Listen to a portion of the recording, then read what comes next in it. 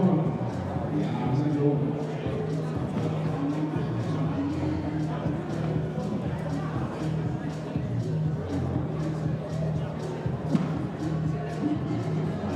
Good morning, everybody. In about 8 minutes, we're going to go ahead and start with the finals today.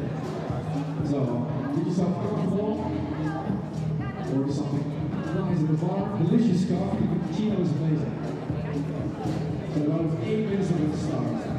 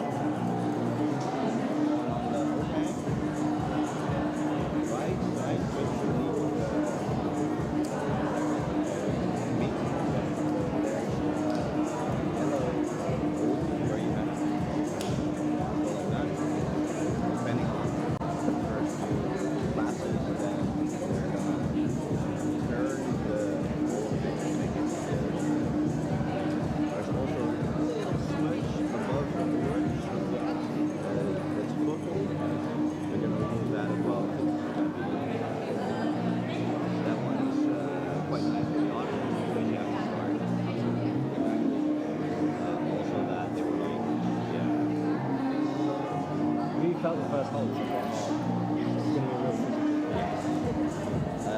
So they wanted to have a slow slab and a fast slab. The fast slab is the one that they had the most difficulty. Why? Yes, that it's a very fun feature in the gym, but you see that line on this? Yeah.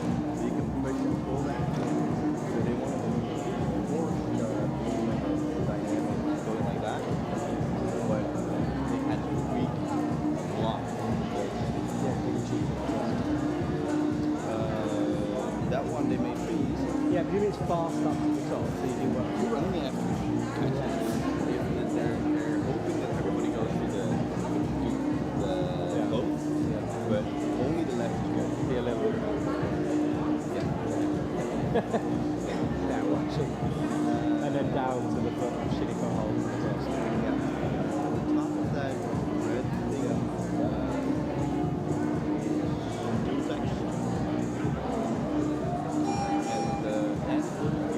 So 1 minute lead. That means that in 1 minute we're going to go ahead and start with the finals here. Can you give us a countdown? Today's a So very when this special goes, day we speak. here in the sunny city of Delft. Because today is the finals of Delfts Bleau International Youth Open 2025. The full day of the best of the best climbing youth considered.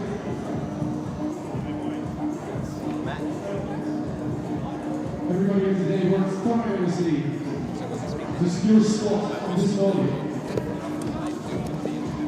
So don't hold back to support your favorite climbers. Hello and welcome to Delfts Bleau. This is the 6th iteration of this youth competition and we have got a heck of a show ahead of you. My name is Matt Groom, I'm joined in the commentary box by George, and George is a bit of an expert at this competition. This is, how many years have you been speaking on the mic?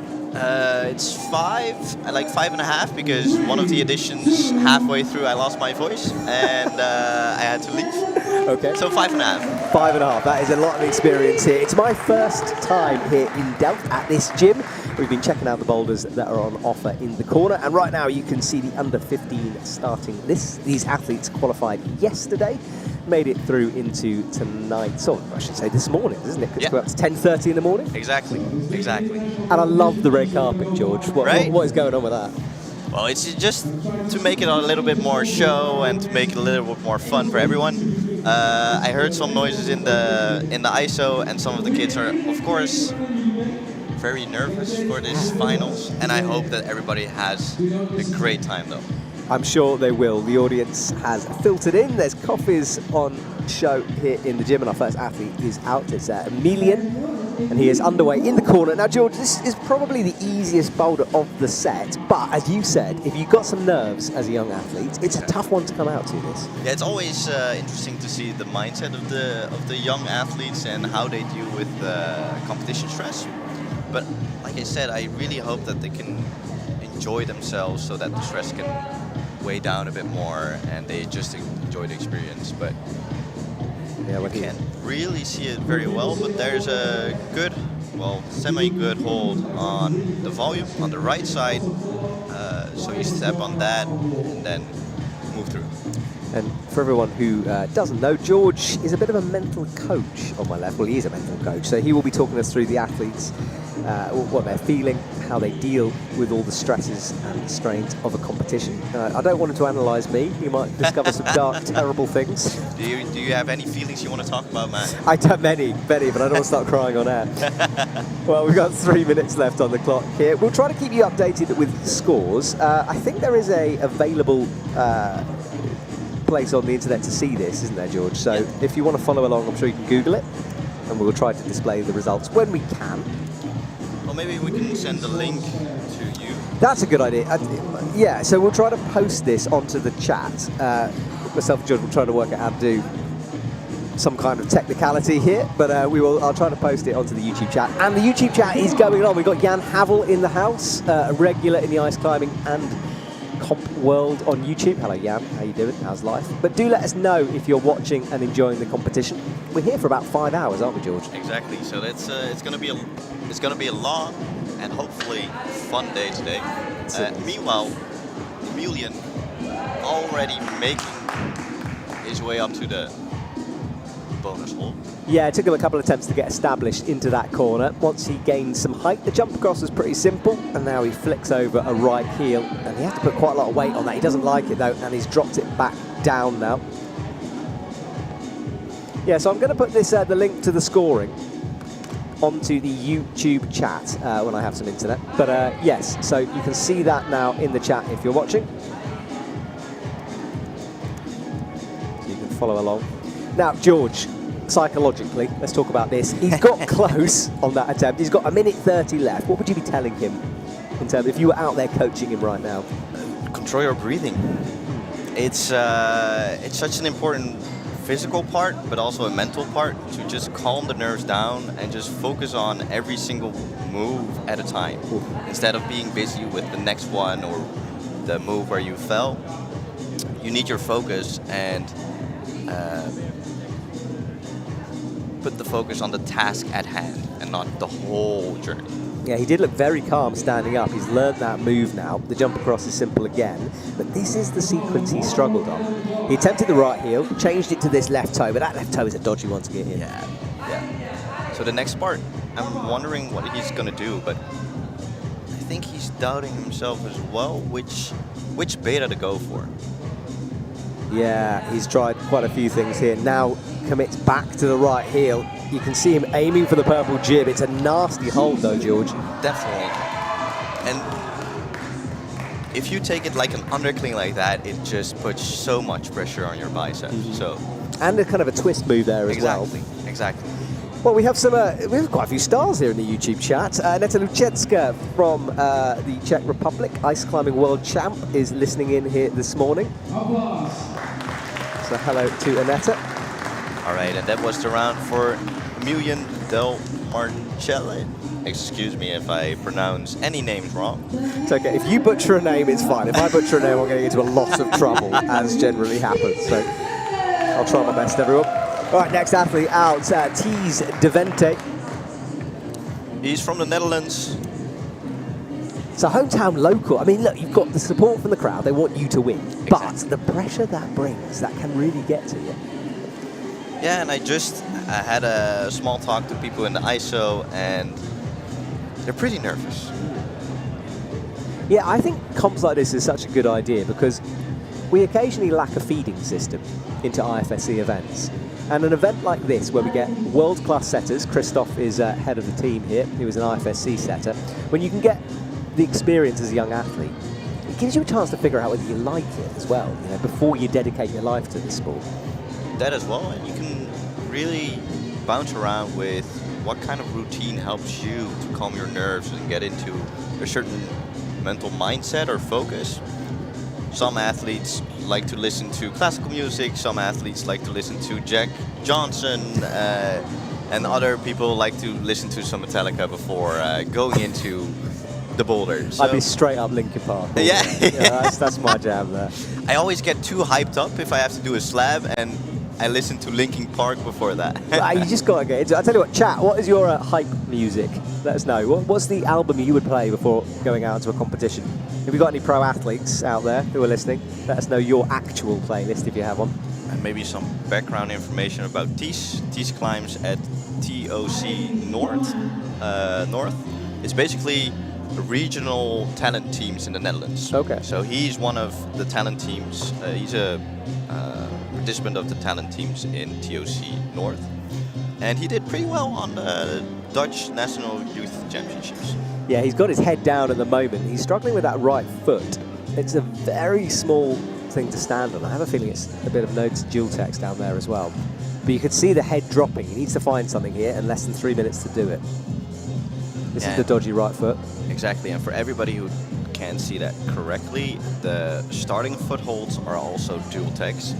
So from the get-go, it's pretty slippery. Yeah, you've got gross footholds to kick off his morning. It's a pretty brutal way to start things off, to be honest. 10:30 a.m. here in the morning.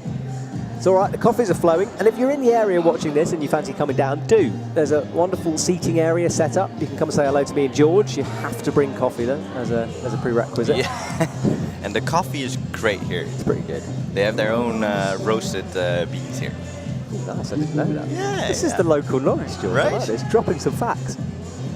Well, 2 minutes on the clock for Tees, and he is struggling with this open sequence, and you can just see that mentality we were talking about starting to crumble a little bit here. Exactly. And of course, like frustration and maybe sometimes aggression can just, if you can channel it, it can be a power. Yeah. But if you leave it unchanneled, it can just get in the way. Yeah, rage is not what you want when you're trying to stand on a horrible foothold, is it? Exactly. You can rage on an overhang. Well, he's really trying to twist away. And interestingly, turning that foot around to the right-hand side to put all the pressure on the toe box. Yeah. Keeping that heel really low to get as much friction as you can. Minute 30, and he's doing better here. Into the corner. If he can just fall back and press into that corner, but no, he spins down. Right, we've got a music update here. Jan Havel, I'm not sure about this, Jan, but he's listening to 70s and 80s, something like Bee Gees Staying Alive. On a highball, perhaps. And Natalie Chetska is listening to a combination of Taylor Swift and Linkin Park. Wow. That's a great combination. I don't know if it is. I am not a Swiftie, I'll be honest. I'm down with the Linkin Park, but Taylor can be switched off, in my opinion. Meanwhile, I'm going to get hate now for the Swifties, aren't I? Oh, no. I'm going to stay Switzerland in this discussion. Very neutral from George. That's so much better from Tees. He's launching now, and you can see that head go up. He checks the clock, but he knows not a lot of time to get this. Exactly. Right, it worked when he was faster. He palms again, and you start to feel, though, that he's slipping away from Tees here. And he's looking so much at the time. I'm wondering what's going on inside of his head, but he'd love to get to at least the zone here. Still looking at the clock. How many time does he still have left? 20 seconds to turn what has been an unsuccessful round into a successful one. That's better. 15 seconds to go, though. He's left this very late. He now needs to get stood up and not rush because he's not high enough yet to do this jump. Exactly. Yes, he gets his foot up. Right, can he launch right? He's got to now. This could be, where's the zone? That red one. Is he going to be able to use it? I think that's going to count. I would give him that. Me too. Definitely. Well, snatched from the jaws of defeat there by Tees. He stays in touch of the rest. That's 2 zones out of 2 for our first 2 athletes. Which does, well, we have got our score, but we're feeling things out. Okay, it's early in the morning. There might be a couple of teething errors early on. But when we can tell you the scores, we will. Yes, the result link didn't show up, Matt. YouTube is blocking it. Interesting. Okay, well, apparently that link was blocked.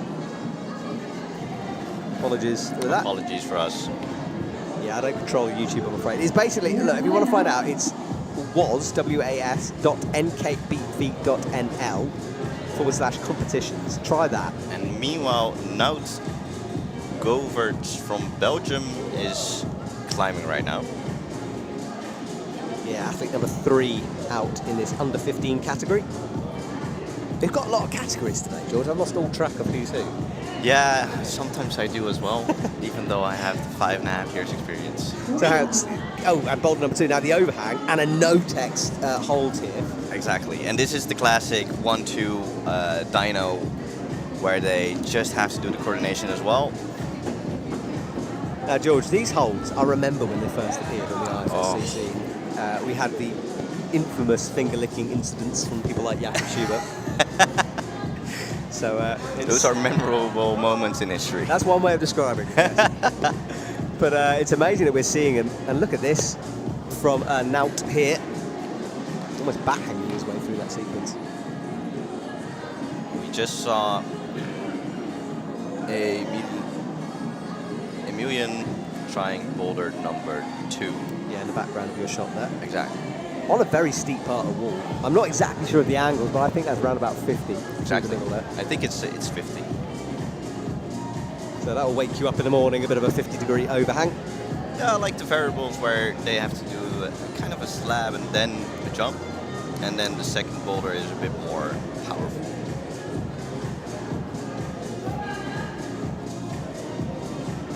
All right. Well, into the corner again. He's looking very confident on those first few moves. Making it look quite easy.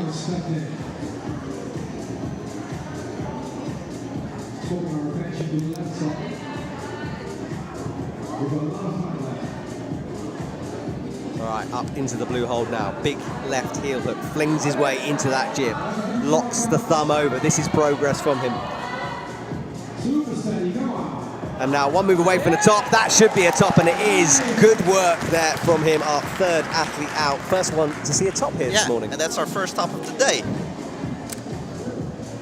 So we have a top. And that first boulder is meant to be the easiest of the set, one to sort of ease your way in, but so far it's proved pretty difficult for these other 15-year-olds. At the same time, we spoke to the setter team, and they looked at the qualifying rounds, and depending on the display of power and the qualities of the climbers, they adjust the boulders for the finals as well. Yeah. And these boulders will be adjusted between rounds as well of age groups, little tweaks along the way, and George is right up on this. He's been chatting to the setter, so he'll let us know if anything changes. Exactly. Now this move up to the no-tex with the right hand, very, very hard, very tensiony as well with no feet in there. You really have to tense the core to make sure your body still stays to the wall.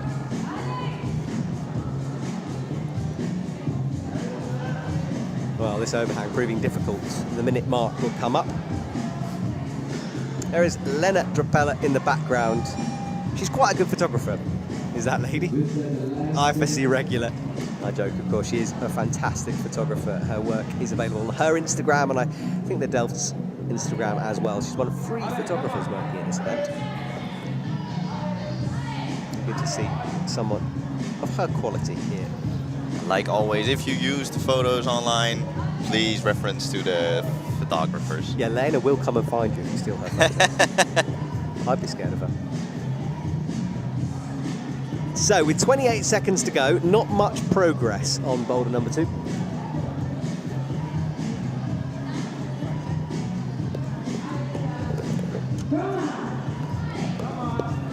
That's a little bit better. Held the swing for half a second there, but then couldn't make it work, and he leaves with 9 seconds remaining on the clock. That is our wide view of our, I'm going to call it a stadium, George. It's always impressive to see the 3 big points on the main wall. Yeah, it's a nice feature to have. And remember, this is a commercial gym as well, so people can come and climb here. Yeah, but they really intended it to be the main wall for competitions like this when they opened. It's good space for it. Oliver then, penultimate athlete. Oh, is it Theo or Oliver? Hang on, I might have got that wrong. Theo. It is Theo. Apologies, Oliver. So Theo is on.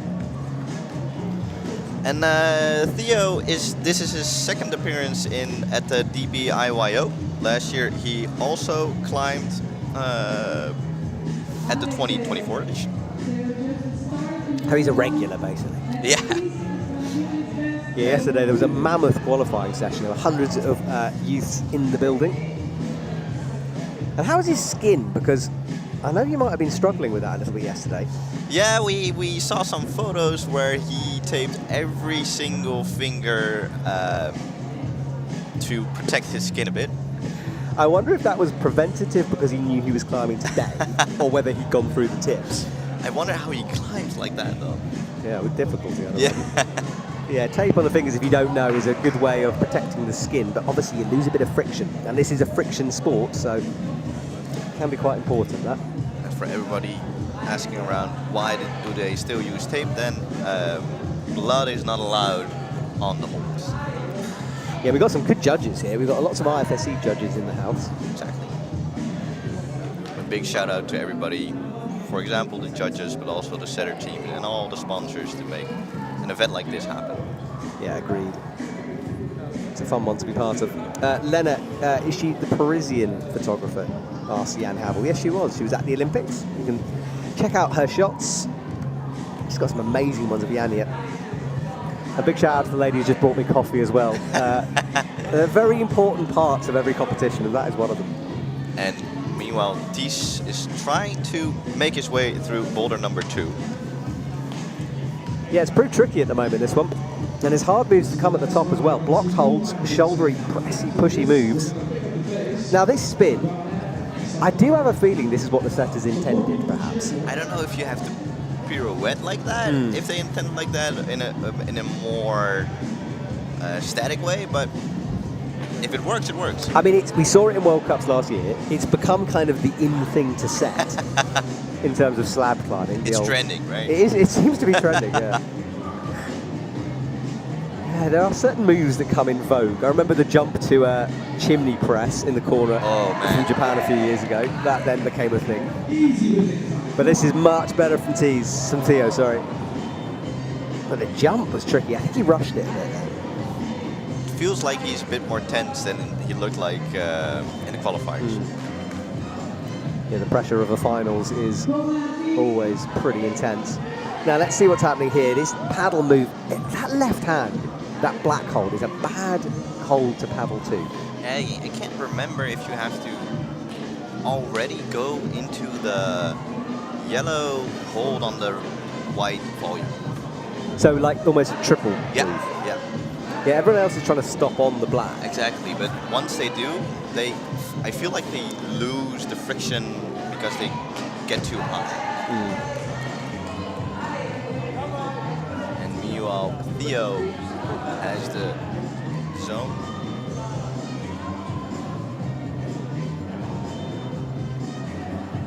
Minute 10 on the clock, that corner with the shadows on the left of your screen, this overhang, or in the center of this wall.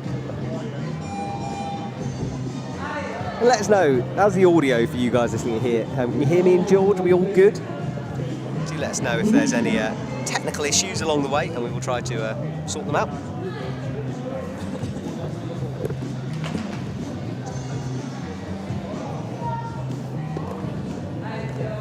If you have any questions or how things look behind the scenes, just let us know. No, don't say that. The director will put us on camera, and I'm only 3 coffees deep, George. I'm not ready for that. Right, let's go again then. 25 seconds on the clock. The spin now he's got dialed. Works his feet up. This is where he's struggled a couple of times. That's a big slip with the left foot, and that could be him done. Yeah, the difference in his beta before this was his right foot on against the left wall was way higher. I think time got to him a little bit there. Right, our brusher team prepare the boulders for the next round. And if you want to have the best seats in the audience, next year we also need some brushers. So if you want to come and be a professional brusher, That is a hard job, I tell you. I would not want that kind of brusher. it's really hard. Yeah.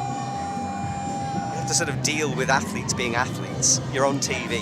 Yeah, and some athletes are way into their zone, so they don't even really see you. Yep. And that's not something, they're not trying to be mean, they're just in their own mental space. I like the way of describing that. Oliver Benk is out now, penultimate athlete here. And yeah, DBI/YO, or DBIYO is this competition's acronym. And Oliver this is his first DBIYO. He's from Germany, and there he was 3rd in the youth nationals. So I'm pretty excited to see how he does in this first move. Wow, he's cruising it at the moment. Presses in. He's got to swap his feet. You can see what he's thinking here. A bit of a Houdini flip there, and hanging in the air for a moment. And then this rotation will come. I'm impressed with this so far. He hasn't panicked. He's figured it out. The way he still has friction on that left hand, I'm pretty impressed with that. Yeah, and you've really got to press off that volume as well. Exactly. But he's trusting himself. I think he needs a bit of height, but he is a tall guy, so he might be able to get this from the lower foot. Just got it from the lower foot. Fingertips in action there. Exactly. And I wonder how he's going to do this top section. I'm watching that toe slip down the hole. It's not a great toe hook. How did you read it, the beta for this? I mean, I saw the left toe, but I just think the hold is a real nasty one to do. I think more of a dynamic pop into it. If you try to do it too statically, I just don't think the feet are good enough. Yeah. But the right heel looks super awkward, like really close to your body. And that's kind of what I thought, you know, like a big smear with the right foot.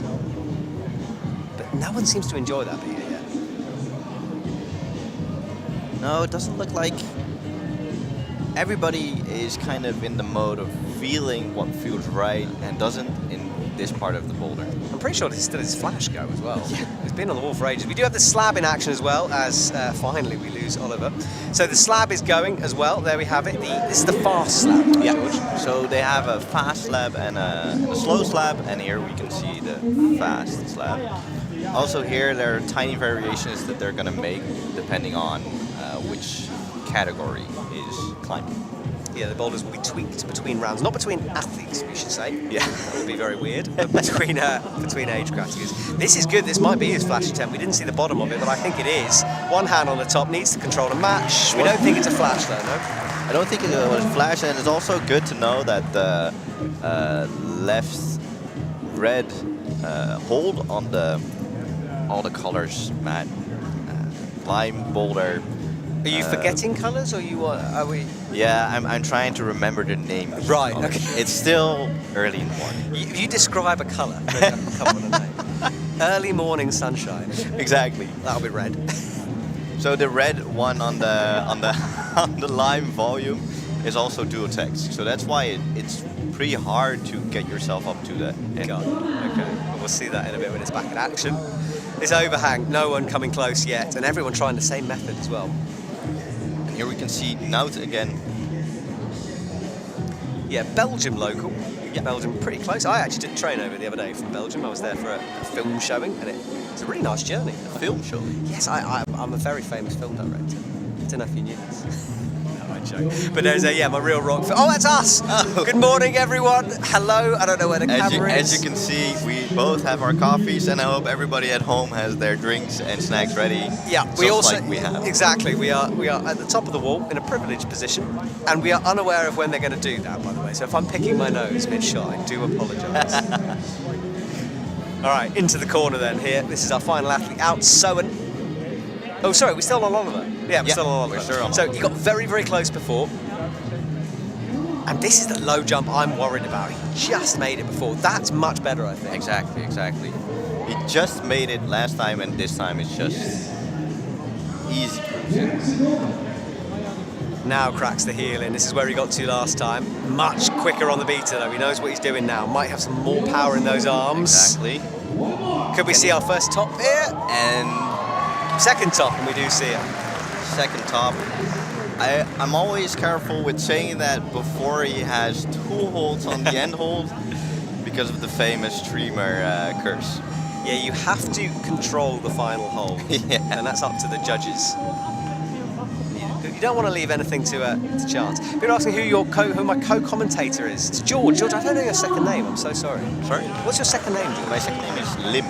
George L-I. Lim, I did know that. Yeah. So you can go, because I've tagged you earlier on Instagram. Go and follow George. Go to my Instagram. I've got a story up, and you can follow George next to me. He's a mental coach, amongst other things. Amongst other things, I'm a very diverse person. And I think it's really cool having a mental coach in the box, because I think it's a part of climbing that we don't talk about enough. You know, and just, I mean, how do you do that? When an athlete comes to you and says, I want to improve this, what are the first kind of steps that you take?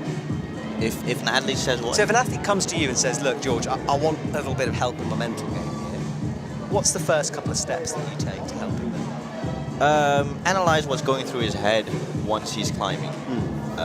And there's a part where you're talking about how in a normal gym, in a normal session, what's going through your mind and how do you motivate yourself and what are the indicators where you can push yourself to get into the focus zone. Interesting, okay. And that's why competitions like this are so essential, because you can build a simulation, but it doesn't simulate the feeling that you have, the crowd, the loud music, everything around it. It builds up more tension. Mm-hmm. So seeing it as just another day in the bouldering gym or as practice instead of I have to prove myself right now just helps with competitions like this. But It's getting the mindset right, Exactly. almost before you go onto the mats. yeah, and getting to know your own manual basically. So what works for you and what works for me. For example, we heard someone say listening to Linkin Park and Taylor Swift helps. Well, that wouldn't work for me, and as you are not a Swiftie, to Not a repeat Swiftie. that again, Not a Swiftie. it doesn't work for you. So getting to know your own manual is very important. So the first steps is mostly in that. This is great. It's going to be a therapy session today. All right, up towards the top, Sowen here. This is good. He went for kind of guppying the corner here, which is a powerful way to do that. Yeah, and a little bit of insider information. I've heard that cupping the volume with your right hand helps. Okay. Right, towards the top of the slab. He got called off the starting position by one of our judges here. That will count as one of his attempts, but now he's nearing the top. 2 hands, remember, for the match here. And this is Tees who's going to get it done. I love that high left foot as well. Good work from him. Chat, you've gone quiet on me. I need you here today. So if you're watching on the YouTube chat, do me a favour. Make me feel good about myself. Hammer the heart button, will you? Just hit that heart button as rapidly as you can. Send some love to the athletes out on the stage because they're trying hard for you. And we want to try to build some momentum for them as well. They do definitely hear you if you're shouting at your TV screen. So please send the love. And meanwhile, we can see Theo trying boulder number 2. And we still have yet to see someone making that dynamic move. If you're watching and thinking these are very colourful boulders, by the way, you're right. There is a bit of a theme going on. So what they've done is their philosophy, if I can call it that, was think of a spray wall where you have lots of holes on the wall. You set a boulder and then you remove all the extraneous holes. That's the kind of look. I mean, that's from their words. That's what they've gone for here. And I quite like it. It's a little bit hard to read, but it's very interesting. Exactly. And here you can see a good shot of Tees tearing off all the protection holds on his fingers. I hope he still has some skin left under those tape. Yes, I mean, it's always the risk, isn't it? But on that no-tex hold, a bit of sweat from bad tips actually could make a difference. Exactly. It just adds to the friction. Yes, it does. Well, he's committed. I think he's left some on his left hand. It's just the right hand he's taking it off. Although, I can feel the skin sliding off that purple. Yeah.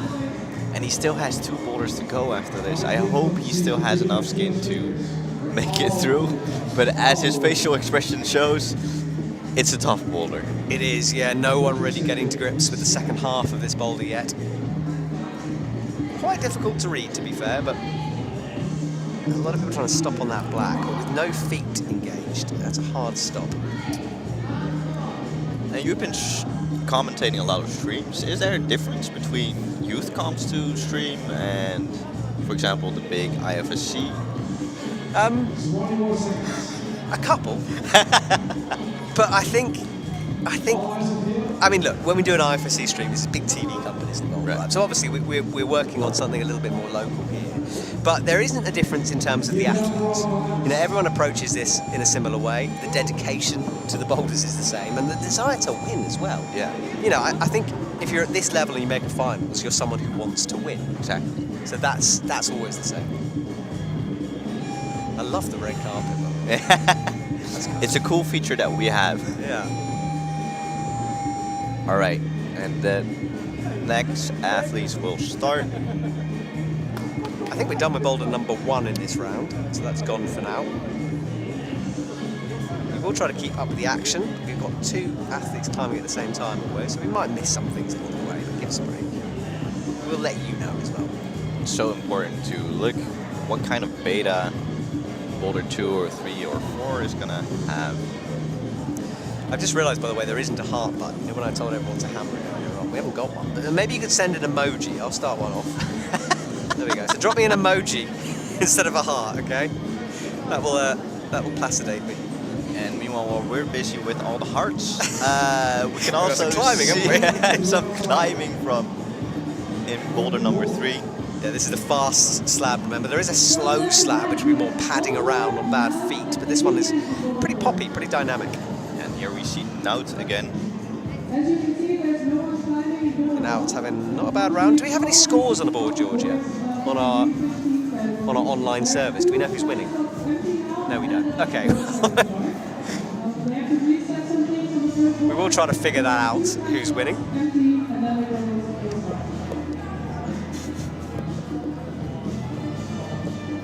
But Nout right now won't really care who's winning.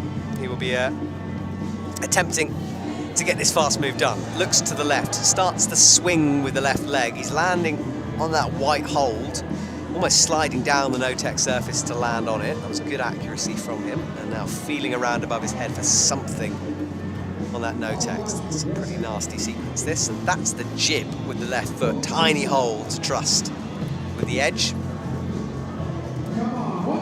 And up and makes the match from now. So that's good work as he comes down. A little bit of a fist bump here.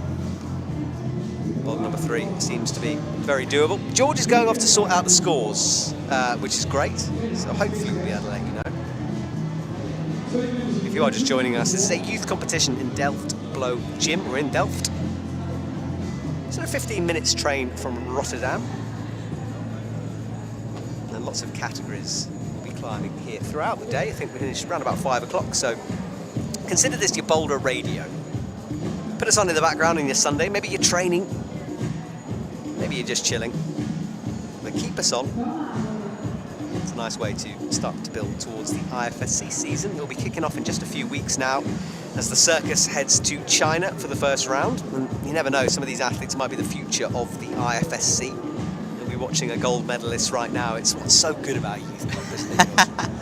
It's just a small glimpse into the future. Oh, I like that, yeah. A bit of fortune telling.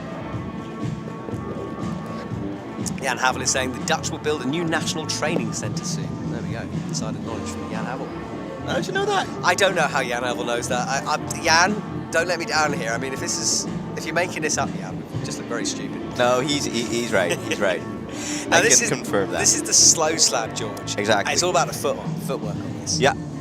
And they made this easy, in their words, of the setters. The starting hold, they can move around to make it more difficult. But that's a hard move, isn't it? It's a really balancing move. Yeah.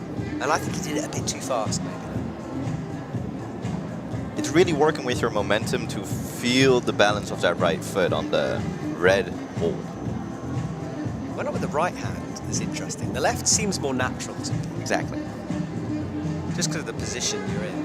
It looks like 2 identical holds, but I feel like the left one is better. But that he goes for the right and holds it just displays that sometimes climbers are stronger than you think. Yes. They'll change things up, won't they? Now that minute buzzer will have unsettled him a little bit, and that's not what you want on a slab. You've got to fight against the desire to move quickly here.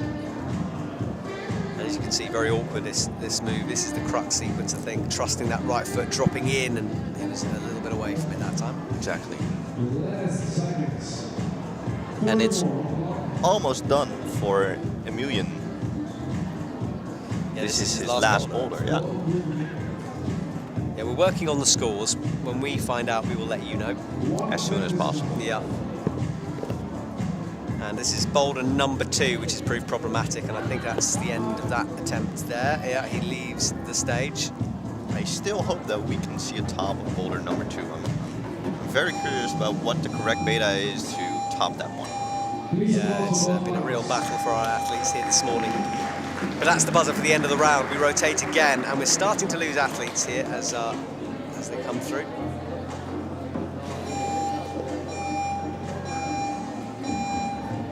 There is Christoph in the background. Now, don't be alarmed if you see them taking off holds from the walls.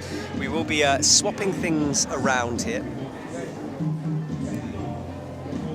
So as the boulders finish, our setters will just tweak them for the next age category. That just keeps everything moving along nicely. But this climb here has proved a step too far for this category so far. Trying to do it a little bit more statically there with that move. This is Soen, the last athlete in this category to attempt this climb, and he's struggling with the sequence like everyone has through here, through the steepest part of the wall. Got 4 minutes 13 to figure it out, but as everyone has been, he's quite away from it at the moment. I hope we get a surprise top here.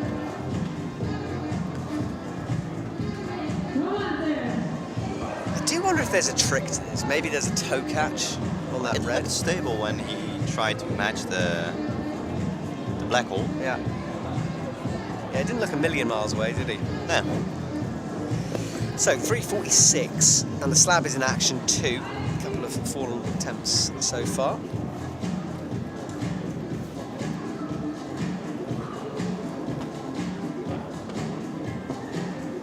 sew it back on. Yeah, it's close, but you can just see his legs ripping him off that black hold.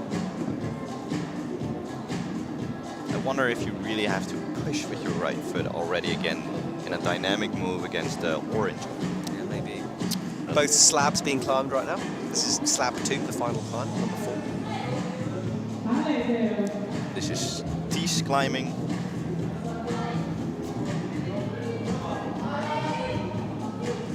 Ties doing the beta we might have expected, that little cross through. It's all really about the next sequence of moves though, so Ties needs to figure this out. Better from him using that left foot and the left hand instead of crossing with the right. But now he's got to find his blind foot. It's under the massive black volume here, so beneath him, nasty and blind, and he's trying to get a lot of height. It's not going to be good enough for a foot swap necessarily. Now he does drop it down to the red. How's he going to do this? He wanted to palm down on that black hold and press upwards, but it's not really designed for that. Crosses over, that was quite good. Toe scrub for a second in order to steady himself and stop the momentum, but not quite enough to hold him on the wall. 2 minutes remaining now.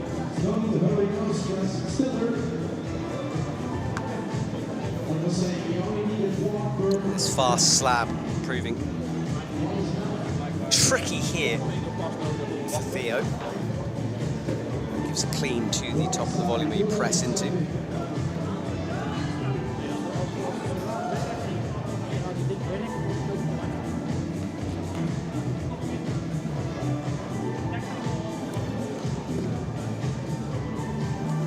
See it again from the bottom here. So I can update you guys on the score right now. Yes, please. Yeah. But I also have to tell you guys that right now we have some technical difficulties with the scores. But the under 15 men category, Nout is first in this category with. So Nout, our third athlete out onto the stage, is leading the way. Yes, apologies about these technical difficulties. We are working on things behind the scenes, but you know. Yeah, I'll have to come back to you on the exact scores, but right now the rankings are Nout first, second Oliver Benke, and third Emilian Del Marchand. There we go. Thank you very much, George. George has been running around like a crazy man behind the scenes here. I'm sitting here swigging my coffee and talking about climbing, but George is working far harder than me. That's also a hard job, though. I don't know, George. I have friends who are builders. That's far more difficult. That's more physical. It is. More mental. Working in the car. I mean, if you give me a screwdriver, something will break. Not the most practical man in the world. Everybody has their own qualities, Matt. I don't know if I do. I'm trying to think of mine. What's your party trick, for example? Those can be your qualities. Good question, George. I can't fit my own fist in my mouth. I can't touch my nose with my tongue. I've got nothing. I've got nothing to offer the world. Look at this. Giving George the giggles here. Oh, I don't know if that's going to count for the zone. I mean, he kind of moved. It's debatable. Yeah. He used it? I mean, that should be enough. It doesn't really matter if you use it in the wrong direction. No, but was it a stable move, though?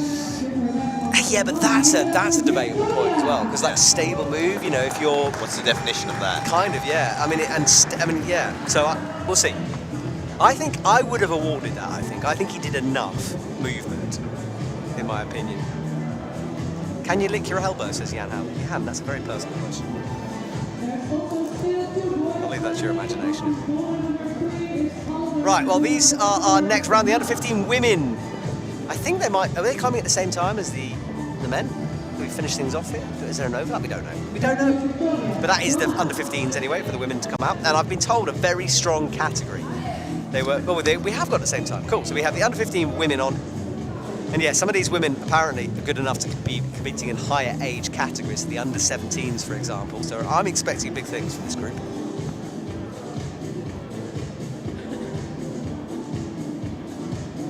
We're getting some shout-outs as well. So Becca, shout out to Becca. She lives in Scotland, she's over here. And meanwhile, we can see our first climber of this category, Victoria Robillard. Yeah, Victoria doing well. Tension in the corner here as she gets stood up, and then this jump over to the right, which is much further than it looks on screen. It's a good hole, but it's very far. Stretching those arms out, not quite.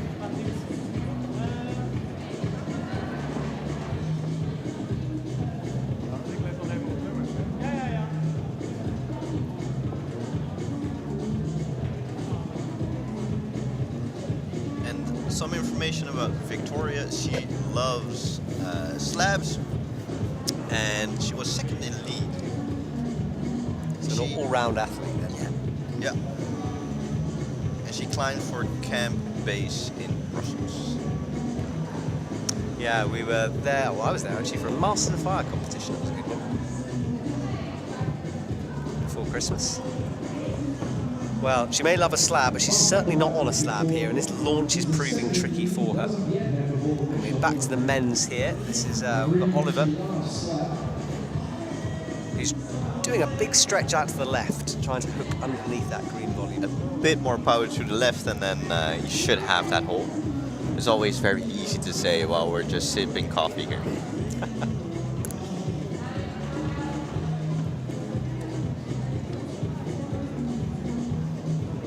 Back onto the slab then, that left foot sliding around, trying to get some purchase on that no-tex. It's pretty difficult this beginning. Did you feel that left starting hold for your hands? I did, and my exact thoughts were, when I saw it this morning, I was like, that is a tensiony move. I had the same, but my thoughts were, ouch. Oh, interesting. Gonna go in an ouch. Well, these climbs, I think maybe a little bit harder than the setters were expecting. We haven't seen many tops so far. And at the same time, they did have different levels for the final boulders based on how the competitors did in their qualifiers. So they basically, like every game, they have a easy, medium, hard level. And based on how everybody performed during the qualifiers, they adjust accordingly. Yeah, these setters have plan A, B, and C racked up and ready for us here. And fun fact, we always do some fun facts. One of the setters team went around yesterday during the qualifiers with a measuring tape, right, to see how tall everyone is, to make sure that the boulders are not morpho. This is, I'm glad you brought that up actually, because it's sometimes an accusation that people throw around at setters that they're unaware of the height. They are aware of the height. It's the first thing they think about, and very, very rarely will you see a boulder that is impossible to do because of height. It's usually because of power. There are, of course, exceptions sometimes, but rarely. Exactly. Well, Jan Havel is enjoying our competition. Jan Havel, very active on the YouTube chats. He needs some company, YouTube chat. Please send some more comments. Can't be a Jan Havel show here, although we do appreciate Jan, of course. Right, up into the corner. She's struggled here, and she does again, and she bobbles and falls. And with 30 seconds to go, you can't see much progress on this one. But it does cost a lot of energy to your, especially your shoulders, to make that pressing move and then the tension. Yeah, I think she's done. Yeah, she was done. So she left a little bit early. Brushes are in action. And meanwhile, we can see on the right one of the head setters trying to adjust some things for the boulders.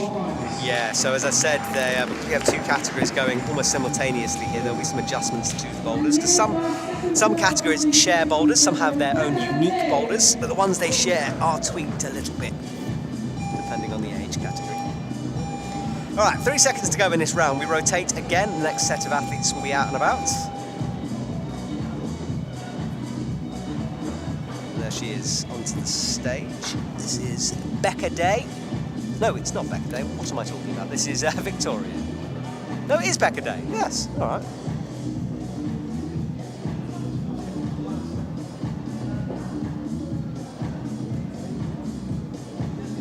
I think we're a little bit confused here, I will be honest.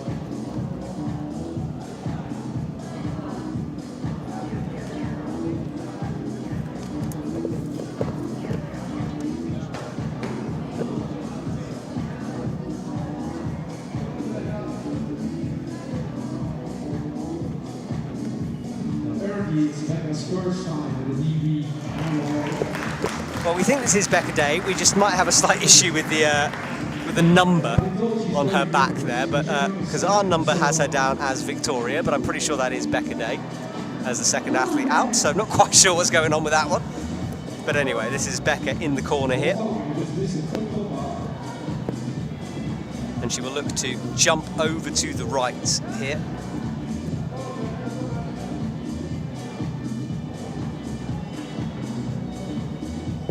And meanwhile, you can't see it in the screen right now, but in boulder number 4, in the men's category still, we have Theo trying boulder number 4.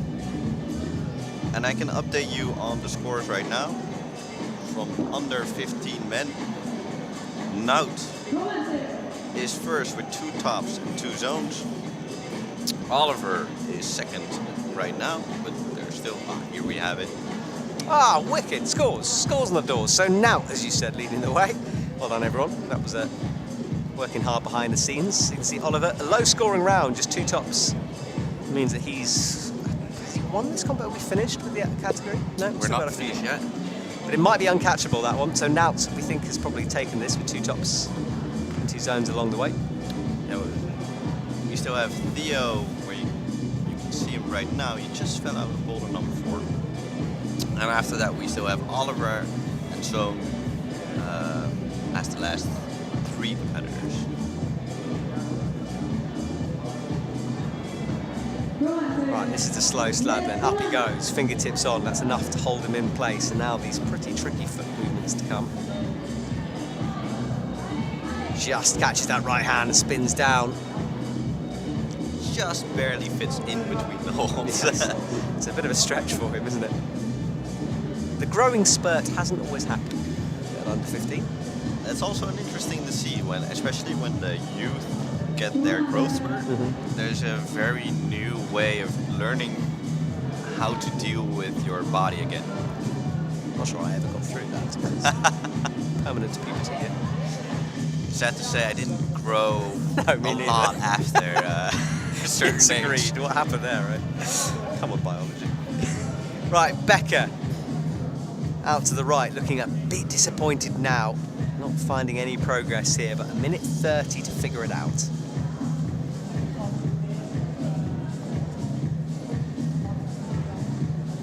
And this is Becca's first DBIYO.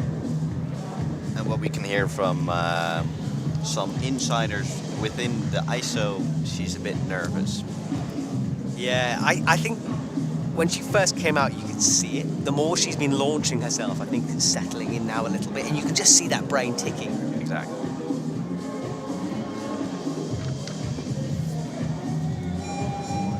Oh, she's got a minute though. Nerves, you've got to forget about those right now. 1 minute to figure out this sequence. Needs to launch into this jug. I just think a bit more commitment on the jump will get it done. I hope she can really see this first boulder as just, like you said, acclimatizing against the stress or the tension of the competition. Yeah, this is the jump that's got her so far. Needs to launch, really commit to it now. And you can see just it's almost stopping herself in the movement at the last second. But it really helps that she had both hands on that left side instead of trying to fit yourself in between the purple and the mint boulder. Still having some trouble with naming the competition.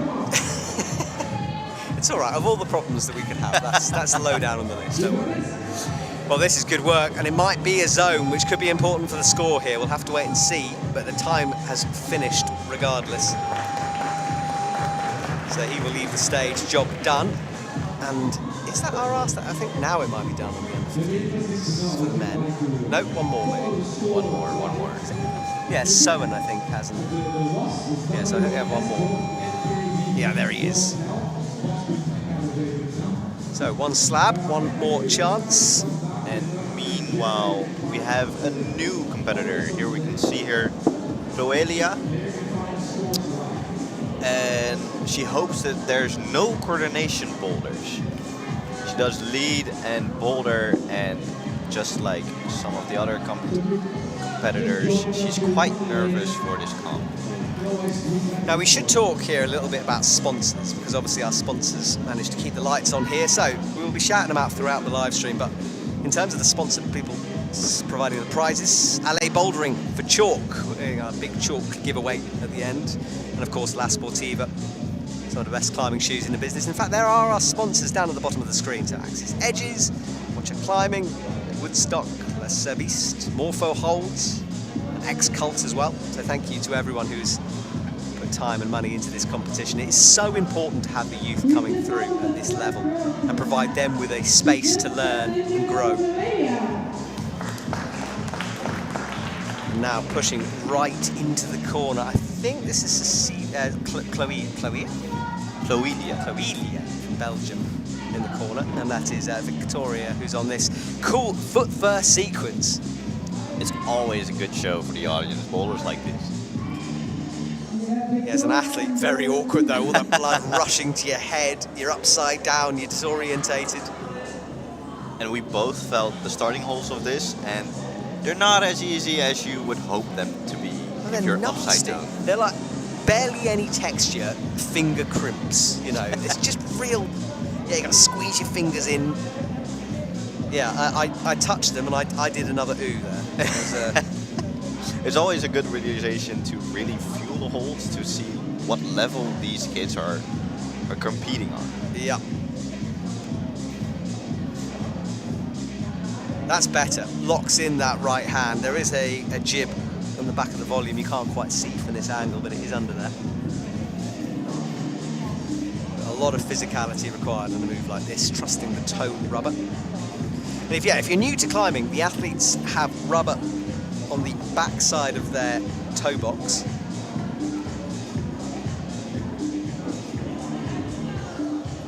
Let's see if she can make. Yeah, she has that first crimp now. Well, that's how I read it. Crossing Really? underneath, yeah. She's doing what I thought they would do. Now, whether that's easy or not, I don't know. It's a lot of pinching power to do that. But she's done much better. She's got some progress here, and we see the jump in our split screen now. Thank you to the tech guys. That's a cool angle to see. So what do we think, chat? Could you do that foot first move? Anyone back themselves out there? Yeah, so on the left side we have Cloelia, and on the right side we have Victoria. Victoria managed to figure out a different sequence on her last attempt. It'd be interesting to see which one she goes for. You'd think she'd stick to that, considering she made some progress. Yeah, she's going for the same beta. Yeah, so we'll need to cross through. Nice bicycle there. One toe pressing, one pushing. Maybe it burns a little bit of energy. Cruising though. Meanwhile we see on the left Cloelia trying that dynamic move. And the angle of the right hand, my god.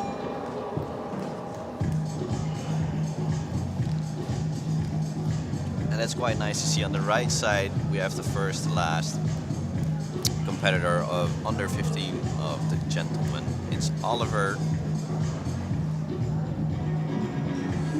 having his last 40 seconds of the DBIYO 2025.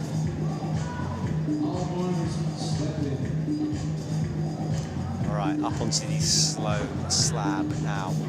Kicking that left foot into the wall, brings the feet underneath and through. Creeping down towards the zone.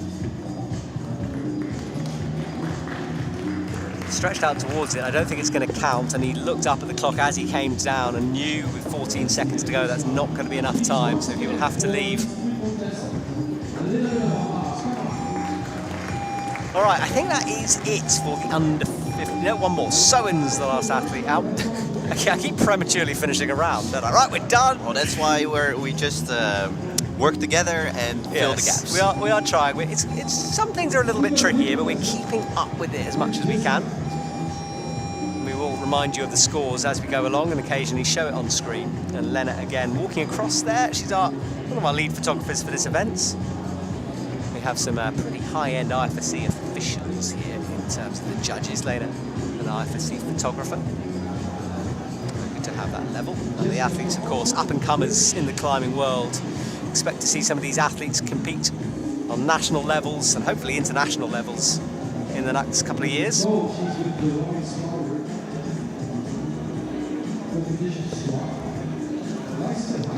Meanwhile, I'm still busy with trying to figure out all the scores. We're very sorry for some technical difficulties. Yeah, we're figuring it out, George. It's all right. It's all right. It's one of those comps. We're enjoying the atmosphere. I certainly am here. Hopefully people back at home are as well. Good to have you here, Matt. It's great to be here. This is build-up for me because Right. IFSC season's about to launch in China in a couple of weeks, so Getting your voice right for the I'm rest of just the getting season. everything smooth, you know. Like it's like honey up here, George. It's a great start for a 5-hour stream to start off your season. Exactly. We're going to talk our way into this. But no, it's lovely to be here. And I really enjoyed yesterday. I had a climb in this really cool gym, which has, I've been told, the most sandbagged spray wall in the world, according to the athletes who climb on it. So if you really want a challenge, come and check out the spray wall here. Yeah, some history about this gym. It's the 3rd bouldering gym of the Netherlands, or 4th. And meanwhile, the bouldering gyms are always growing, and there's more than, I think, 15 or 20 gyms right now. Yeah. For a very flat country, you guys are obsessed with climbing. It's really cool to see. Right. It became booming between the students, and then it just blew up. And I still hope that this trend settles. Yeah, the quality of gyms in the Netherlands, I've had the pleasure of climbing at a few, and oh wow, look at this move, flappy hands there, he's still just stood on one leg, reaches down towards the zone, he's tickled it, but I'm not sure it's going to count as a use here. That's great balance though. How are you going to foot swap here though with no hands? I mean, you can't jump and land. I don't know what the setters intended on this, to be honest. I think they intended his right foot to be on that red. On the no-tax. Yeah. Well, there's text on the top side of that. A slither. Like a small kind of thing. Got to be accurate out They there. give you a little bit. Yeah, so do go and check out this gym if you're in the area. It's a good one. Yeah, this gym is 12 and a half years old, and they try and set as the level that you can climb outside in fun. Which is unusual, isn't it? Because I think the temptation for commercial gyms is to go on the easy side of things. But I like a challenge in a gym. Yeah. Our tester of all the local boulders is the same guy who makes the books for the topos for fun. Ooh. So the 7+8 and the 5+6. They're good books. Yeah. That's Bart van Rij. A shout out to him. Okay. It's his life work, and it's incredible to see how passionate he does that. So in this gym, he also goes through every circuit to see and give it a grade. This is Victoria Jessica, by the way. Hails out of Oxford in the UK. Did Quiff recently. He'd finished up in 10th position. But now, look at this unusual way she bumps this right hand over. This is Becca, am I right? Yes, Becca. Pretty sure we're right here. Yeah, let's see the name Yeah, tag. that might, That's Becca. yeah. So Becca has done well, actually. Interesting sequence through, powerful, eventually running out of steam. It's as much as, oh, look at this, as she launches across, the lady from Oxford doing well. And perfect timing on the camera shots. I did wonder whether she'd stop on that pink or try to carry on. She decided to stop. This could be our top. Right hand on, one move away then, and it is a top from Jessica. And we have 2 tops in the building right now because we also saw a top, and maybe not for you guys at home, but that's why we're here, from someone. So finishing his comp and the under 15 category off with a bang for the men. Yeah, and that makes a big difference, I think. Yeah, well, the scores are proving problematic, everyone. We are trying our hardest. We think Nout has won. Yeah, this last top of him made him 1, we think. So until then, it was Nout as first, Zoon as second, and Oliver as third. I think that's how things will finish. Maybe a little bit of adjustment in the rest of the order, but we'll wait and see. But whatever, the men's under 15 category is done and dusted. We move on. Well, in a bit. There will be a couple of breaks. We keep talking about 5 hours. There will be moments where your stream will carry on, but myself and George are going to go and gargle some honey somewhere. So There will be moments of pause during today's live stream, but keep us on. Don't switch us off, please. And on the left, we can see a new competitor. It's Nienke. And Nienke's home gym is Boulder, Rotterdam. And she trains with TOC West, so we had a competitor from TOC North. It's the local regional talent teams. And she's in the TOC West. That is a very tight category. If you've got north, sort of north, south, east and west talents within an area, that's a talented lot of talent. Yeah. Well, upside down in the background, rotating those feet through. She's gone for a heel on that Bleau.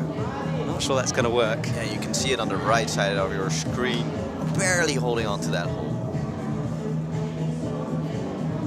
I like this, George. We're being updated on other comps around the world here. Apparently, Shen So has just won the Korean Boulder Championships.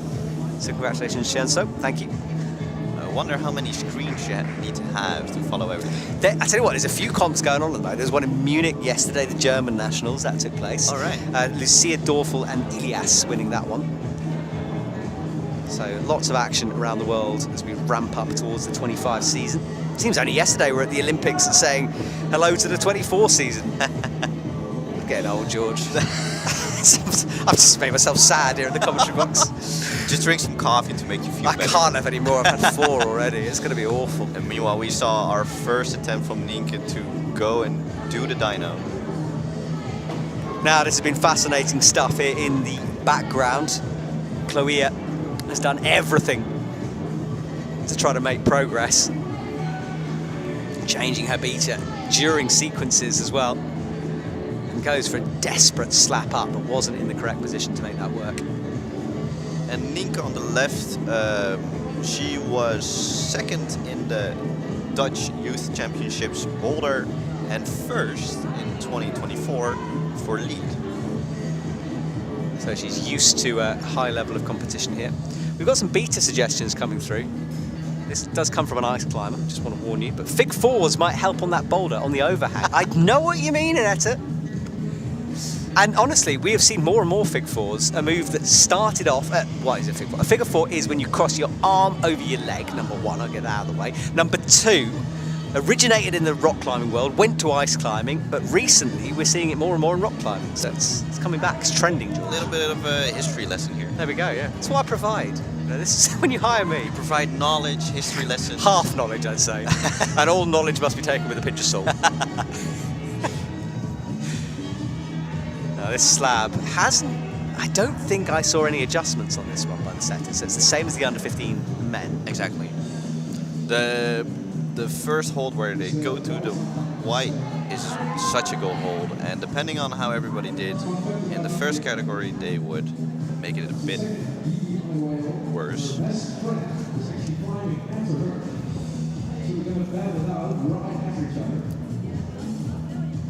Now she goes again, creeping over. She's doing well. That left foot on nothing. I mean, there is... Oh, no, there is a little jib down there. Maybe that's new. I'm not quite sure, but I didn't see that before. So it might be new, that little spot of friction, possibly. But certainly, a spot of friction doesn't really help.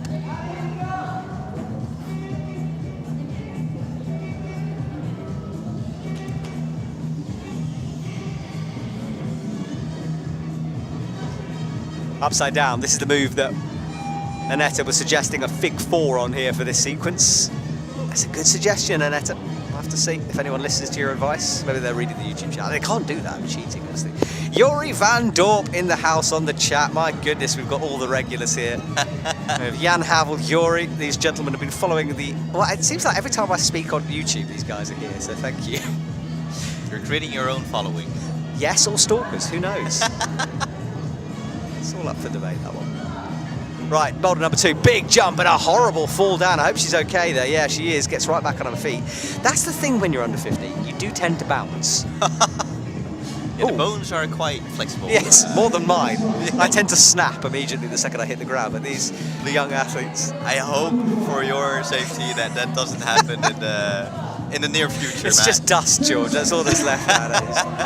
Dust in the joints. But this jump, and she's really launching away across. And a minute, yeah, she had to go quick. And that was Nienke's start.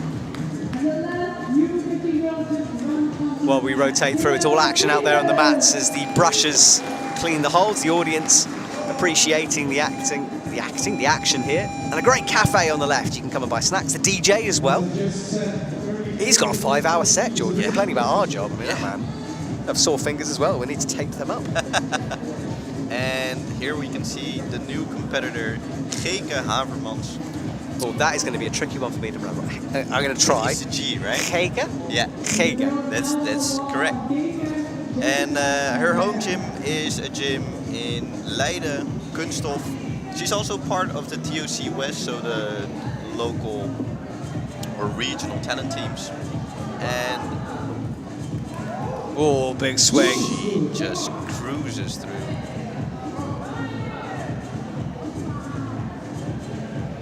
Yeah, she did really well. I think first go as well on that move. Yeah. Now, tensiony moves, a little toe scrub around the corner to hold her, gets one hand on, crosses through with the second. That will jump her right up the leaderboard, George. That is top spot for her as things stand. And fun fact, there's a tiny competition within the competition between Geke and Nienke, so the other competitor, because they're both part of the TOC West climbing team. So they're always trying to get the best out of it. Ooh, I like this. Yeah. Are we talking friendly rivalry or is there Friendly hate in the middle? Yeah. Friend, of course. I think the fun thing about both of those competitors are they always make it fun. Also training, they're very dedicated, Geke and Nienke. Why I know this is because I also gave training. I like a bit of rivalry. Yeah. It's always good to see. And having someone to which you can have your sights on to really get the best out of you, it really helps mentally. It's the same with, I used to do ice skating. If you're battling against someone and you can see him ahead of you, then you get more of the need to go faster. And Are you talking ice skating racing here? Speed skating. Right. Yeah, yeah. I had in my head the dancing. I'm not doing the ballet pirouette, Right, things okay. like that. I was about to say, that's you have a wide range of knowledge here, George. I told you I'm a very diverse person. You are indeed. All right, racing, that makes more sense, I'm with you. This is Becca, by the way, who has struggled at the beginning with the stretch over to the right, was trying to at one point put her own foot on the hold, but she's found the flexibility now. Reaches up to the left hand, it is pretty good, you're allowed to, you can match on that. And then this swing over to the left here.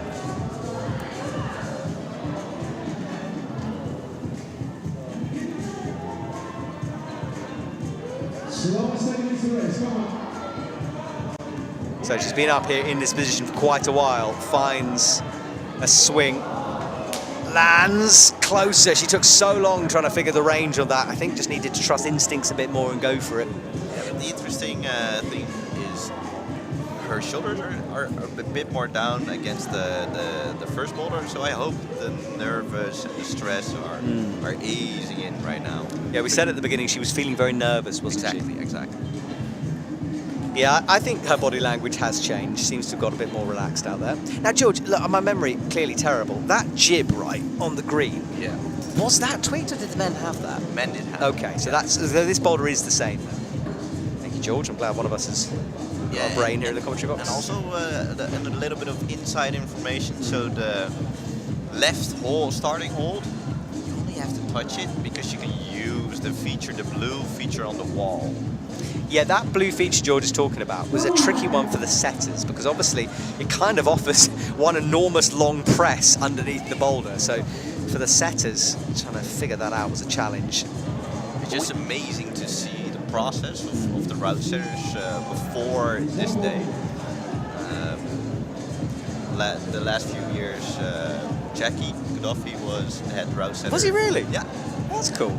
And for example, last year he started with just all different notes on the table, and he asked every member of the route setting team to pick one of the notes, and that's how they made the boulders. Oh wow. So one said slow, one said fast, one said dyno, one said strong, and then they just picked the notes. That's creative. And I'll give them that. that was the base for the boulders. Wow. Yeah. I did not know that. I've never heard of that. Right, going feet first in the middle of your wall in red is Jessica, yes, Oxford, UK K climber. He did very well on boulder number 1, so she'll try to keep momentum. Becca, meanwhile, in the background, has 10 seconds to try to get a zone. It's not going to happen on this rotation for her, and she will leave the stage. Things flip again. And if we didn't do that yet, Jessica is with the White Spider competition squad and likes to say hi to her team members. Shout out White Spider. Yes. Yes, I know we've got a lot of parents, grandparents watching this live stream. So if you want us to shout out your parents, your kids, then drop a message on the YouTube chat and then send a check to Matt and George, and we will, no, I joke, but we will shout out whoever you want us to shout out. So let us know who you're supporting, who you're watching, who your favourites are out there. And this boulder we're looking at now, no tops, no one getting close really, just through towards the zone area so far.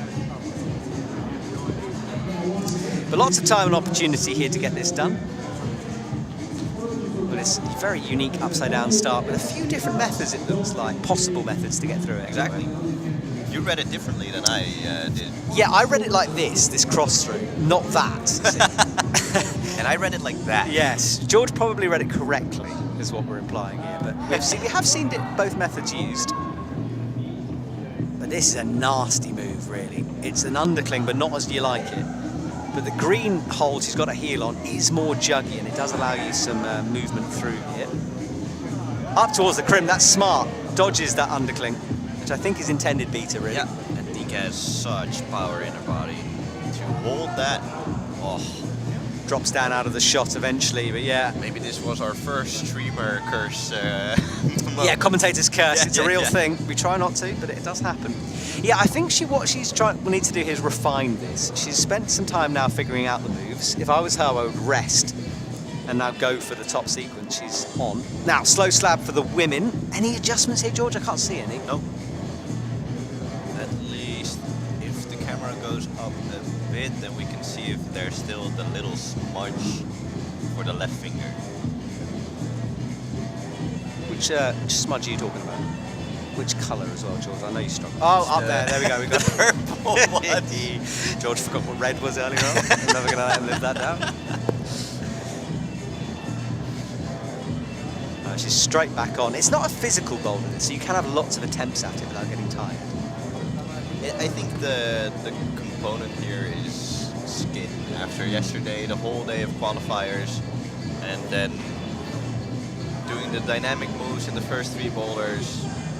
So I think it's probably more or less skin right now. Yeah, it's a big qualifying session yesterday, an open session, so you came and signed in, and then anyone can compete on lots of cool boulders. That's still up in the gym, and I'm pretty sure they'll leave them up for a while. So if you're in the area and you want to try what the youths are trying, see if you're as good, come down to the Delfts Bleau gym here. Here we can see Ninka again. She rested a while, George, but maybe not long enough. Up with the right hand, now needs to cross underneath with the left. Has she got some power left? Flat hold to come as well. Yep, she has that hold. And that pinch on the left side is so horrible. It saps your energy, doesn't it? And then you've got to do another bump with the right hand. It's not over there. It's not over. It's not a walk in the park, this boulder. No, it's not. No one getting close to it. We rotate to look at our slab. This is the fast slab. Yeah, and this is Cloelia. My notorious pronunciation there. Oh wow, real easy work of that. That looked beautiful. It did look beautiful, and it's to a big hole, to be fair, but a risky way to do it for her. Just really using your momentum. And a huge kick up. Almost trying to run up the wall ride style to land down on that white hold. I think she might have more success just jumping straight over to it, almost sliding down the wall rather than smearing off it. But this is the risky move she did first of all. Did she start correctly? Yeah, we've seen a few cooldowns from the judges on that start. You need to show some control there.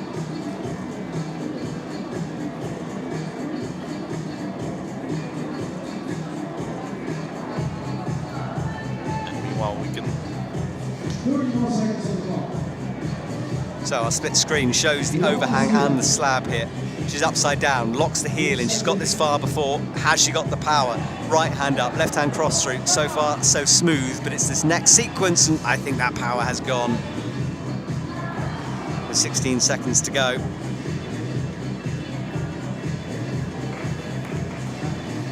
Now we're reaching the end of this round. Please applause for all these lives. And the first girl from the U17 network is Minute Away.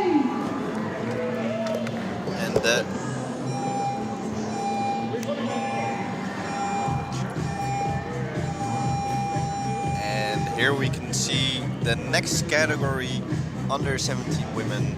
Mette van Veen, Caitlin Fletcher, Meerte Nuwens, Marleen Komst-Huft. Now, the under-17 category is always a fascinating one because you're right on the cusp of being an adult, really. You know, and we see. I mean, look, Janja Garnbret at 16 was beating adults on an international level. So, you know, this really is the future here we're watching. These athletes are the next ones through. And it's always crazy to see, especially the men. Then they have the summer break and they then come back and suddenly they build some muscle. Yes, exactly. And I just want to point something out here. A lot of these young athletes are in the middle of their school exams currently, so it's quite an important time of year. And what that means is that some of them might not be up there with the training, or at least they're battling and balancing two things. So fair play to do exams and be a semi-pro climber at the same time. That's a lot. It just adds to the pressure, and it just really makes sure that you need to focus on the moment and not be busy with your next exams during the climb, for example.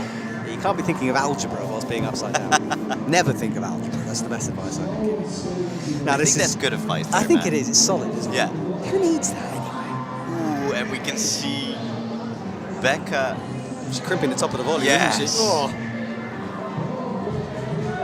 Nasty, nasty here. But she looks a bit more relaxed in comparison to the start of this one. Yes, you're right. Oh, look, and we've seen a top finally on boulder number 2, topping out way at the top of that pretty high section of wall And I there. think that's the second flash of Geke. Hager on form. Did we have scores on the doors yet? Or are we working on that? We're working on it. We're still working on it. Something that Jan Havel just pointed out, which is a good point, is that it's nice to see men and women climbing on the same boulder. Yeah. We don't often see that. So yeah, I agree, Jan. I like it. Right, we might see another top here on the fast slab. Up she goes. End in sight. It's a stacked boulder with a blocked hold at the end, so you've got to be accurate on the last move. Left hand is solid.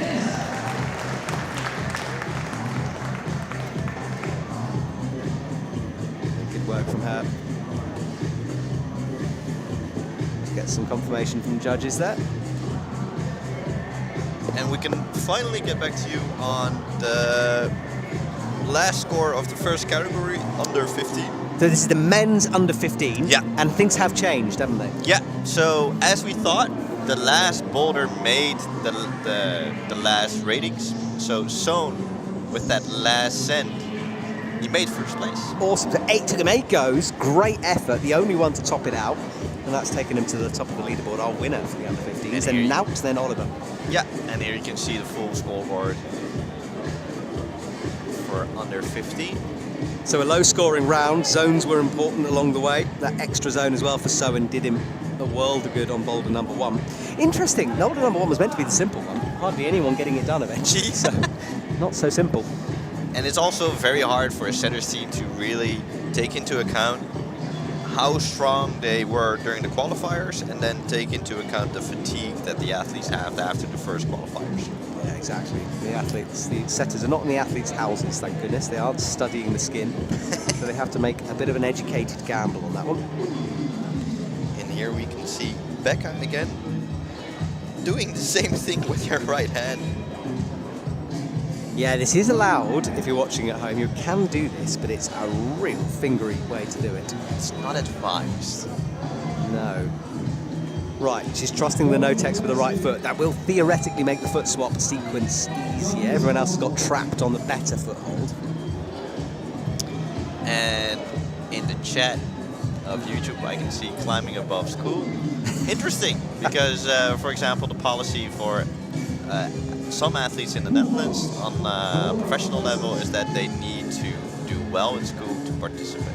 Interesting. So they get withheld if they don't get certain grades. I don't know how it is with climbing to be exact, but I do know that if I didn't do a good job when I was a kid in school, I wasn't allowed to go train ice speed skating. Maybe that was just your parents. It was the coach. It was the coach? Yeah. It's tough. It's a bit tough. Well, let's hope these Athletes have all got the correct grades to compete. Yeah. I think we're seeing some school shirkers here. I don't think so. Right, well, she's changed her mind about the feet here and goes for a last desperate run across the slab as the time ticks down, but she is out of time now.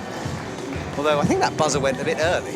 Yeah, a Weird. little bit. Yeah, we've still got 7 seconds on our clock and in the stadium, so not quite sure what went on with that one. Double beats, there we go. Might be some appeals coming through on that one. And here we have Chloelia in her last boulder, giving it her all, since this is the last boulder of her event. Yeah, so final climb for her. What can she get done here? We're waiting on the scores for the women's. I don't think we can show you that yet, but we're trying. We'll let you know who's winning. Someone who is sharper-eyed than us, I'm sure, can be adding up the scores, but it is tricky because we've got the same shots you have, so what we see is what you see, so it's quite hard for me and George here to keep up to date as well. Exactly, and like we said, algebra is not something we both like, so adding numbers, we'll just leave that to the rest of the people. I was one of those annoying kids at school who kept asking my maths teacher when I would use a certain thing. Trigonometry, for example. I can still remember my teacher saying, you won't walk around with a calculator in your pocket. Look at us now. Yeah, damn right. iPhones all the way. Chat GPT, I mean, you know. Yeah, and here we have a new competitor, Caitlin Fletcher. She is from the GB team bouldering in London. She's also a White Spider squad like Jessica. Have you heard about that? White Spider is a big gym, yes. I think it's in London. Lena was telling me that she was, back in the day, she used to coach some of these athletes when they were very, very small, and she really enjoyed watching them come through to this stage. So this is our photographer, Lena. Yeah. So she saw them grow up as small kids and... Yeah, but now she's taking photos of them as slightly bigger kids. How lovely is that? Big stretch move as well at the beginning here for her. With flexibility. Caitlin is very happy to be in the finals, and she hopes for small holds and slabs. So in the second part of her competition, she's going to be very excited. But starting things off with her anti-style, that might affect her psychologically. Yeah. Yeah, some really enjoy, you know, you want to go out and be successful straight away. It's hard when you start with the style you're not great at. Slow slab then, popping into the jug. Yeah, it's always about that growth mindset when you start the competition. There's no good, there's no bad, there's just information. Big jump over, was accurate with the left foot, but was a bit unbalanced when she landed. I think Nick is one of the smaller competitors in her category, so I could see her reach all above her head, barely fitting in between. But I hope she doesn't have any difficulty with that. Yeah, she was very stretched out. I mean, that just means you've got to be even more accurate on the jump to be in the correct position. Exactly. Right, up she goes again, into this starting position, brings the right foot up. With a little bit of help. Does help that, I tell you, try it if you're watching. It does help sometimes lift your own foot into position.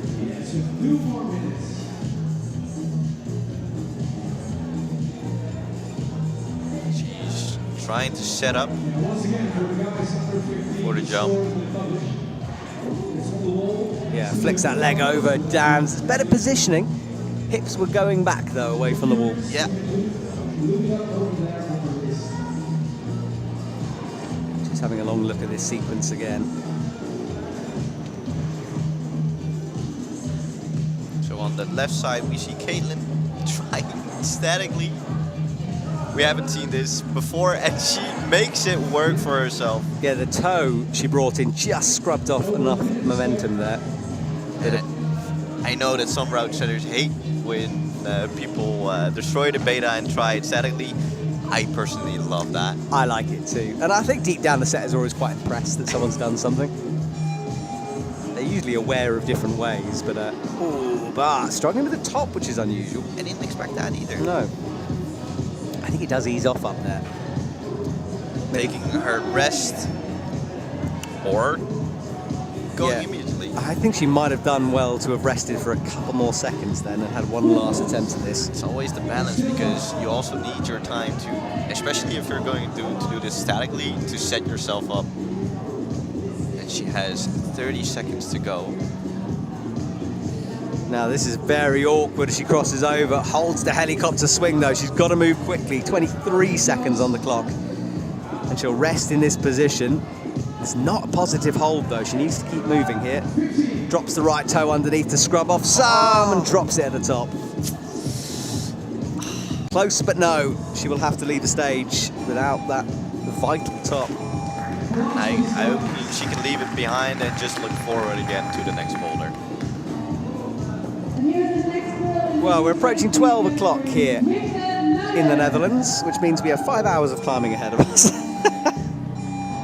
So grab a seat, get some drinks, and enjoy yourself. Yeah, I am having a good time here. I'm chatting with George. We are watching some great climbing. This is the youth competition here, so lots of different age categories.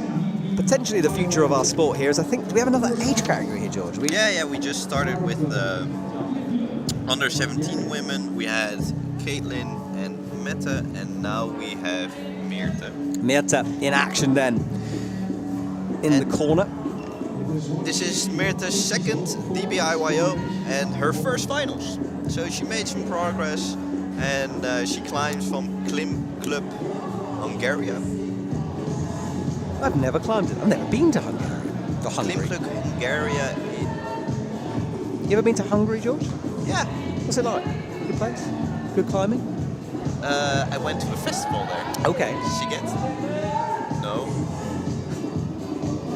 George is now Googling the festival. Wow, she's done very well though, regardless, to get up here. One move away from her top. Looks like she's wanting to bring a big left cross through, but I think she might have to adjust the feet first. Now matches, right hand. Can she hold it? She can. It's going to be a flash. That's good work.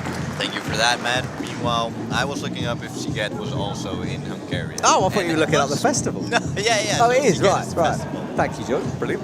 It was great. They Yep. have great baths there, like the old Romanian or Roman bathhouses. Bath, right. I Yeah. get you. I thought you said bass, as in the fish. No, And I just I don't know. Maybe they have good fish there as well. well, I think it's as random as a nice bath, but you know. What's better? Come on, Hungarian baths or baths? Let us know in the chat. There were words I never thought I'd put together on a live stream here today. And so we can see a professional brusher in the screen, and on the right side, here we go. We see one of the competitors, Mette van Veen. And the setters are tweaking hold. This will be for the different category. They remove the blocker. So that's going to mean, and the hold. So I think they might be making it better then, or no, worse, presumably, for a higher age category. So they're changing up that final sequence from a jug to something a bit more nasty. And a little shout out from Mette. Mette wants to say hi to her mom, who's watching at home in Arnhem. Oh, hi, Metta's mum. Yeah. And she hopes for coordination style boulders. And also for her, it's her second DBIYO. Well, she's certainly got some Cordo boulders here on action. So the setters in the background, in case you missed me say it, they will adjust certain boulders with certain categories. So we think they're making it harder here. Certainly they've removed a whole load of holds. Yeah, so they removed the red hold where different holds were on to make it even more difficult.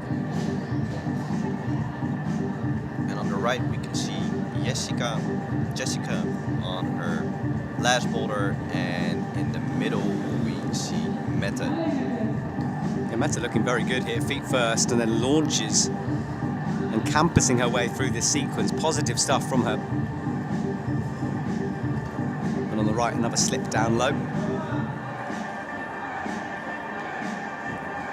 And this is the boulder we were talking about. Fast at the beginning and then slow after that. But not getting the read here on this first move. She's going to the right right hold, but the left hold is slightly better. So will she spot that, change things up? She's only got a minute left, so she's been in this first sequence for quite a while here. Up she goes, onto the volume, slipping with the feet. I think it could do with a brush, and you can sense the frustration coming through there. And that's where the work is for her coaches as well, and for herself, of course, as well. How do you deal with that? How do you evaluate after a comp of how that influenced your performance, and did you have control of it or not? Well, how do you do it? I mean, do you sit down and sort of write notes about a competition? Like, what's your step as a coach? I always try and stimulate the self-reflection of the athletes themselves to learn that way of getting to know herself. Like I said at the beginning, for people who are just joining, what's your own manual? So were you aware of that you were frustrated, and how did it influence you? Okay. By the way, I think we might have made a mistake, George. Someone's saying that Climb Club Hungaris is in Belgium. There we go. I mean, it's called Hungaris. In our defence, it sounds like it's in Hungary. And I think it's the trainer of the competitor who's actually giving us the update. So thank you for that. Yes, thank you. We will make mistakes. So please let us know if we do. In a nice way. Yeah. We're trying our best. Please, in a nice way. Yes. Very important. We have delicate egos, me and George. Mainly. Matt didn't have any breakfast, so it's I have now. It's okay. I've been fed multiple things. I've got lots of coffees. I've been fueled. Don't worry. I stood forlornly outside the egg place next to my Airbnb this morning, waiting for it to open. It didn't, so that was the breakfast sitch. Now, Team Germany in action. Here, this is Mylene, who just wanted some confirmation from the judges about the starting position, I think. And she's spending quite a long time cleaning this boulder, 30 seconds before pulling on, so it might be a moment of genius, or she might want to get cracking. She's still not involved here, so it's a full minute reading this boulder. maybe she's just analyzing, getting used to the atmosphere in the gym. I mean, they're all in the ISO before competing, so... Yes, but even so, 50 seconds is a long time to read. That's true. But, I mean, all will be worth it if she can send it quickly here. Shoulder scrunched up in the corner, wants to kick the right foot up high, but she's in a slightly weird place to do that. She does fall on the first move. And Mylene climbs at backstation, her first DBIYO in 2024. She did 2 EYSs in lead. So this is her first DBIYO. There were a lot of acronyms there, George. Yeah.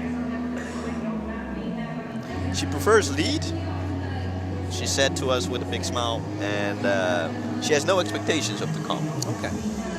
And I think needs to settle down here a little bit. She's had one of those kind of staccato-y starts. So just needs to take a breath and a moment. Crosses the feet through. This is much better from her. Lovely foot sequence to get established, and now just needs to trust that right leg. It does require some flexibility in the whole body to do that move. As you can see her shrug her shoulders a bit. And strength and flexibility. You know, it's all very well to get your foot into the position, but you've still got to move from that. And that's what people always forget. If you gain strength, you sometimes lose flexibility. So having the perfect balance between flexibility and strength. And an interesting fact about Mylene, she didn't expect to be in the finals, so she went home, got into the finals, and had to drive all the way back. So she might be feeling a little bit of tired here. Drove back in the morning, so it was an early start for Mylene, and yeah, at least there's not enough time to get nervous, I guess.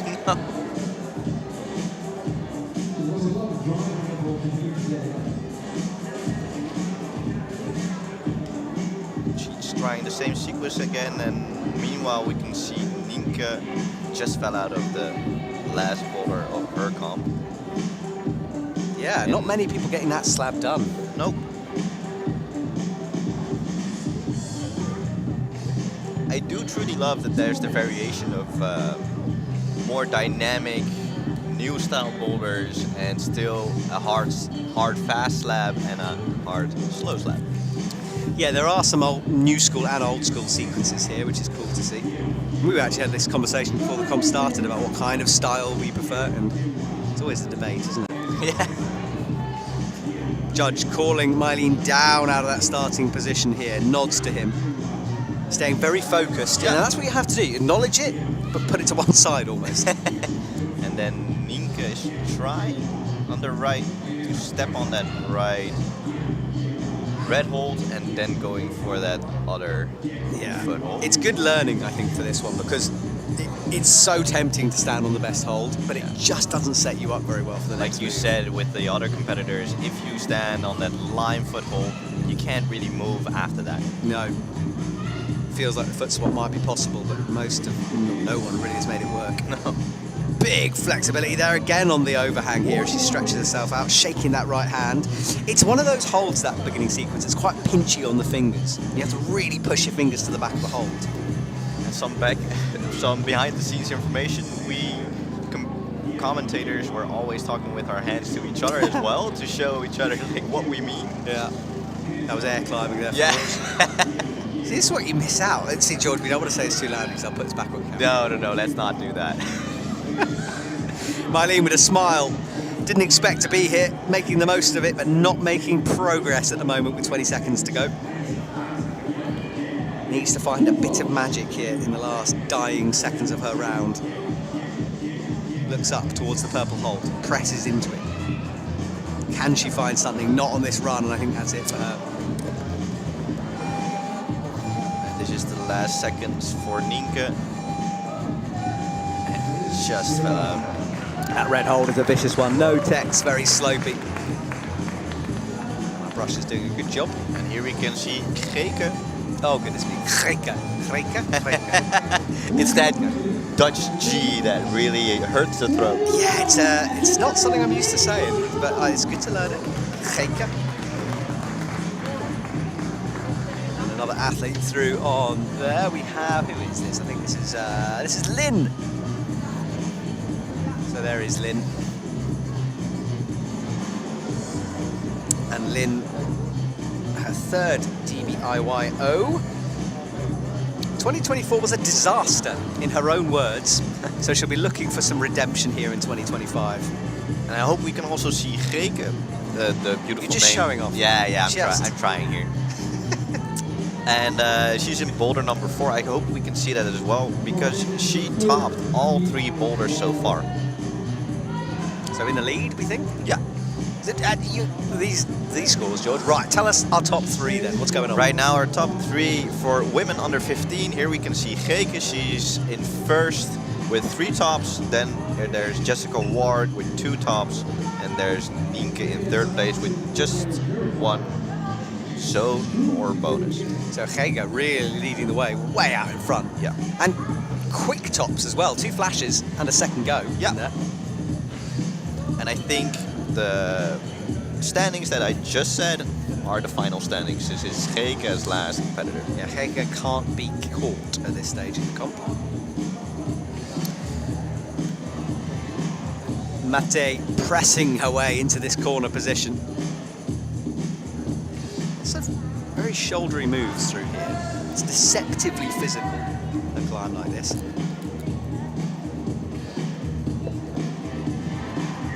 How you doing, chat, if you're watching? So while we're waiting and on Mente's next go, I'm wondering, you talked to a lot of athletes during the IFSC competitions, and what are lessons for the youth that you've heard from that? Ooh, good question, George. I think it's all about working out what works for you, which sounds obvious, but there are athletes that are very routine based. They will do the same things at every competition, and occasionally they'll change up what they do, if something's not working. But I think getting everything in order, so when you're turning up, how you're warming up, what exercises, what sequences you're going to be doing, because I think having the same routine allows you to settle into it a little bit. So that's something I notice anyway amongst the IFSC athletes. So it's basically the manual that we talked about so far, to know your own manual and setting that up during every comp. Yeah. And the mental game, and it's, I think when you reach maybe the top 30 or so in the world, the difference in physicality between them is pretty marginal. Yeah. It's all about sort of the extra things that you can get over your competitor. And it's very smart to have the same routine because you can't control other aspects of the experience, but you can control that aspect, and that can bring you down into a calm, focused zone. Yeah, good point, George. Or can they find their happy place here? Ooh, jump and a swing down low.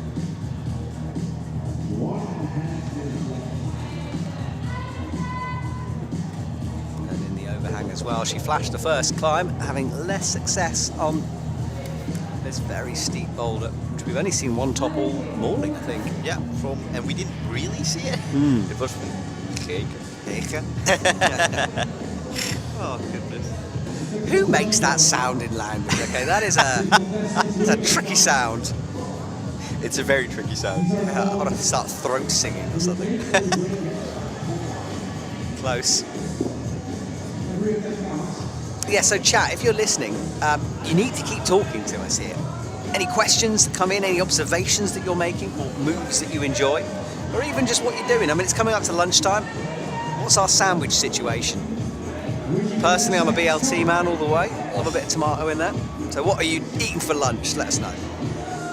Now, she's actually done really well here. I think the foot is on the red. And look, she's getting the green. Tiptoes that left foot on, has popped it twice. Can she hit it? Now that's better. Starts to put pressure on it, and we see some progress on the slab. Finding some friction right there. Drops in, heels down. Can she hold the swing? She can. Nearly barndoored off backwards then, but she's one move away. No! I think she felt the pressure of the time as well. Oh, I did. I wanted to see her top. But great performance from Geke. So Geke will finish her round easily out in front, but she can't quite get that final top to complete the set. And for people just joining in, this is the DBIYO 2025. As you can see, the gym is getting crowded now more than in the morning. Everybody slept in a bit. It was an early start. Yeah, it was an early start. I was cycling along the canal this morning on my rental bike, enjoying life, trying to avoid the canal. Dutch way? Oh, of course. When in Dutch. When in Dutch. Yes, it's Delfts, a lovely town. My first time here as a guest, and it's really beautiful. It's kind of like a mini Amsterdam. That's how I describe it. I wouldn't let... That's how a Delft person described it to me. Really? Yeah. Because everybody, Amsterdam, everybody knows Amsterdam. But the rest of the Netherlands people don't really know. Yep. But Amsterdam is not the best representation of the rest of the Netherlands. But I think that's what's nice about Delft, because it feels like Amsterdam before it got a bit touristy. Exactly. And it's very lovely canals, there's bars, there's food places, it's a cool place to hang out. And the smell in Delft is better than in Amsterdam because Amsterdam smells like things. This is something you can say and I can't. Yeah. I'm not allowed to make comments. I'll get murdered in the airport on the way out. Right, now this slab, some have got to grips with it very quickly, others have struggled, but this is a good first couple of moves from her. We're watching Caitlin. Good stretch out left as well from her. Caitlin, one of the under 17s, the under 15s is done. Well, she hoped for small holds and slabs, so this boulder and the next boulder should be her forte. Yeah, can she play up to her strength though when the pressure is on? Meanwhile, in the corner, it's Mara. And Mara is from Croatia, and this is her first time participating in this comp, the DBIYO. She's on the Croatian team, and wow, big swing. Big swing. Yeah, and a bit of a nasty fall as well. She landed on her feet, but it's a risky way that she's attempting this. Right, kicking the legs out, landing nice and accurate, presses into the green, no. And you can see the changes now that the setter's made. So they've taken away the volume that presses the holder weight from the wall. Yep. And the blocker, there's a little bit more distance. So you don't need to be quite as accurate. You have less of an angle to really get your... But actually, they should have made it harder, shouldn't they? So maybe actually it's a smaller hold and the gap is more. Exactly. I was thinking it was the other way around. I forgot what age category. There am I waxing lyrical about making it easier. It's harder. But you had an early morning. That's better. Really good positioning with those shoulders. And her hips going just all the way to the left. Now we get to see this final move, so you've got to trust that awful jib on her left foot. Stand up nice and tall on a bad no-tex hand hold. Yeah, the top side of that red hold is just dual tex. Gotta trust it with a match. Thumbs are engaged, but no. She's turning this boulder into a very physical boulder, actually. Really having to She tried the static way as well, as she did with the first one. And here we can see Mara again. Oh, those feet! Swinging so hard. Super risky, but it's paid off for her, and now she's a move away. We'll need to match this purple one or cross through, depending. It's a big launch if she goes for the cross through, though. Does the match, hits the right arm. Has she got the strength to match it? Drops down. Great work from her. Maybe this is the great time to say hi to her parents and friends at home who are watching. Hi and shout out from Mara. Nice one, Mara. Got that done. Right, the lady who didn't realise she was in the finals. It was an earlier start from her this morning. And dropping the crib. One move away though on the slab. Oh, how close can you get? And I don't know how it's for the people watching at home, but my fingertips are already starting to sweat. Yeah, I've got that sticky feeling, George. It's hard in the commentary box. You get involved, don't you? Yeah. I mean, you know you've done 5 of these. 5.5. 5.5. Yeah. And for people who don't know what the half was, it's a 5-hour stream, so at some point my voice was done. So you had to leave early, exit the building. Yeah. And for everybody after this category, there will be a small ceremony between the rotation of under 17 and under 19. Here we can see the scoreboard. Yeah, confirmation for the under 15s. Heike. Yeah, leading the way with 3 tops and zones. Jessica in second, the silver medal position for her with 2 tops and a zone. And Ninket down with just a zone, showing how tight things were down towards the bottom half of this comp. Low scoring round for the women, apart from Heike, who was on another level, it's got to be said. But it's good to see that build up from third to first competitor.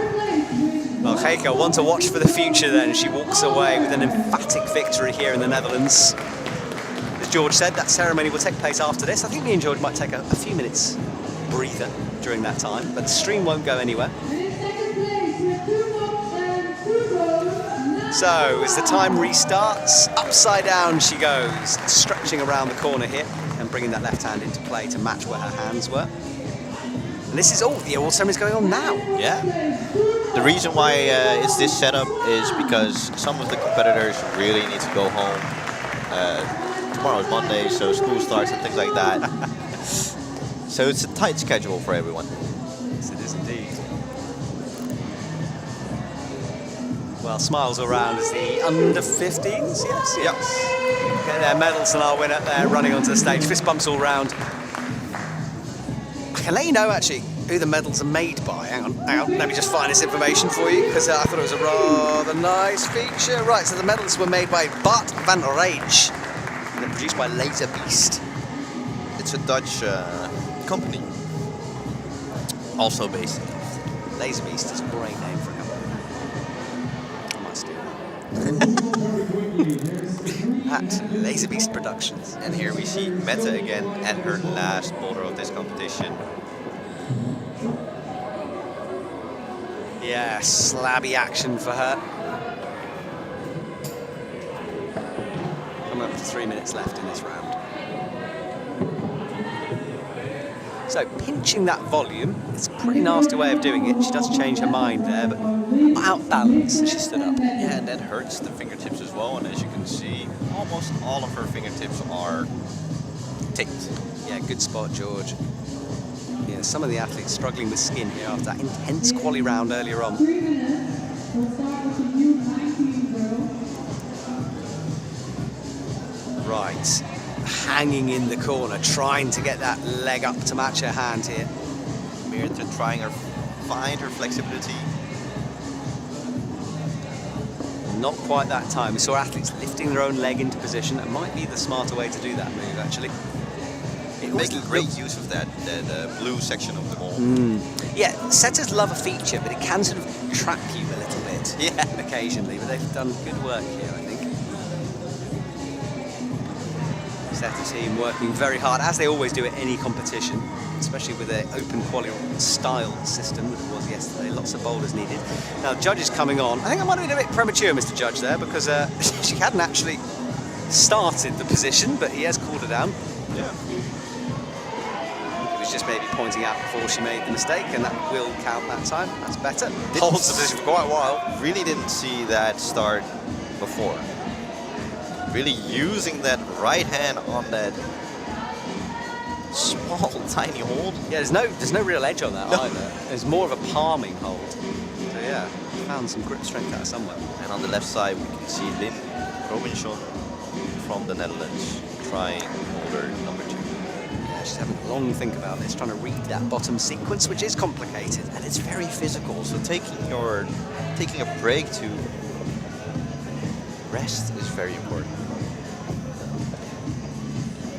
No, she's taking a long time to rest here, winding down the clock. I think she'll go round about 1 minute, which is good. I mean, again, mental game, George. Takes some maturity to do that. Exactly. Not feeling the stress of I need to go now, I need to go now. 1 minute to go.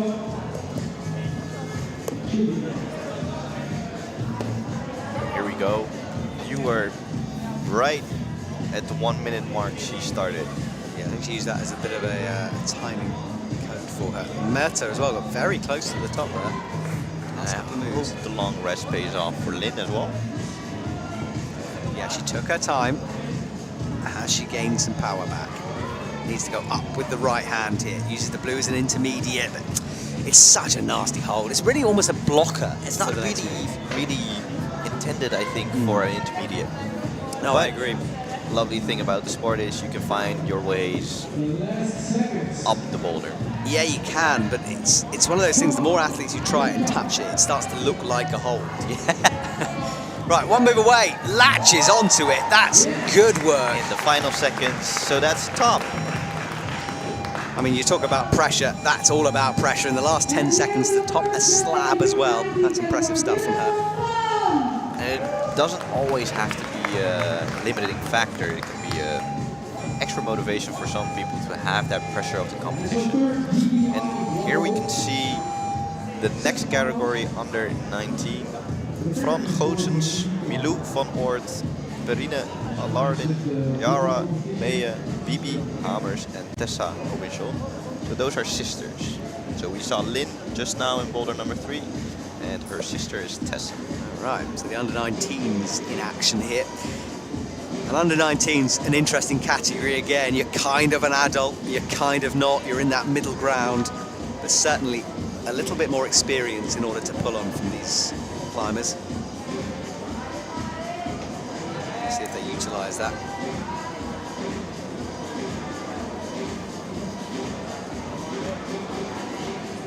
This is Fran.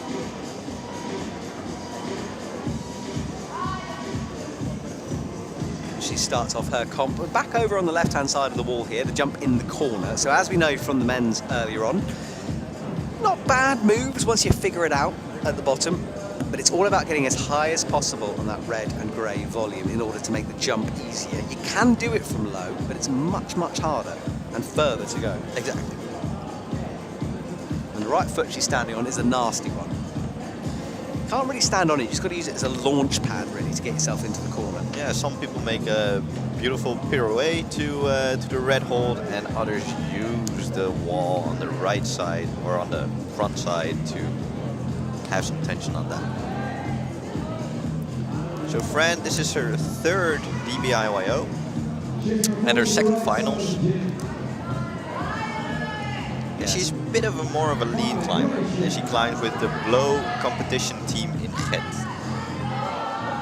Yeah, a lot of blows going on. Obviously, Fontainebleau is easily drivable from here. We have got a top, by the way, on that really tricky boulder number 2 for the women. There she comes, just at the top of it. Was that a top? It was a top, yeah. I saw it in real life. So Jessica, that is, I think. Is it Jessica? Yeah. Yes, doing really well. No. No, it's not Jessica. No, it's not Jessica. Apologies.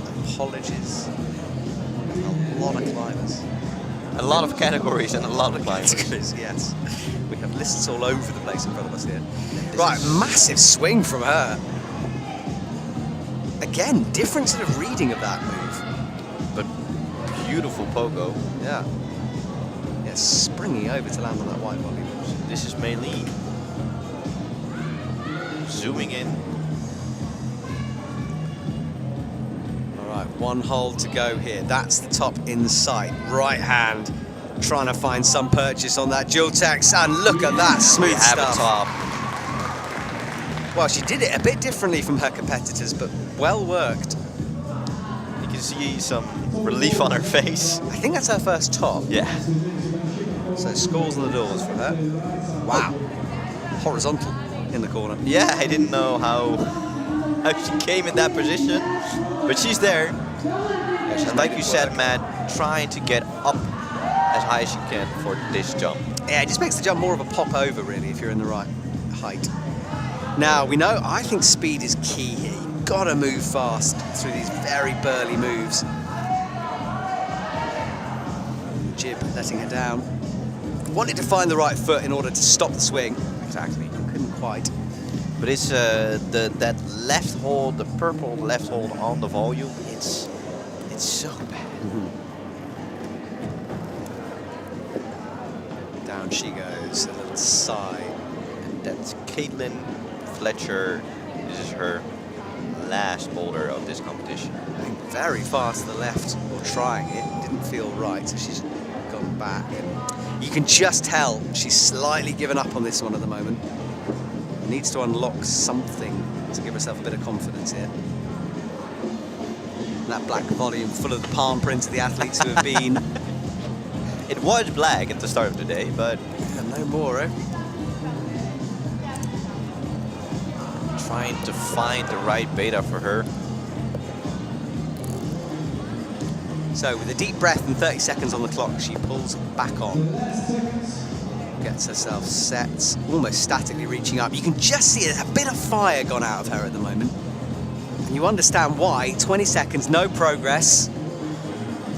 Maybe there's also some fatigue from yesterday and the 3 boulders before this, but That's better. I hope she can still squeeze something out in the last few seconds. Well, fair play for keep going. It's not going to be for her, but that was a fight until the end. And she will say goodbye for her comp for now. Maybe next year.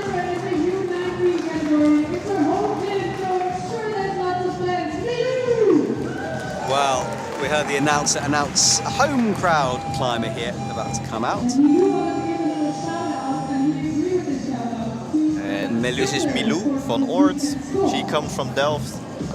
And this is her home gym. So she climbs on the world's most sandbagged spray wall. So the crowd energized here in our stadium as they try to encourage on Milou. What can she do on her first climb?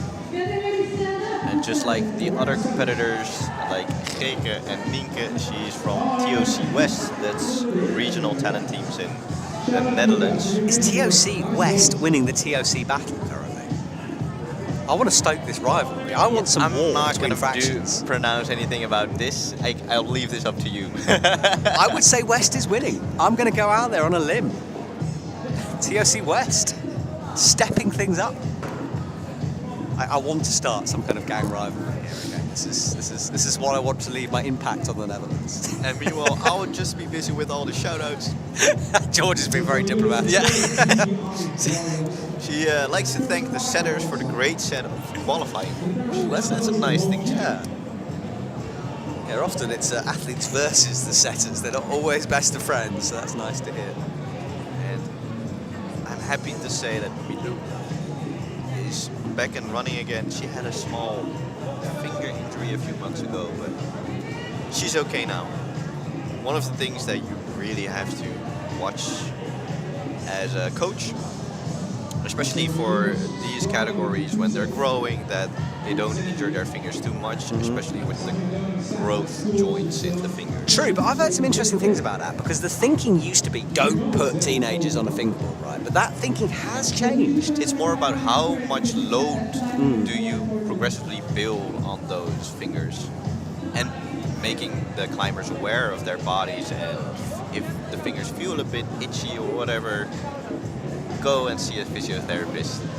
Now, George, to stoke the fire of the TOC rivalry, Louis has just come onto the live stream chat saying, Rocco Antoine still climbing from Tok Nordland. So, I'm in Tok West camp currently, but Tok Nordland has got some stars to come, so maybe they can prove me wrong. I'm in Camp Switzerland right now, so You're on the fence, George. Just get off the fence, make a commitment.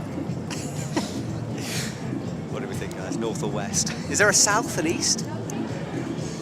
there should be. Fingers right. Yeah. What happens to that? Come on, where's the representation there? Please let me know if there is a member of the organisers of Tok.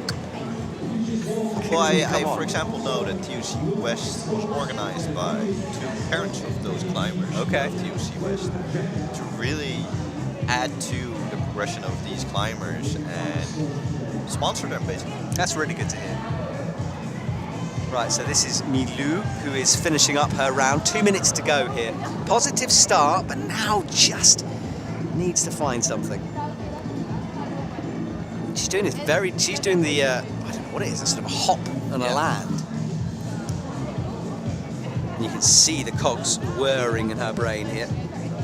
Trying to find the right beta, but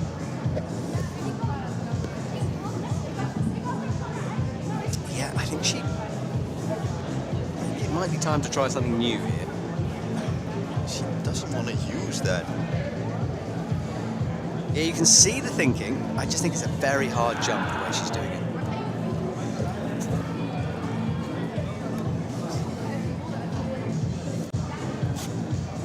And here we can see Meerte from Belgium on her last boulder number 4, just missing the zone. Yeah, she's a very tall athlete. Has so far used her height very well throughout the comp. And look, and move away as well. Pressing into that green volume. Apologies if my mic goes in and out, by the way. It's doing weird things for us too. Right, up towards the top now. Hits, yes, and that's well done from her. And that's a top from Lynn. Again, pressurized top with just 30 seconds on the clock. Yeah. So she will leave the stage. Brushers will brush. Slab on the right of your screen. Corner jump on the left. Boulder 1 and 4. They both need to. Neither will get it done. So that was it for Meerte. This was her final boulder of the DBIYO 2025. And we have our next competitor in the under 19 women, starting boulder number 1. It's Berine. Yeah, Berina runs down the red carpet into the lights, and the pressure is on now as she turns around. 5 minutes on the clock. And this corner sequence to come. Takes a second to read these. The athletes didn't get a chance to see the boulders before the climb, to my knowledge. Anyway, I didn't see anyone reading them. The boulders before. Yeah, there wasn't an observation time, so Nope. this is the first time they get to see the boulders, which is a bit different from most finals. Most finals you do get that time. Yeah. It's almost like imagine a semi-final format in a finals dress, if that makes sense. That's a beautiful visualization of. Yes. I don't know why dress. Maybe it meant a suit. Whatever you want to wear. In my head, it was a flowy dress. But this is sort of a semi-final rules in a final format. All right, so blowing on her fingers, and you can see immediately in study mode here. She tries to figure out this boulder problem. Progress all round the arena here. 3 boulders in action, and this is on the slab we're watching now. So the Croatian athletes. This is Mara, who is move away, George, from this. Left foot on the jib. Gotta trust it. Once you commit, it's okay. And the top hold's not a bad one. Latches on, holds it. And another top. Seeing lots of tops in this under 17 category. And maybe I can talk through the standings right now. Yes, for please. under 17. Maybe we can get it on the screen as well. Meerte Nuyens is first. The second is Mara. The third is Lynn. And the fourth is Miley. And then Mette, fifth, and Caitlin, sixth. there we go. That's it. Our under 17 scoreboard. Oh, there's a small switch between my standings between Mirta and Mara. So Mara is first. So Mara getting a lot of support on chat. Givu saying, go Mara, third top. Yeehaw! I think I've read that right. Well, coming up to 20-1 here in the Netherlands. You're watching a youth competition. My name's Matt Grew. We've got George Lim next to me in the commentary box. And we're enjoying watching some of our talented youth from throughout Europe compete here. Yeah, you just said that the competition season is gonna start, so that the start for your commentating season is gonna start as well. Let me tell you, George, it is going to be hectic. And I just want to, you know, in terms of teasing things, we are doing our normal daily climbing show, the Climbing Club. We are stepping things up this year. More production value, more behind-the-scenes action. That will be every single day during the IFSC. We also have a show coming out on Fox TV, Fox Sports next year, so that's another exciting thing. And what else have we got going on? Vlogs! I've been asked to vlog this year, so if you go onto my YouTube channel, I did it for a while, and then I'll be honest, I kind of burnt out. But this year, we're putting a bit more effort into that, so I will try to be bringing you vlogs from every World Cup along the way. So if you need any input or you want to see something he vlogs about, give your input on. Yes, send it now on the chat. What do you want to see in my Yeah. vlogs? It's usually me eating various weird food, being tired, and finding places to lie down. But it is an adventure. And this World Cup season, we go to Brazil for the first time. We go to lots of different Madrid's in action. Where else? Detroit? No, Denver. So yeah, That's a busy schedule for you. it is insane, George. I leave on the 11th, and I don't come back for 2 months. Put it like that. Can't wait. So what are you looking forward to most in the new season? I'm psyched on Brazil, I'll be honest. I managed to sneak in 2 days in Rio for myself. So I'm hoping to climb maybe the Sugarloaf, you know, that famous multi-pitch. So yeah, I'm very much looking forward to going to Brazil. And of course the old favourites, you know, we return to Chamonix, always an amazing event, 10,000 people in the square. I heard the atmosphere there is incredible. It's pretty cool. And I get to sleep in my own bed, which I actually don't like. I don't like doing that. It doesn't feel normal. Perrine is in action, by the way. This is the climber we're watching here as I talk about IFSC. But she's done well getting high up and established in the corner here. We saw most athletes in the morning turned around for the jump. True, she got a whole twist. But actually it kind of works. Because it put you in a good position to kick your legs in. Exactly. And we hope we can see a top here. I think we've only seen one top, if I'm correct, from this boulder so far. Yeah, it's in low scoring, hasn't it? Comes round on that left hand, fires off. I think it was more of a dry fire than anything else. Yeah.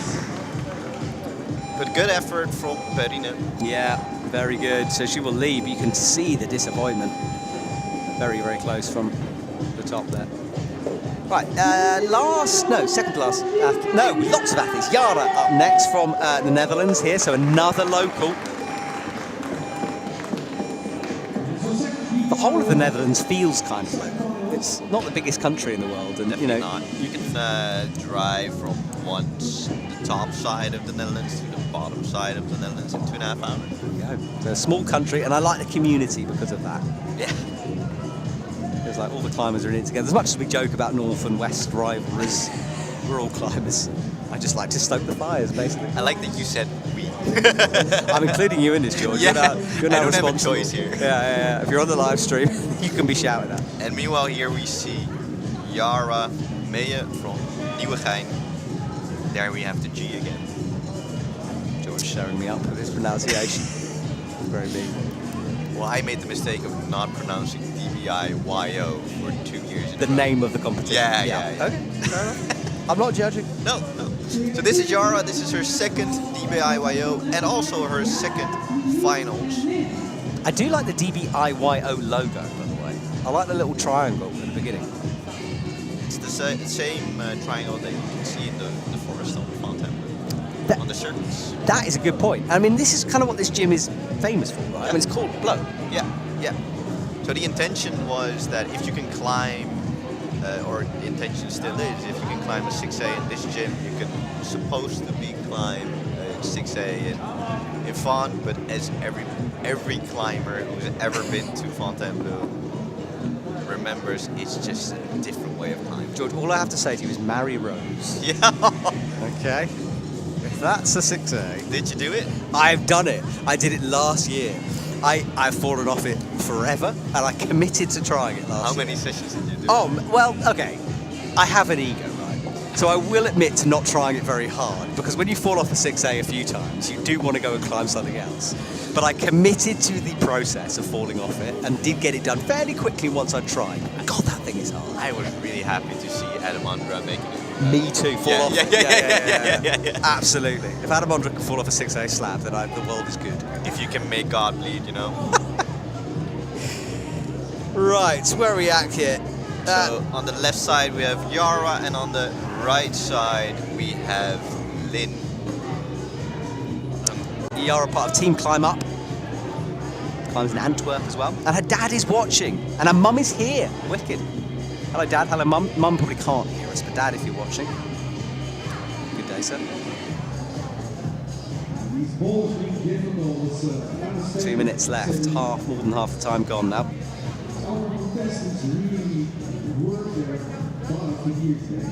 And the athletes in that process of figuring things out. Not getting too desperate on time yet, but they'll have to get a move on here.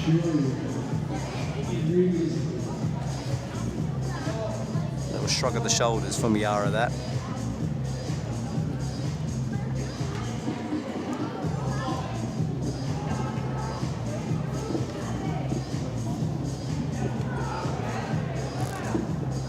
All right, stretched out on the slab on the right of your screen there.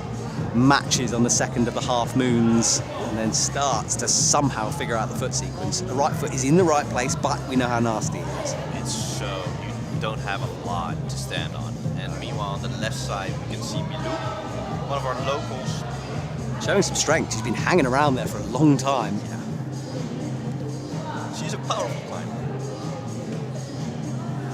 Yes, she is, but I mean, surely the endurance has got to kick in here, because has she got the power for this big launch? No, she doesn't. I just spent a bit too long upside down. Yeah.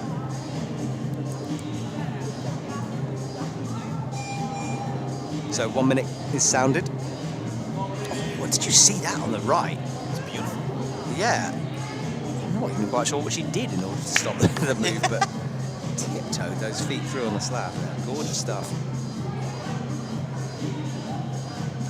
So is it a screw hold that they're trying to? Yeah, I think there's a finger in it just to steady. She was trying to spring off it. Upside down again then. Didn't give herself much time. You could see the fingertips taped up there. And drops down, and I'm not sure how much power she's got in those arms, but she is done.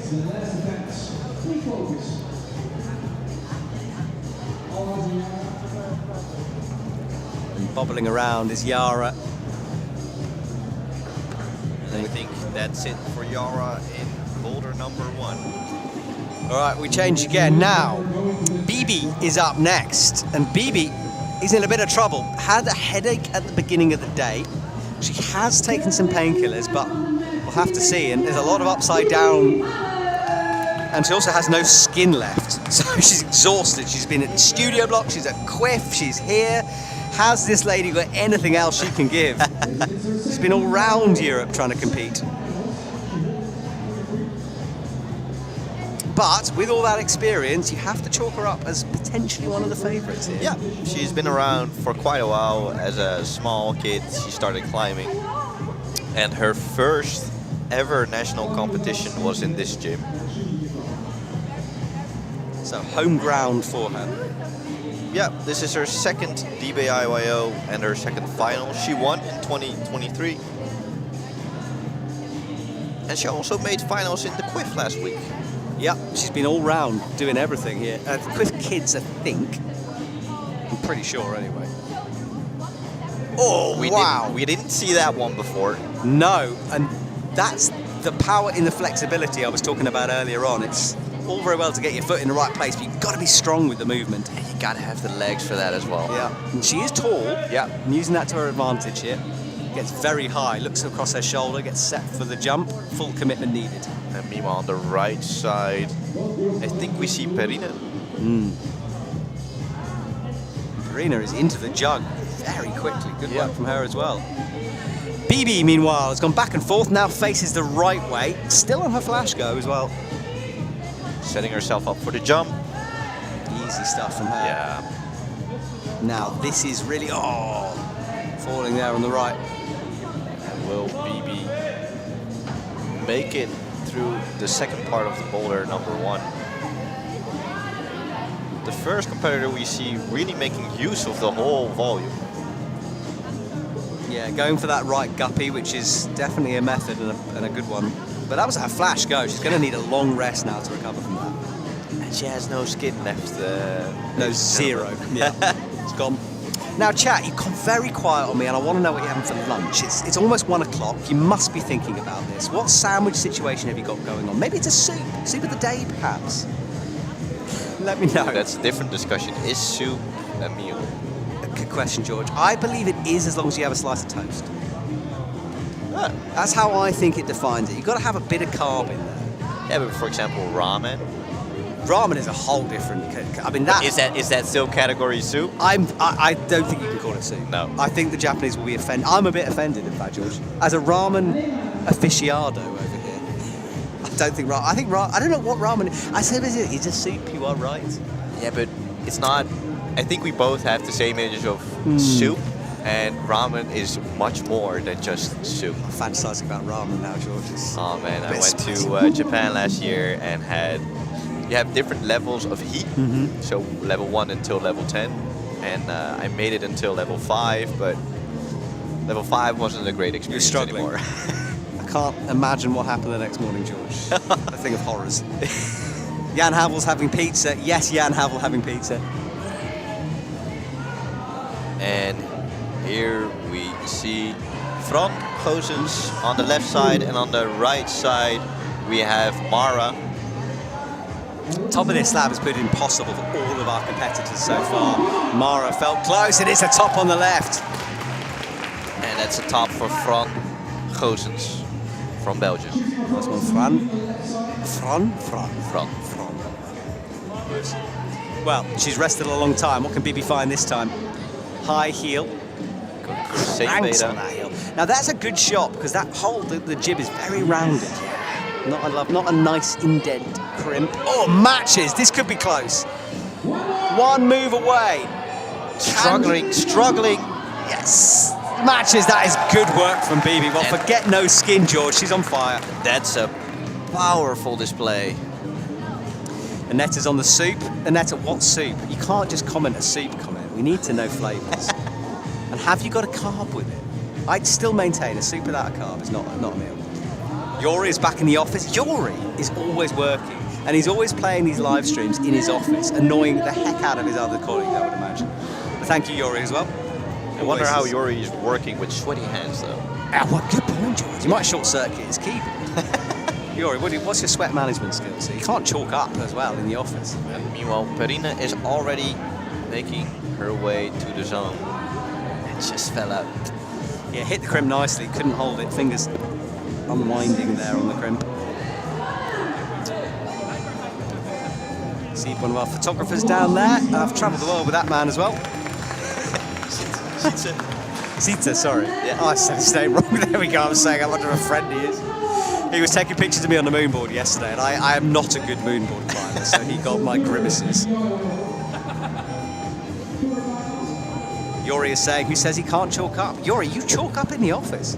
And here we have our last competitor of under 19 women, Tessa Robinson. We saw her sister in the earlier category, Lynn. Well, Tessa has some history here. 3rd DBIYO and 3rd finals. So making it 3 out of 3 for her. Also, Amsterdam-based from her. George doesn't like Amsterdam, everyone remember? Whoa. Your words, George, your words. I love Amsterdam, guys. I love all of the Netherlands. I don't know. Right, into the corner she rotates. This is a risky one. She can't see that wall. Presses against it now and kicks into the volume. She's low for the jump, though. She does upgrade that left foot. She's setting herself up nicely for the jump, getting up and high.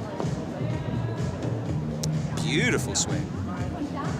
Very controlled. We've seen some pretty wild jumps on that. Yeah. Cracks in the toe hook.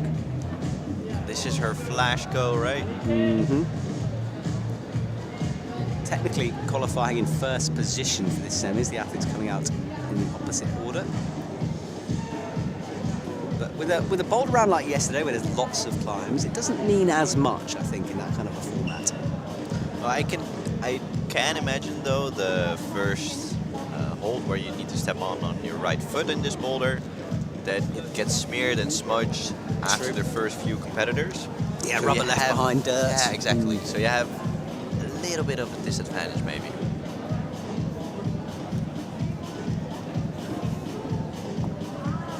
So deep breaths from her. 3 out of 3. Can she make it? 3 out of 3 and a win on her third time of trying.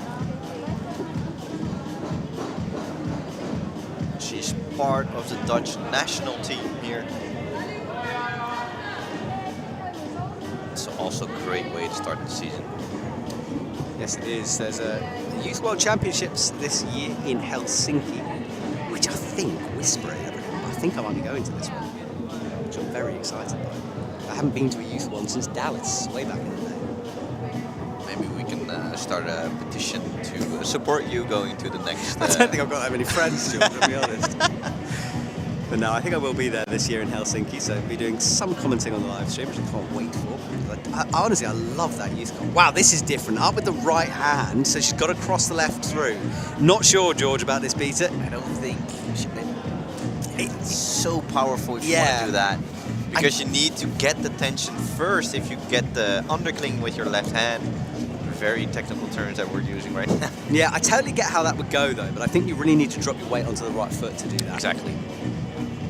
So interesting. And again, that's intelligent climbing. 2 minutes to go, try something new. Commit to something on your third go. Meanwhile, on the right side, we can see, I think it's Yara. Yeah, hair covering the big number there. I'm squinting as Yeah, well. it's Yara. So she's using the intermediate, which we know is a bit of a risky one, and it didn't work for her. I think you spend quite a lot of energy trying to pinch that blue thing. Yeah. I don't think it's meant for that, but I can't remember. No, it's not. I think it just gets in the way. It's one of those.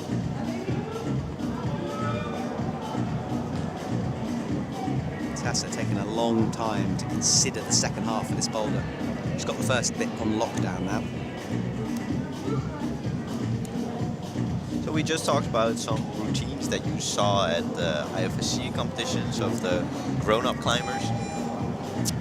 What's a routine that really was special, or you can really My remember favourite is Sam Watson, who's a speed climber, because whenever he runs onto the stage, he runs to the wall, arranges the pad, and kicks the wall. Because the speed climbers are fanatical about their routines. So Mr. Sam Watson, who's run a 4.5 in training recently, just to tease things there. So Sam's I always really enjoy, because once you see it, you can never unsee it. So he kicks the wall. Yeah, he kicks the wall. So he runs out, does a little jog, approaches the wall, kicks it, and then rearranges the pad. Other amazing routines that you want to share with us? God, it's all speed climbers that I can think of right now. Andrea, she has flow written on her arm, so she looks down at that before she climbs. That's one, which is a nice one. Who else? There's loads. Watch speed climbing. You start to get a bit OCD when you watch it. Yeah. And I can understand that.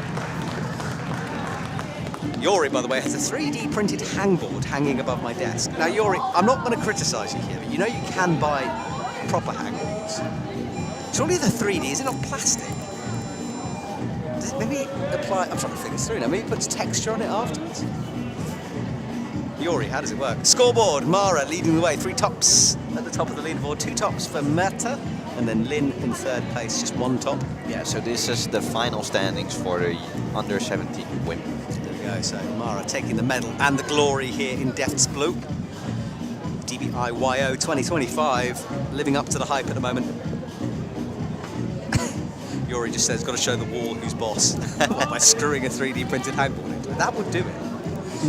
Right, upside down action in the middle of your screen and slabby stuff on the right here. I think it's BBIYO on the left side, and on the right side it's Berina. Bibi with real progress on her flash go. No skin and a headache, but she's fighting hard here. About as close as we come. This bump is physical though. Hits it, nails it. Wow, keep your eyes on this. I think she needs to bring the left foot up here. She wants to toe hook. If she just goes for the launch, it's going to be a big one. Gets set, hits the top hold, crosses through. And I apologise, we haven't got a screen right now, but I'm hoping that you guys at home can see more than we can. There we go, we're back on. Bibi with the top there. Great work from Bibi. One of the very few, I've seen only one other on that climb. And I wonder how she performs if she hasn't had a headache and no skin left. Yeah, I mean, magic, I would imagine. Yeah, fewer flashes. And here we have Berina, boulder number 3. So, gets herself set, looks left, looks down at the white volume. Chalks up, taking her time, pacing it well. And stretches. Oh, now. Yeah, about to say, you'd have to pistol squat your way up there. The setters did a lot of work to make sure that they can't use that blue feature to just press. My thighs exploded in sympathy then when she tried to do that one. It's a real impressive move. That's our slow slab. It's been cleaned up a little bit, but you can see the palm prints indicating to the other athletes kind of what the meter is there. You've got to take those clues in a competition. I remember Adam Ondra telling me that he reads chalk when he tries a flash attempt. So he looks at thumbprints and stuff like that. Real micro beta stuff. Yeah, but at the same time, with competitions, some setters chalk holes. They do, yeah. To show the athletes kind of what's expected. Yeah. It's a game. I love it. The more you get involved, you realise how cat and mousey it is. and the setters don't want to trick the athletes. You know, they want them to climb some of the boulders.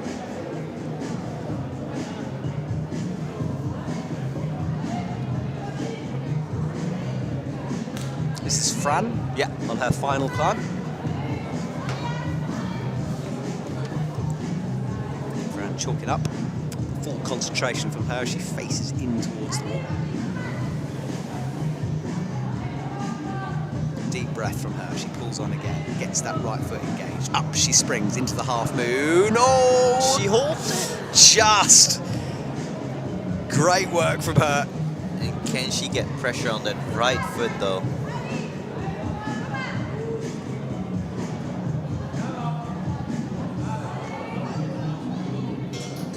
Yeah, that was a good save, but she didn't manage to complete the boulder.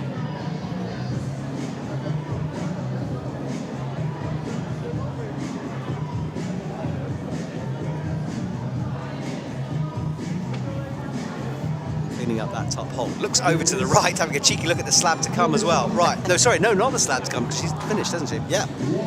And kicking over and a big breath out there. I love it when you can like read an athlete's emotion. Yes. People always ask me who do I enjoy watching, and it's always the ones who are like have emotions, you know. So I'm thinking the Statigeos, the Oriane Bertons of this world. I don't like a climber who's got too much of a game face. As a coach, you probably think the exact opposite of it. I love seeing those athletes fully into the zone, just focusing on only their movement. No, I want to see tantrums. That's my favourite. Oh, just nearly got that red hold, slapped up to it. She runs back. 16 seconds is not a lot of time. Kicks in. I'm not sure she's hit the starting position yet. That was marginal there. Well, the judge doesn't say anything about it, so I hope she can still. Oh, no. Good effort, though. Good effort. Has to say goodbye. There in our audience. A couple of people have been here right from the very beginning. Thank you to you. And it's the start list for the under-21s now as we step up age categories. And it's lovely to see Ksenia Zakharova there, who I have a very personal connection with, because she's in my Real Rock film. I watched it last night with her, and it was, as always when watching that film with Xenia, a very emotional experience. And if you want to see that film, Real Rock 18 package, you can go onto the Real Rock website and check that out. And yes, I am shouting out my own film, but I'm allowed to, I think. So with that movie, you're more than allowed. And fun fact, in the gym we built a screen to watch the movie as He well. did, and I tell you what, it's the most beautiful screen I've watched it on. Honestly, it was like gorgeous. the And it's just quality. great to see the movie in a bouldering. Yeah, it was a lovely experience last night. So thank you to Delfts Bleau for putting that on as well, and Real Rock as well, who I know did them a special deal to try to raise some money for Ukraine. So appreciate it. But first athlete out for the under-21s, George. Am I right on this one? Have I lost track of what's going on? No, this is Bente Schiffeleers. Oh wow, Skiffelies. Yeah. Woohoo, I'm getting better at this. Nailing the Dutch pronunciation. But she is struggling a bit on this first move. Hasn't been tweaked between the categories. But looks confused. It doesn't look like she likes the boulder so far. And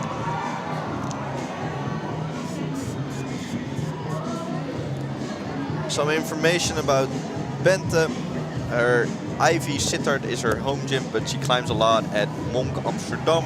She studies in Amsterdam now, and she was third at the national youth competitions in 2025. I've climbed it. I think it's a cool gym. Right? Yeah, very good. Yeah, it's the one over the river, isn't it? When I remember catching a boat. Is it that one? It's near the skate park. There are multiple ones. Oh, is there? Ah. See, I've been to the one, over the river, by the skate park. That's the monk. Let me know, chat. Which monk have I got? It's definitely a monk. One move away though on this slab. It hasn't been topped before. Can she get it done? Creeps her way up.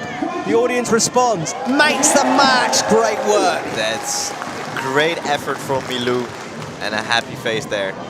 She's had such a battle through this competition. Ups and downs along the way. And she was the only one in the ISO really dancing in happiness, just cool. dancing around. And Right. here we see Bente again. She's looked confused at this start for a long time, and you can still see that hesitation in her body. Yeah.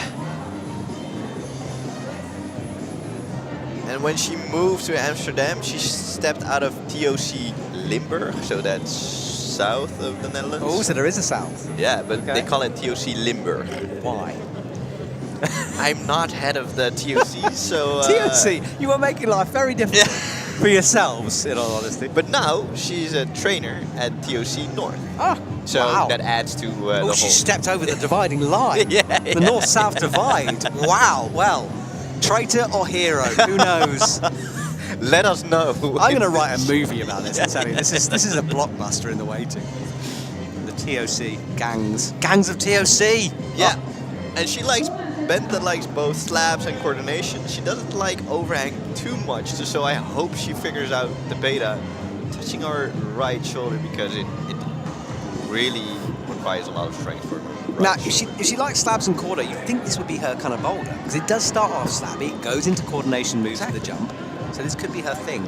You can see her just looking what the right beta is. Yeah, she's looked confused right from the get-go on this one. Yeah. And still hasn't quite figured it yet. And you can see hesitation as she pulls on.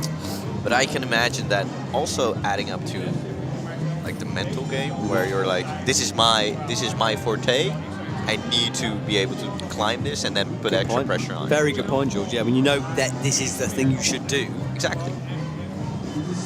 Well, she's facing in, and now wants to turn, which is a tricky sequence to do so, but presses that left foot in now. That's impressive how she made that switch with her, just the pressure. And Oh, we have got a top, sorry George, we got a top on the overhang as well. There we go, we just miss it there, but that was great work from her. Little shake of her head, I think she wanted it done quicker. And if I'm right, that was Tessa. Yes, you are right, I remember. So Tessa getting it done with not a lot of time on the clock as well, so well worked for her. Now we see some progress, but 10 seconds is not going to be enough. Apparently TOC names are based on province, not geographical location. And yet we have a west and north, so I don't know. I feel like I've started something I can't finish, George. I've gone deep into this. Yeah, and you took me into the ride as well. Oh, you're in it. You're along. And here we have one of the new competitors. It's Isa Wolf. Isa climbs at De Fabriek in Haarlem. This is her second DBIYO and her second finals. Last year she ended up 4th. So just outside a podium finish. Would like one better this year. And maybe a shout out for her. She has her own bouldering channel on YouTube called Bouldering Isa. Oh. I'm literally right now, I'm gonna look at it. Bouldering Isa. Yeah, maybe it's lovely to put it in the chat. To support That's her a good bit. point, George. I will do that. Right, I'm gonna do some admin here. Boulder Isa. I'm on YouTube. Let's check her out. Oh, I've got it. 836 subs as well. That's pretty good. Let's see if we can get that up. All right, everyone. I'm going to post it on the chat right now. So what you need to do is subscribe to Delft Bleau first of all, then subscribe to me, and then subscribe to Isa. Lots of subscribing needed, please. And I'm not so very active on social media, so you can follow me, but There we go. Well, Bouldering Isa is now up on the chat, so go and give that lady a follow. And Isa hopes for coordination and overhang, and she dislikes slabs a bit. So I think in the 3rd and 4th boulder she doesn't like that one too much, but this is a bit in between. Okay, so up she goes. Pressing into the corner, hands underneath, matches, slaps, falls. And a deep breath before she'll move on.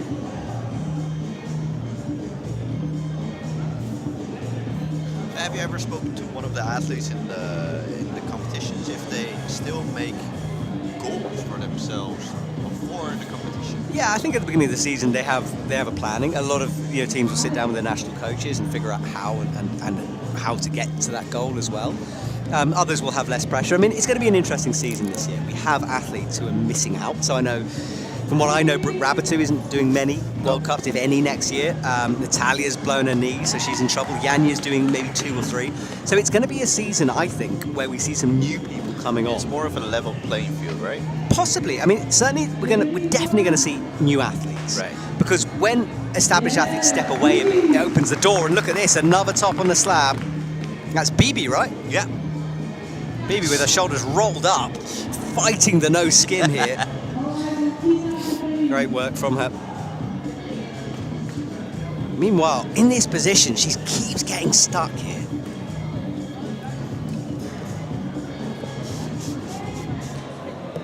I hope Isa finds her way into a beta. Yeah, she's really struggled with this sequence. And you know what's cool is this boulder hasn't really changed, or hasn't changed from under 15 to under 21. That is a good bit of setting to challenge all of those age groups. Exactly. I've got to say, the youngsters kind of did it a bit smoother. Yeah.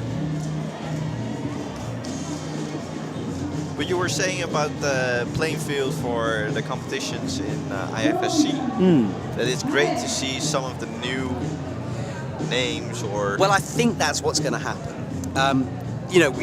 Just because it's a year after the Olympics, a lot of people, gave it everything last year, and some just want a bit of a break, a bit of a reset. Right.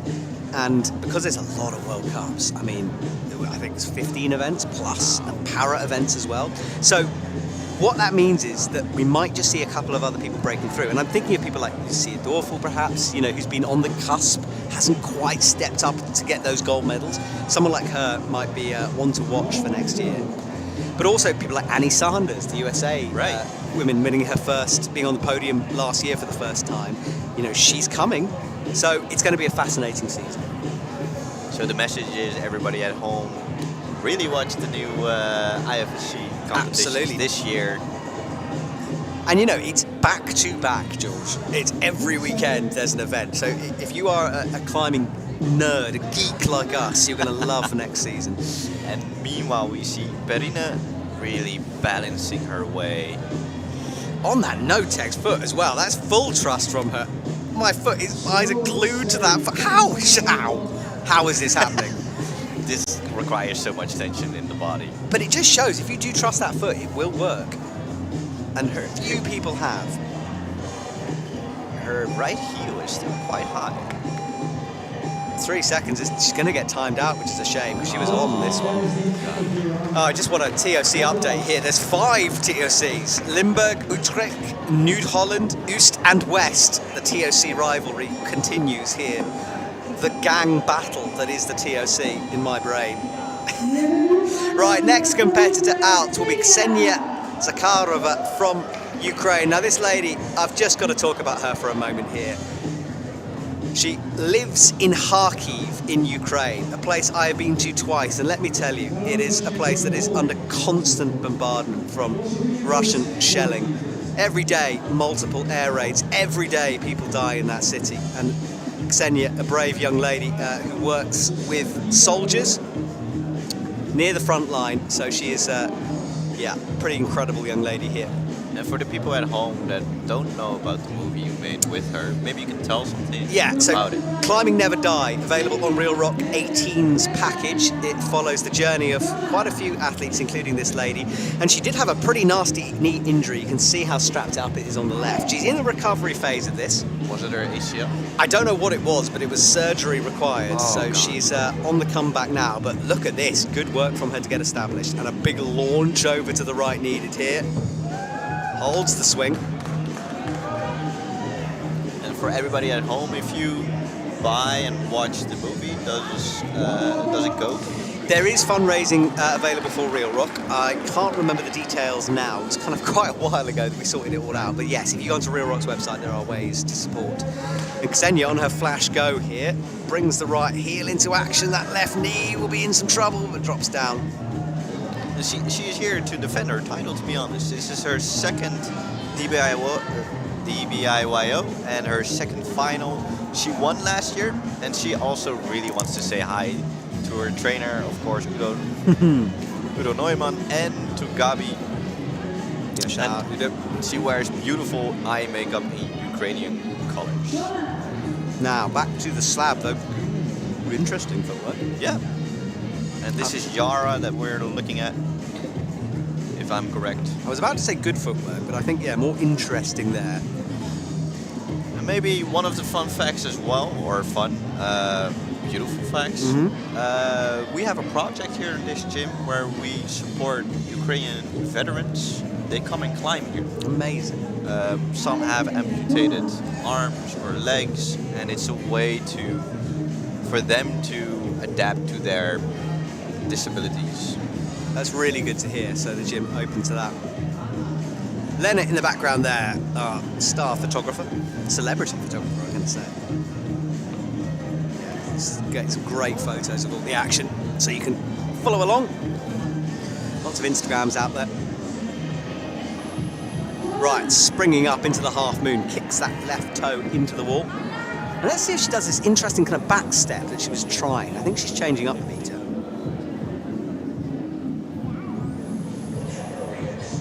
Creeps across. And there's a small hold on there. Was it there?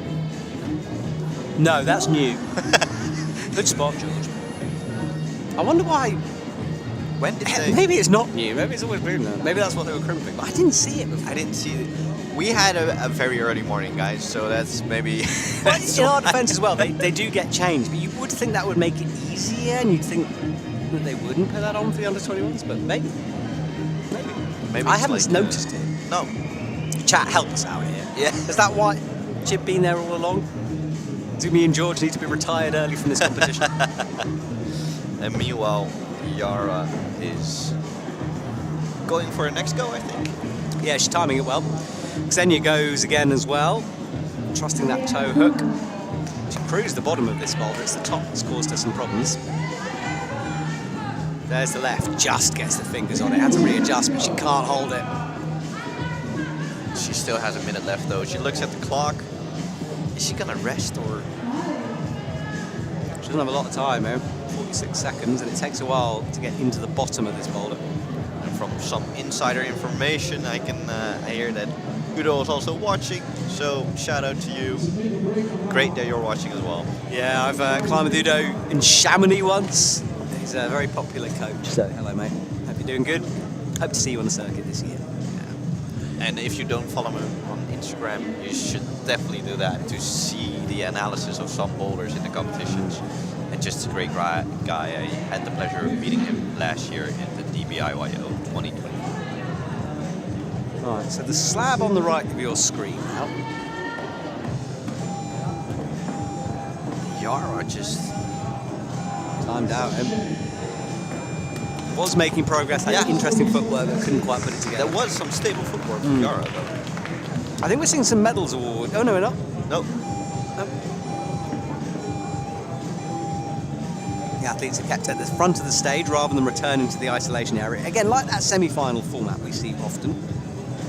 And here we have one of the new climbers, Ariana.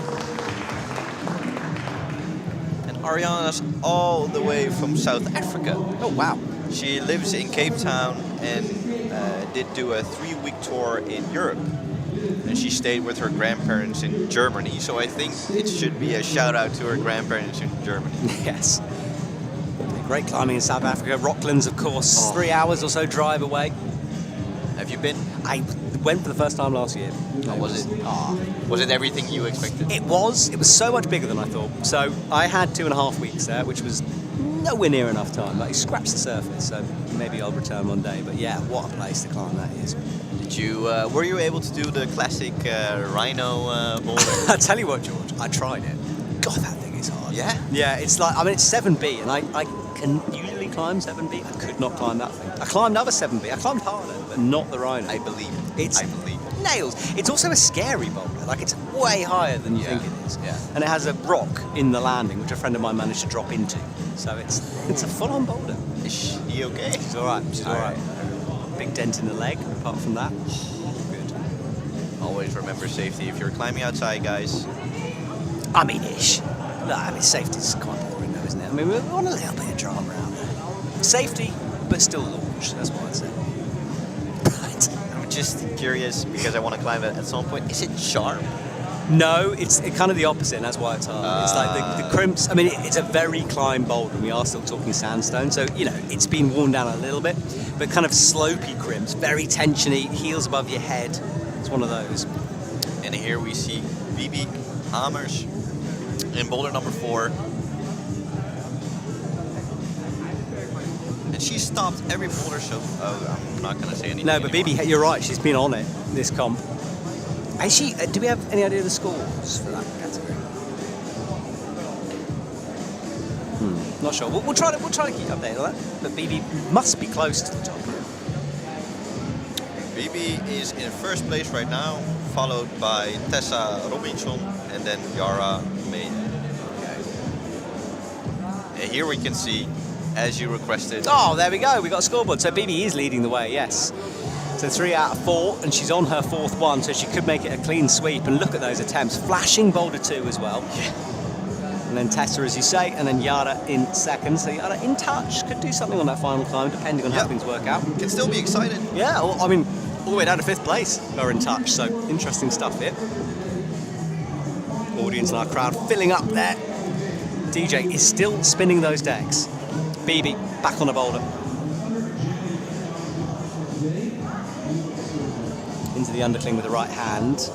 Frustrated. For the first time, really, we see her frustrated. And it's all those micro adjustments that you make within your foot and body movement to feel the momentum where you need to go. But on the look of her face, she's quite focused right now for the comp. Yeah, game head on here for BB. Out in front, but just wants to make sure of it. Leave no door open. Very smooth on the start of this boulder. I mean, 1:20 to go. Lots of time as well.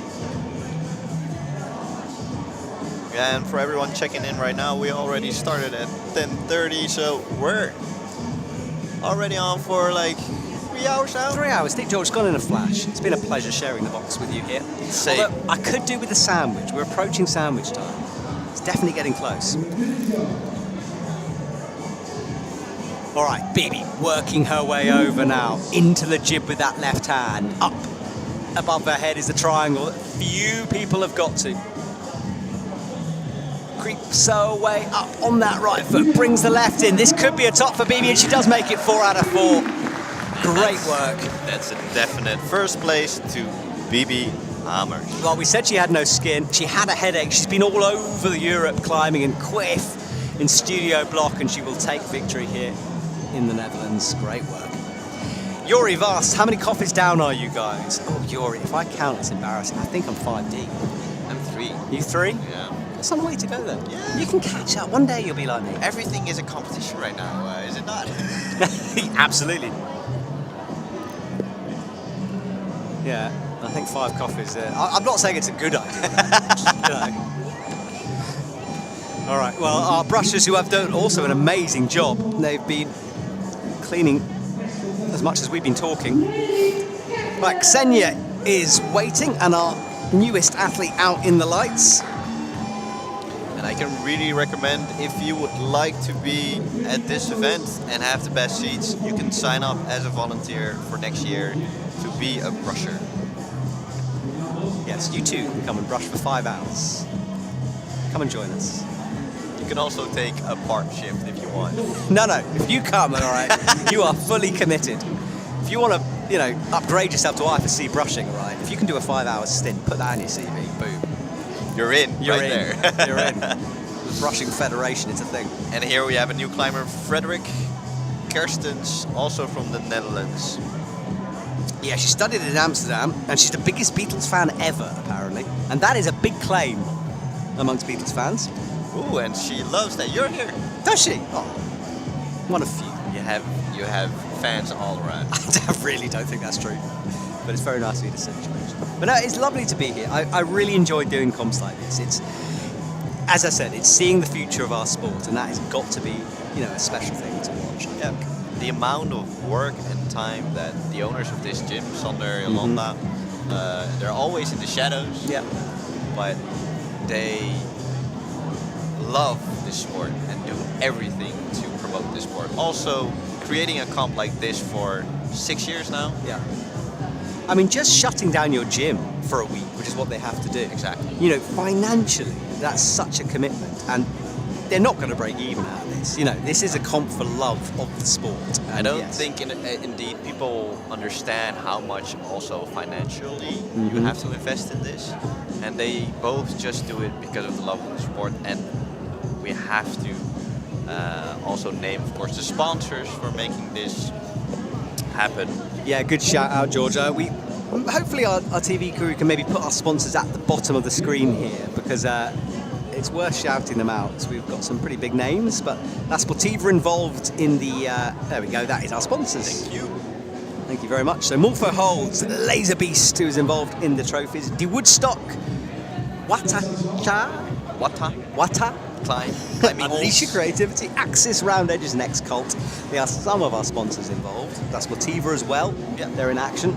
And next to all the sponsors, we have all the volunteers here to make this event happen, from making sandwiches for Matt to bringing coffee to Matt and me, to just brushers, TV crew, or stream crew. It just takes a lot of people and a lot of work. There's even a physiotherapist in the ISO for the climbers. There is. It's a high-level comp. This is great to see. Right, who have we got here? I've lost track. Where are we? We are at Tessa, finishing off her climb. So this is the last climber for this category. Yeah. On the last boulder. So we're almost done with the under-19 women. Good job from her to finish things off. We'll have to wait and see how that affects the scores. We'll hopefully let you know who's won that category, because that is the last climber out, so it'll be cool to see. Under 19 women's is done. And now, who's this? Ksenia, upside down. Feet first. Good work from her as she moves through. Making the pinch. Needs to move quickly through these sequences, though. Heel up onto the green jug. Looks right.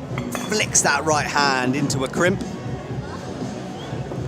And she's trying to use the intermediate as well. We know it's a bit of a red herring, though.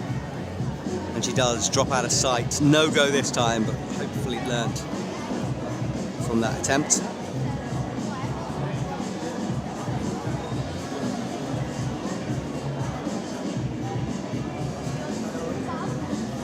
Our audience really enjoying the atmosphere here, as am I in the gym.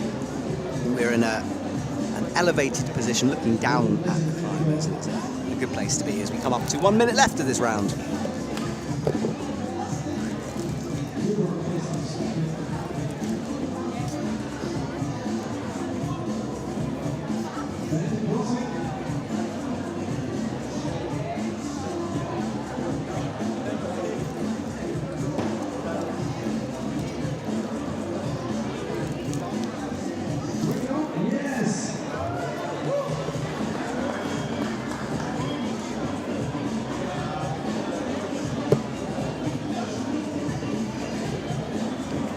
Good to see her top on the Slab again. One of the more doable boulders out there. in the set.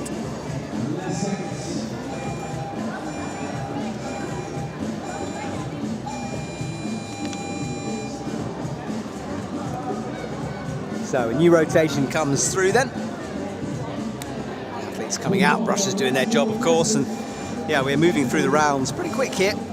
Ticking off some categories, lots to come of course. Another 5 or so sets of climbers will be out on the mats in this bit of a marathon of competition climbing here this afternoon. Under 19 men's to come, under 21 men's as well. So lots of action still to come. Hannah Kerr onto our screen.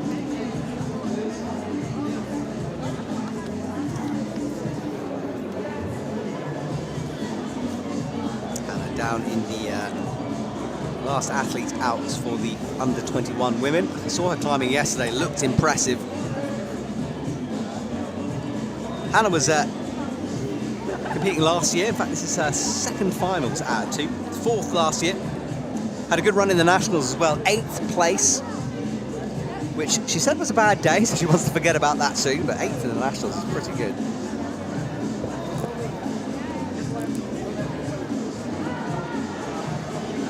She's taking her time here, checking out the boulder. Was climbing right to the very end of her time yesterday in order to qualify for these finals. Wow. But did so in a high positioning. The last athlete out on boulder number 1 in this category. And launches into the wall, but didn't quite get the movement right there. A little bit more of power on the right foot, and then maybe she'll make it. So work to do, but time to do it in with 3 minutes 20 on the clock. Looking underneath and tiptoeing that foot over to the right.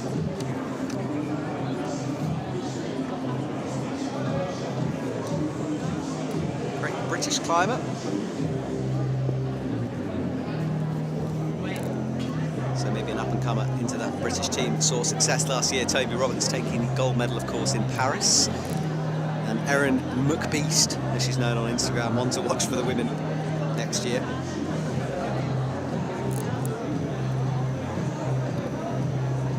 Anna looking to join the ranks of those athletes here if she gets established once more at the start of this climb.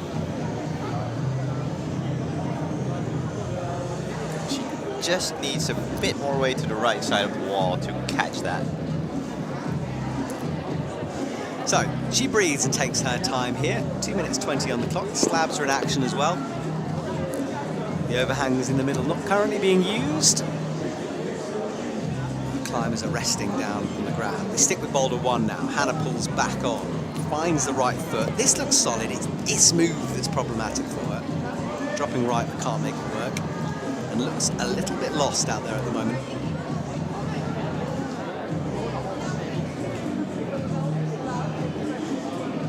Shaking out some of the pump from those arms. You've got to keep yourself moving. Doesn't look like she's doing enough, but there's quite a lot of physicality in that first sequence.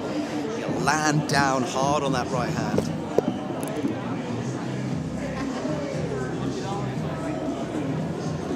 Back we go again. Starting position, nice and correct from that. It felt like she had that, but she just needed to push a bit more on her left foot, right foot. Yeah, I think you're right. It's maybe believing the move does go, which doesn't seem to have that belief yet. I find moves where you need to fall into a different wall always a bit sketchy. Yeah, horrendous. Yeah, it's always a scary one. When you're launching into a sort of a solid object, it does make you think, makes me think anyway. But I'm old and I break, as we discussed. These young athletes bouncing around, they got a little bit more leeway. Yeah, like we said in the morning, the bones of these competitors are a bit more flexible than our bones are, maybe. Right, this is the slab. We haven't seen much of this, but we'll come with a minute remaining. She's been getting close-ish. And again, into the final sequence of moves here, but it's all about trusting this left foot. Putting weight through it and rocking up on that red volume towards what is a good hold. No! We've seen so many people claw onto the top of that. Everybody wondering, like the top side of that red hold is just slippery. There's no texture on that. It's dual text, so it makes it difficult for the climbers.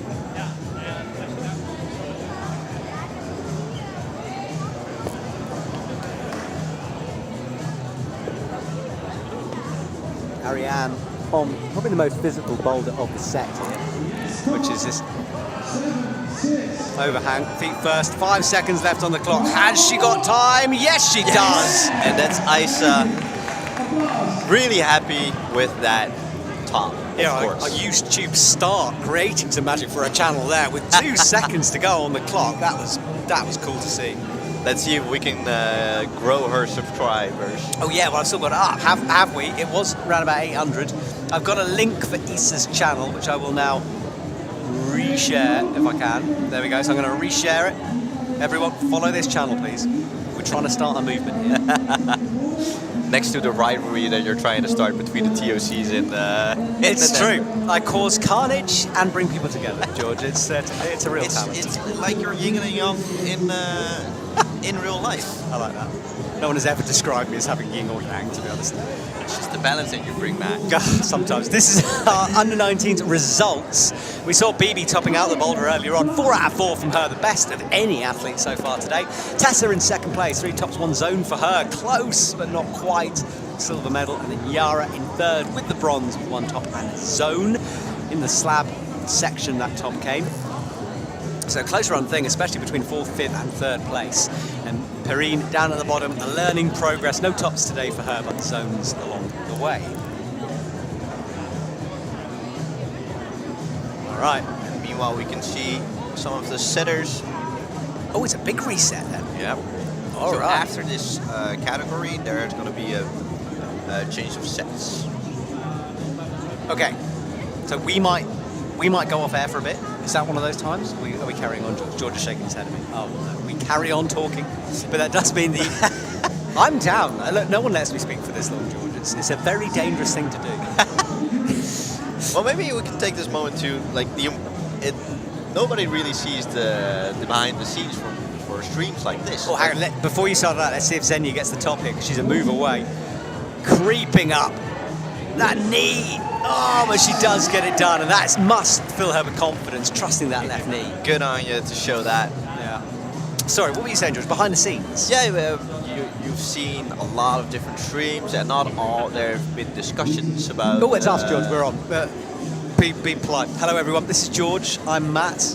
This is our wonderful desk setup here at Bouldering Delft. We have the computers monitoring the chat. George is on the scoreboard and WhatsApp telling us information. Our screen is in front of us, and the action is just over there, so we can watch the bouldering and we can apply to the make it a bit more of a living room kind of vibe. We have a. It's nice, isn't it? Yeah. Nice. Let's go back to the bouldering. That's a good decision.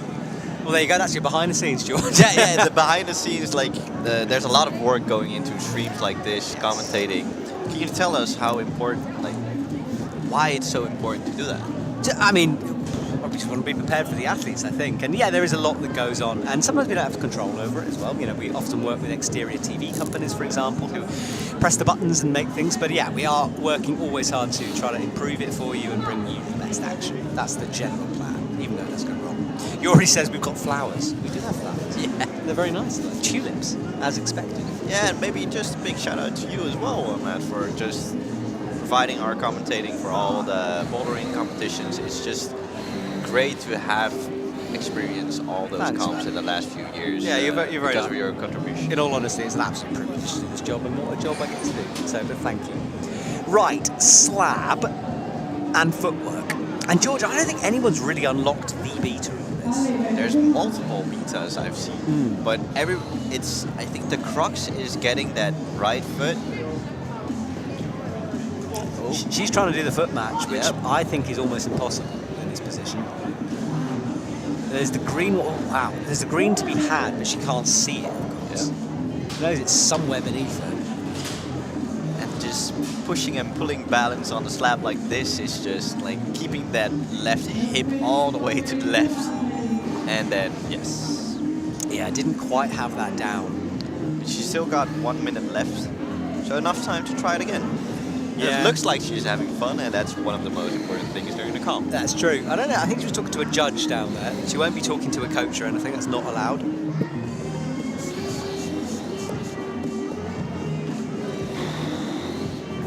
And a shake of her head on the left-hand side. Right, she's back on that slab. She's back on the foot sequence. Yeah, so that on the right side it's Bente. She's gonna do a similar thing, I think. Going for the same beta, but first going for the foot instead of the hand. Trust it, drops into that right foot. Well done from her. Easy does it now. Oh, 4 seconds. She's going to have to fly for the final hold and can't get it done. That's a shame. Head in her hands. I think she would have done that with a couple more seconds on the clock.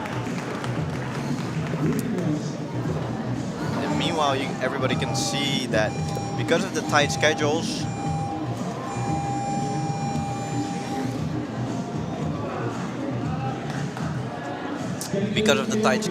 the setters team are now also adapting for the next categories.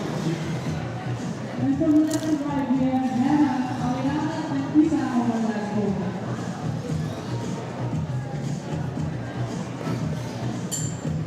Yeah, so the drills are out in force here, but we've still got climbing going on. Upside down once more. And rotating those hands through as well. Kind of stuck in this position at the moment. And yeah, Hannah with that toe hook didn't work. I don't think it's a full bat hang, and it's almost what she was trying to do there.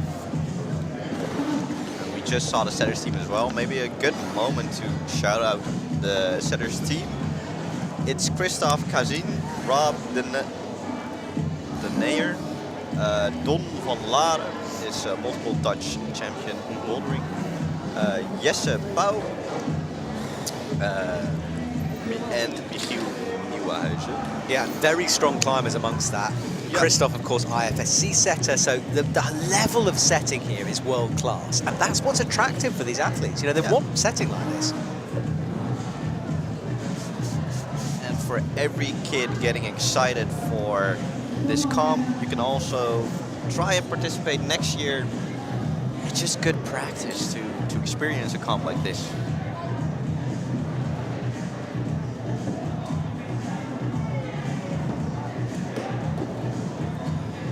Right. It's still all action, though, out on the mats here. So yeah, on the right side we have Isa again, or Isa, and on the left side it's Hannah. Yeah, Hannah from Great Britain is on the left in the blue. Isa with the YouTube channel on the right-hand side. Remember, we're trying to get Isa above 1,000 subs. She's on 837 currently. So come on. Right, Hannah rotates foot. Very in control through this sequence. But she's had quite a few attempts, and I just wonder how much power she's got left in those arms. Shaking her head immediately after hitting that hole. Yeah, Isa, try Isa. Is it Isa? We actually nailed the pronunciation on this one now? I hope so. Yeah. Isa? I think it's Isa Isa, okay. in Dutch. Okay, Isa. So Isa, yeah, has had a couple of goes, very stretched out on that opening sequence. Just hasn't found the balancing point yet. And Hannah, meanwhile, well, she's got a different problem. She needs to find some power in those arms, get something back.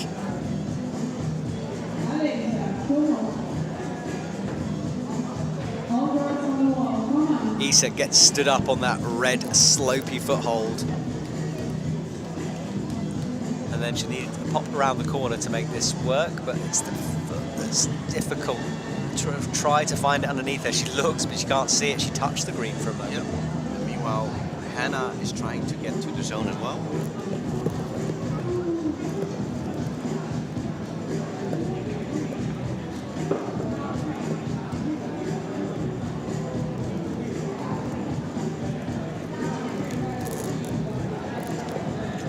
And here we can see Ariana trying boulder number 3.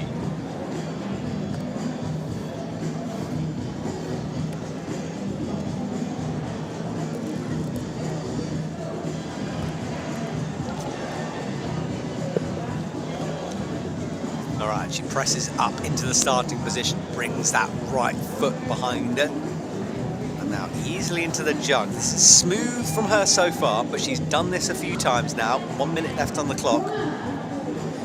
Starts the swing. Yes, good with the shoulders. Great balancing from Ariana there. Yeah, it really was. I think those shoes taped even tighter with tape, as you can see, around the midsole. Good eye. Creeps that right foot up. She's still on friction, but wasn't... She tried to just hold the friction part, Yeah. which I can understand, but you just need to use the thumb on the left side and just hope that you find some friction somewhere. Yeah, she looks a bit worried now. 24 seconds is not a lot of time. This has got to be perfect. Into the starting position. Again with that right leg. 14 seconds, no time to think, you've just got to trust it. Pops over and totally misses it that time. Oh, yeah, heart. And that always scares me. Yeah, the thought of time running out was what did her there. Well, she goes, no buzzer beater moment. We did see a 2-second finisher on that one earlier on today. Yep. And the next competitors are already setting up. Yeah, Ksenia down on the right on her final climb. All being stripped in the background for the next round. And meanwhile, you can see all the hard work from the setting team, getting the ladders. Yeah, ladders out in force here. Right, there is our team. They will strip some of the boulders, replace them with the already preset finals climbs. They were working hard into the night last night to get this done. But we're still with the slabs, of course, so hopefully we can flick back to the action there. Yeah, so far. There we go. So, up she goes into the starting position now. Thumb on. That's Frederick. This is this feature we've been talking about all day, underneath the wall where the blue is. Makes good use of it. Got the range. Your hips needs to be a bit more above the white hold. Yeah, so up and down rather than across on it. And I like how she practiced the move just now on the mat. Yeah, she's trying to program it into her brain. Yeah. And I hope we can also see Ksenia in boulder number 4. Yeah, she's... Ah, there we go. Back down on the It's ground like now. people can hear us. Don't give it away. You're ruining the magic here. How are you guys doing on the chat? Are you still with us? Who's been watching since the very beginning? I presume Mr. Yori has, because he's still there. Jan Havel, are you still about? Joined us very early as well. There's been quite a few I know who've been following along, having us on in the background, just having your Sunday afternoon, wherever in the world you might be. Ksenia making her way to the zone. Super spread out at the moment. She needs to drop that left foot in.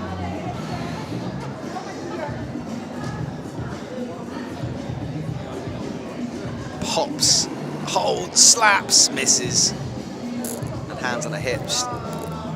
Figure this out. I've seen so many people struggle. It's one foot movement, but that foot movement is one of the hardest moves of the set, I think. Yeah, and this part of the wall is always set with such hard slabs.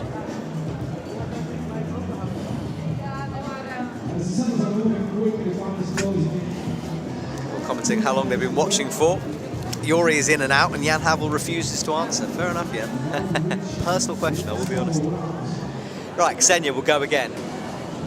Got this move down before, using the palm to good effect on the right-hand side on that black volume, but no, the foot pops. That was unexpected. Yeah, it says it all.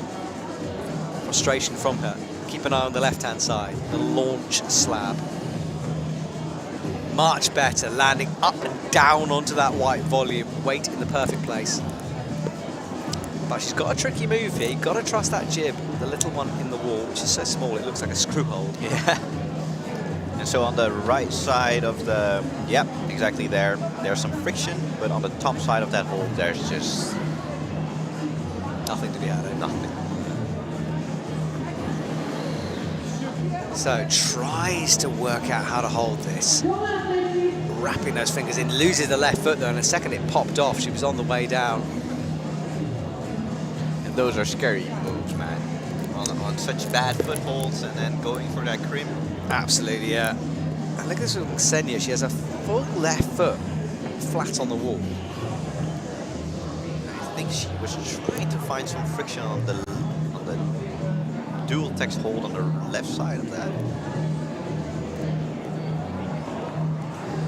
Well, she chalks up, blows the hold, resets. 1 minute on our clock now.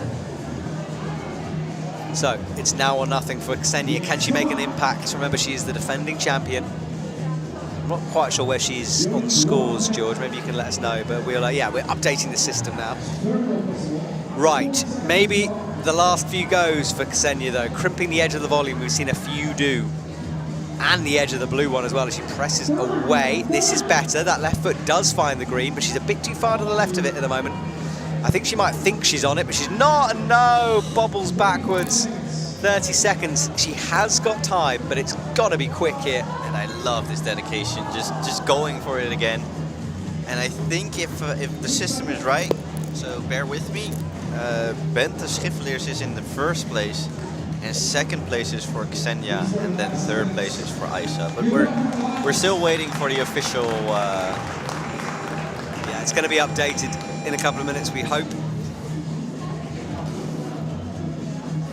And our audience there, who have been sitting, watching, fascinated, enthralled by what they're seeing. Our centre team in the background, remember, just resetting things for the next couple of categories. And the slab is still underway. Hannah back on the mats there. The slab is staying the same for all of the athletes, as is my understanding, so that won't be changed. The rest of the boulders are gone. Done. Yep. I'm very curious what we're going to get now. Netta has been here from the beginning as well, apparently. She says, me with the Czech flag, which Annetta, very impressed you managed to get that the right way around this time. Annetta this year, during the World Cup season, managed to stand on the podium with the flag reversed, which was, well, quite funny. It's become a bit of a joke apparently in Czech. But I love that you're bringing inside information like this. Hell yeah, I am shooting down athletes as much as I can here. But no, Annetta, world champion in ice climbing and a pretty powerful lady. So yeah, good to have you joining us all the way. Greatly appreciating all this information, Matt. Oh yeah, I can tell you worse.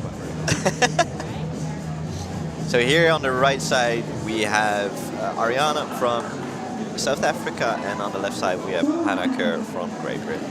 Yeah, good to see a South African athlete. I presume she is South African passport, maybe. So one of our possibly most international athletes out there. So good to see. And I think, like you mentioned, there's a lot of comps right now already this weekend, right? So maybe that's why there's a little bit less of a diverse participants. But some years there were all different nationalities here. It's great to see that. Yeah, it really is, yeah. Our youth scene is alive and strong, the grassroots of our sport. Exactly. Hannah latches onto that jug on the left. Starts this swing now. Lands. Didn't have the most accurate left foot placement there. It was a bit on the edge. Yeah, and she kicked herself already off out of the wall. So, a rethink for Hannah then. 3 minutes left, lots of time. Marianne, as you said, also has a look at the clock, chalking up here. So that tense time in any round where you've still got enough time, but it's starting to tick away, and that little flutter of panic can come in if you let it overwhelm you. I think after these two climbers, or after this category, there's a small break of half an hour. Okay. So then the stream is still on, but me and Matt are getting ourselves some coffee, I think. Oh, I don't know, George. I've had 5. We can try. I'm We ready can to always risk it. try. My heart might explode. But yes, you guys get a break from us as well. So Yeah. but keep us on in the background, because when we start speaking, the action will be back on. So Yeah. you don't want to miss it. So if you want to know anything about the competition, about the climbers, about us, not too much about us, Yes, very little about us. let us know. You can either ask your questions on YouTube or send a message through our Instagrams. So 1 minute 50 seconds. Ariane and Hannah here. Ariane has really got this move down at the beginning. Checks that she's been called down for a starting position. It's good to get called down. If you're going to do it, judges, do it quickly, please. And Yeah. it was a good decision there, quickly made.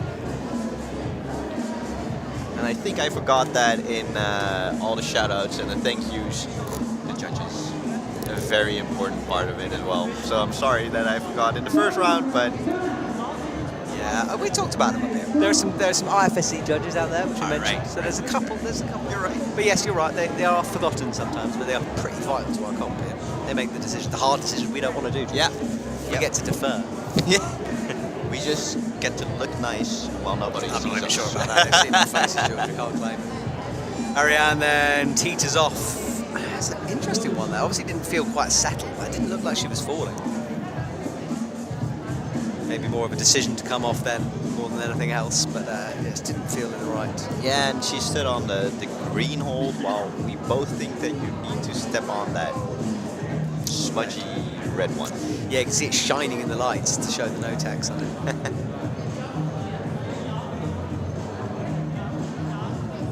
Jan Havel's asked me about whether any of these climbers were at the Youth World Championships. Yeah, a few of them. By the way, Annetta is updating us on the flag situation. She did it twice, apparently. I love the openness about her. Yeah, I mean, I think it was quite obvious if you're a Czech climber, so she did get a bit of stick for that. I think in the nicest possible stick, you know. And I think that was, the buzzer for these two climbers. Yeah, so I think a couple more climbers to go before our pause in proceedings. You can see the setters there. Well, I think they're waiting, really. They have got a bit of time to do this. So we'll stick with our slab climbers here. Another 2 athletes or so to go. So I just got the confirmation that after the last competitor of this category, there's going to be a break until 14:40.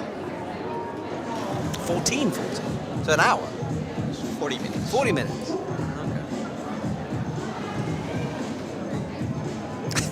Love my maths. It's now 1:54. An hour, he says. No maths. No, it's very basic time. That's why we leave algebra and things like that to other Well, people. you did man. it all right. I can't even add time together. So yes, about 40 minutes you'll have to reset at home. Right, well this slab has been fascinating. Few tops along the way, only 2 that I can remember. And let's just see how Frederick does. Yeah, it's good to keep it very low, which is interesting here. A lot of people go high here, but she's immediately committed to a bottom sequence. That does mean you've got to put more weight through that right leg though. And I'm not sure that holds good enough to do it on. Left now on a no-tex as well. Slippy times. This is my personal opinion, but the person who invented the dual text added added some evil to the competitors. Yes, they did.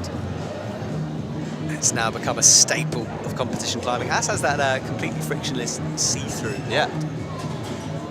And in the last Dutch lead competition, they put the trophy inside of the transparent mold. Yeah, I don't think people have been creative enough with that yet. For the first time in Neom in Saudi Arabia last season, we saw a camera inside one, which was very cool. Oh. But I believe that we can have some kind of an aquarium going. Like, that's my dream. I want fish. You always have to dream big, I Matt. do, you know, but no one has listened to me. I can't think why. I can see a red line here with bass and fish, so See, yeah. I'm all about a fish. I do like a fishing show, to be honest. Do you remember Extreme Fishing? It was a great show. It's just me. River monsters. Isn't That's it? right. I don't like that. I'm not much of a fan. He hypes it too much. There's never a monster. Right. You know, for once I want a monster. It's always just an underwhelming And it's always fish. a different fish. Yeah, I'm not convinced by that one. Love the guy, but not Yeah. convinced by the show. Robson Green Extreme Fishing, that was it. Loved that. Robson Green Yeah. Extreme Fishing. Yeah, mate, it is, honestly. You check it. Multiple seasons. For everybody. Anyone else with me here on the chat? Is anyone else Robson Green Extreme Fishing? No, just me. What's your favorite fish TV show? That is my favourite fish TV show. Let us know in the chat. Yes. If anyone responds to this, I will be amazed. And meanwhile, getting back to Back to the climbing, everyone. It's We have- Frederick. George, I think we're losing our minds. Yeah. We just need a break in a few. And it's Frederick trying to make her way through boulder number 4. Yeah, the tricky slab to finish off the round here has really been a head scratcher.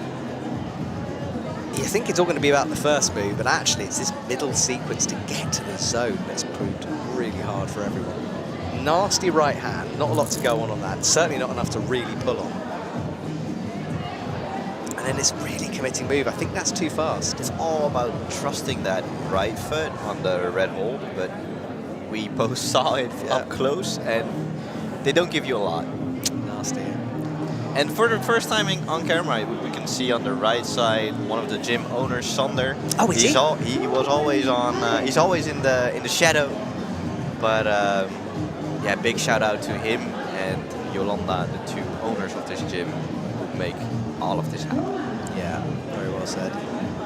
Right, no text left, no text right now. She's done move the same way every time, which is this throw to the right to try to stop the swing. I don't know if it's working. And she's trying to find some holds on the right side, but not using the white screw-on hold. No. I think she needs to change tactics here. Has to with 40 seconds to go, really. Is she gonna take some rest, or is she just gonna give it a go? I mean, it's a long slab. She's running down the clock. I think I would advise to get on here. And it's her last boulder, so skin, you can rip off all the skin that you want, because after this you can have some deserved rest. Yes, so possibly her last time at this now as she gets stood onto the no-tex. We'll try this same move again, throwing towards a jib, but no, it's not going to work, and 8 seconds to go is not enough time, and that is the rotation done. I think we have one more athlete out on the stage, if I'm correct. Hannah Kerr will finish things off for the first part of this monster final. And as you can see, the big wall, the head wall, is stripped, and all the new holes are already on the mat. Yeah, they have to wait, of course, because they don't want to reveal things. I know there's an ISO that's open, but still not the best idea, so they will wait until the curtains are drawn again. They'll be raring to get underway if I know setters. Yeah. Right, Hannah, lead us off with a bang here, please. 5 minutes to get this done, and a boulder that's only been topped twice. It's not going to be on that attempt. Hannah comes down, has to rethink. She got stuck in nice and quick, but I think she's struggling a bit with fatigue. We saw her getting tired on the overhang earlier on. Yeah, I don't think people realize the whole day yesterday was full of qualifications, so that already puts some fatigue in the body. Yeah, absolutely. Climbing hard until 5 o'clock last night was the final session. Up she springs, palm and a left foot, but no. It's just kind of, I'm surprised she's struggling on this opening move. It just shows that even though the other competitors did it like that, it isn't. All these moves are hard. Yes, it is a high level here. Up she goes with the left hand. So 3 minutes 40 on the clock. Not in trouble yet, but starting to get into some trouble here. Needs to figure out this opening sequence. Hard bits to come. And kind of catching herself, her own left toe there caught underneath, and I don't think that helped. I think she was deliberately going for that toe catch. Really? Yeah, I mean, and I get why, but I don't think it's the move, weirdly. I think she needs to trust her right foot a bit more, and she's all the way to the left side of it, but the friction is better in the middle. Just not getting this right at the moment. So can she unlock something with 3 minutes left? Right foot's in then, in a good position on the... Actually, ooh, I say good position. She's way further to the left compared to other people. I think you need to be a bit more to the right, so in the middle. And ankle flexibility is a very crucial part in moves like this. So the more you can bend your ankle downwards, the more friction your foot has on the hold. So she goes again. I know what she's doing by dragging that toe up the wall. It's kind of slowing the movement, but I almost think she needs to kick into something instead of dragging it. And trying that right foot more to the right on the middle.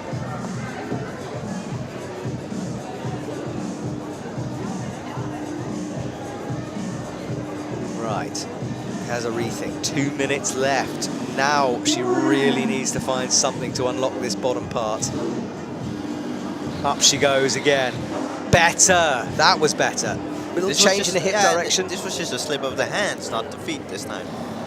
And you can see the way she's moving. A little bit more excited by that. Tiny micro adjustments, tiny lessons every time you go. Foot still on the left of that boulder, that slab though. Way more to the left than that attempt. And you saw it in her body. It just doesn't set her up very well for the next move. Minute and a half as she checks the clock. And I like to see coaches and pupils like really observing and analyzing how they did certain moves during the competition, because it's just all lessons. Yeah, it is. And this is the point of a youth comp. You know, you want to win it, of course, but you've also here for the learning experience. Right, she's up finally. Hasn't given herself a lot of time to figure out the second half though, and she's potentially on the wrong hold as well. She's looking to go all the way over. No. So this is the thing, you've then got to relearn the second half of the boulder, you know? And like you said, for example, with the youth climbers that train here, at the beginning of the year, we have a conversation as coaches with the pupils, like, what are your goals? And not only result-oriented goals, but also process goals, like focusing on breathing, things like that. Yeah, and the first move is marginal for her. It's low percentage, and she's got 30 seconds to pull something out here. I hope that she can still find a way to get to the zone, but... No, it's kind of slipping away from her at the moment. I think maybe one more go, and it's going to be a tough ask, this. Can she find something in the dying seconds of this first part of our competition? 7 seconds, it's not going to be enough for her. The buzzer goes, she does get established again, but no, the time runs out. And applause to her for giving it her all. It was a good fight, wasn't it? Yeah. Well, myself and George will take a little break now, which means you two can at home keep us on in the background, volume up. We will return soon for the next round as our setters reset. Go and have a cup of tea. We'll see you in a bit.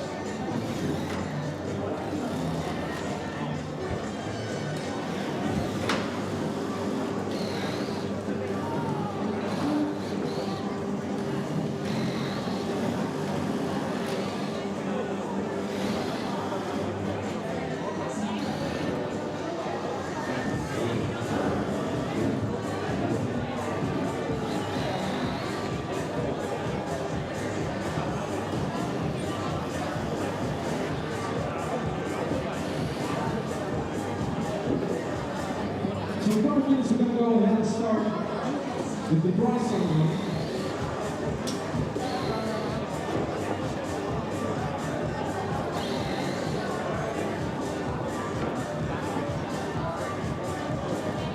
Dan even nemen, als we over een aantal minuten gaan we de prijs uitreiken. Als alle categorieën van de dus luister naar even, kom op naar voren, ga op de muur zitten en zo meteen gaan starten. So in a couple minutes we're going to start with the prize ceremony. Girls and women in every category, excuse me.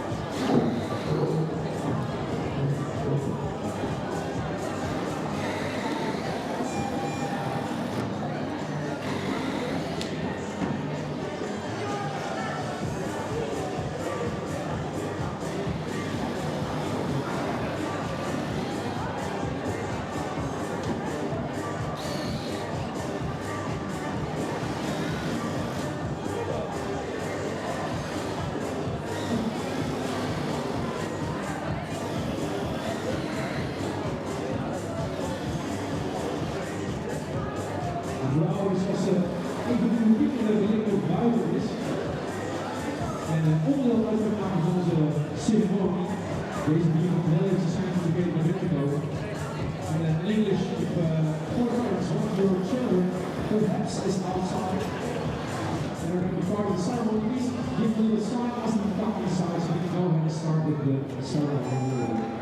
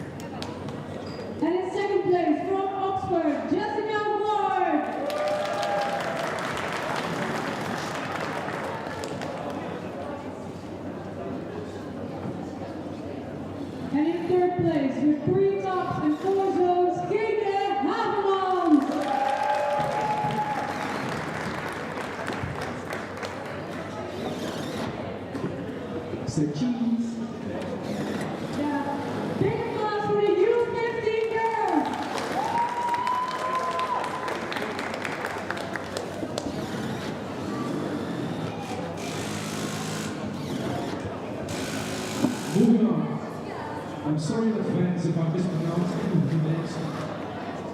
To wait for questions for a second.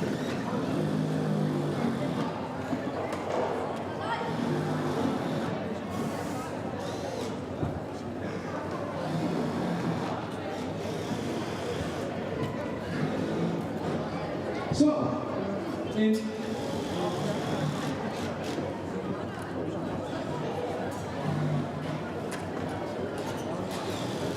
okay, go under 17 in third place, Lynn Rochon.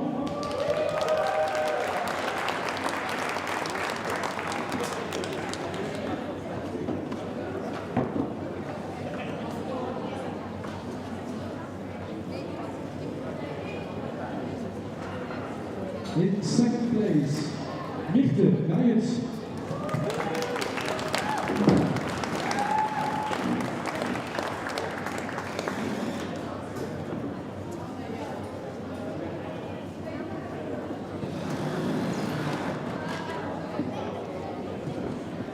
In first place, from Croatia, Mara Matjadujovic.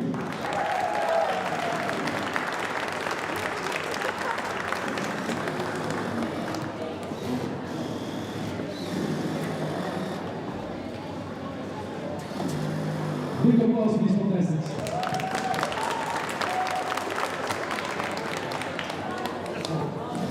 And moving on to the U19 girls. In third place, from Uruguay, Yara Mayer.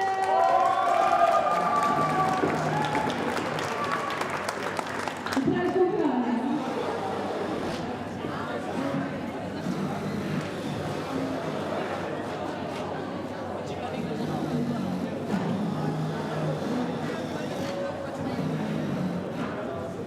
En op de tweede plek uit Amsterdam, Tessa Robinson.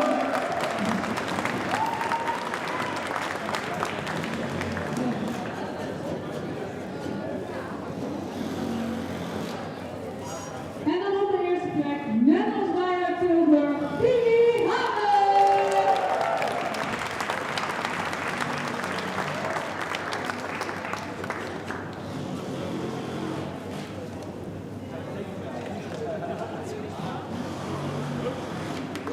En big applause voor de U19 girls.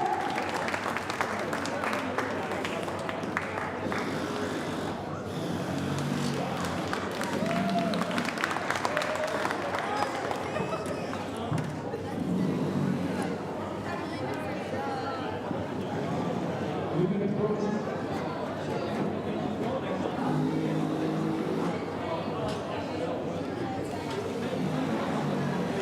Moving on, last but not least, under 21 in third place, Isa Wolf.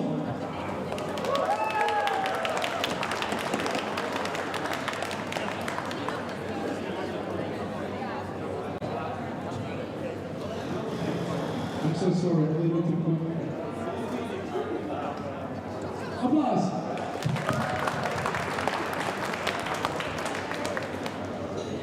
In second place, Ksenia Zakharova.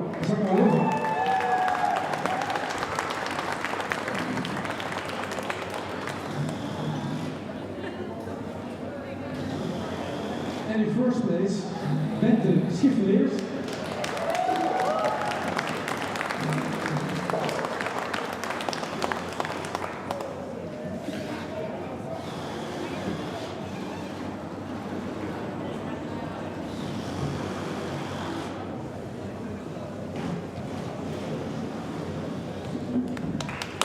Give it up for these guys.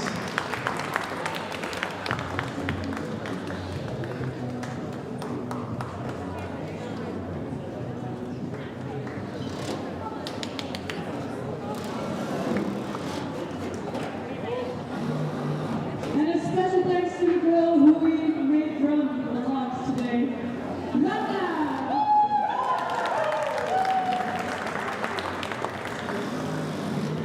Thank you very much. We're going to go on a little break.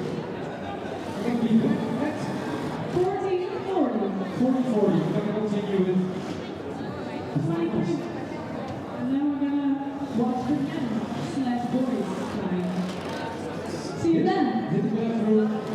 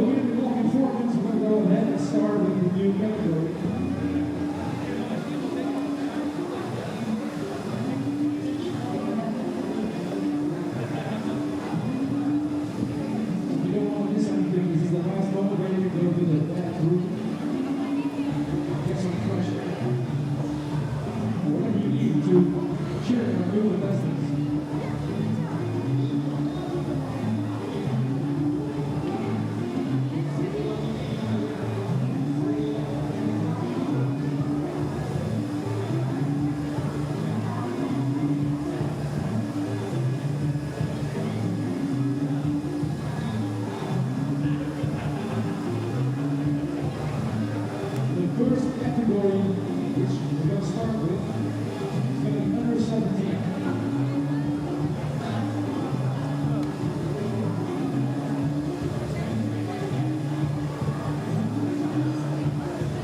Boulders will be 6 balls.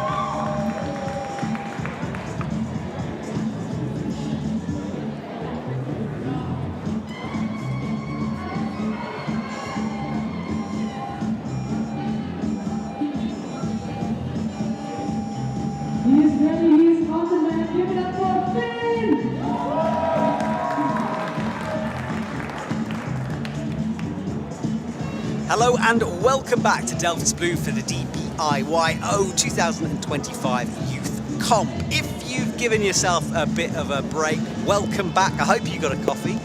You've reset for the second half.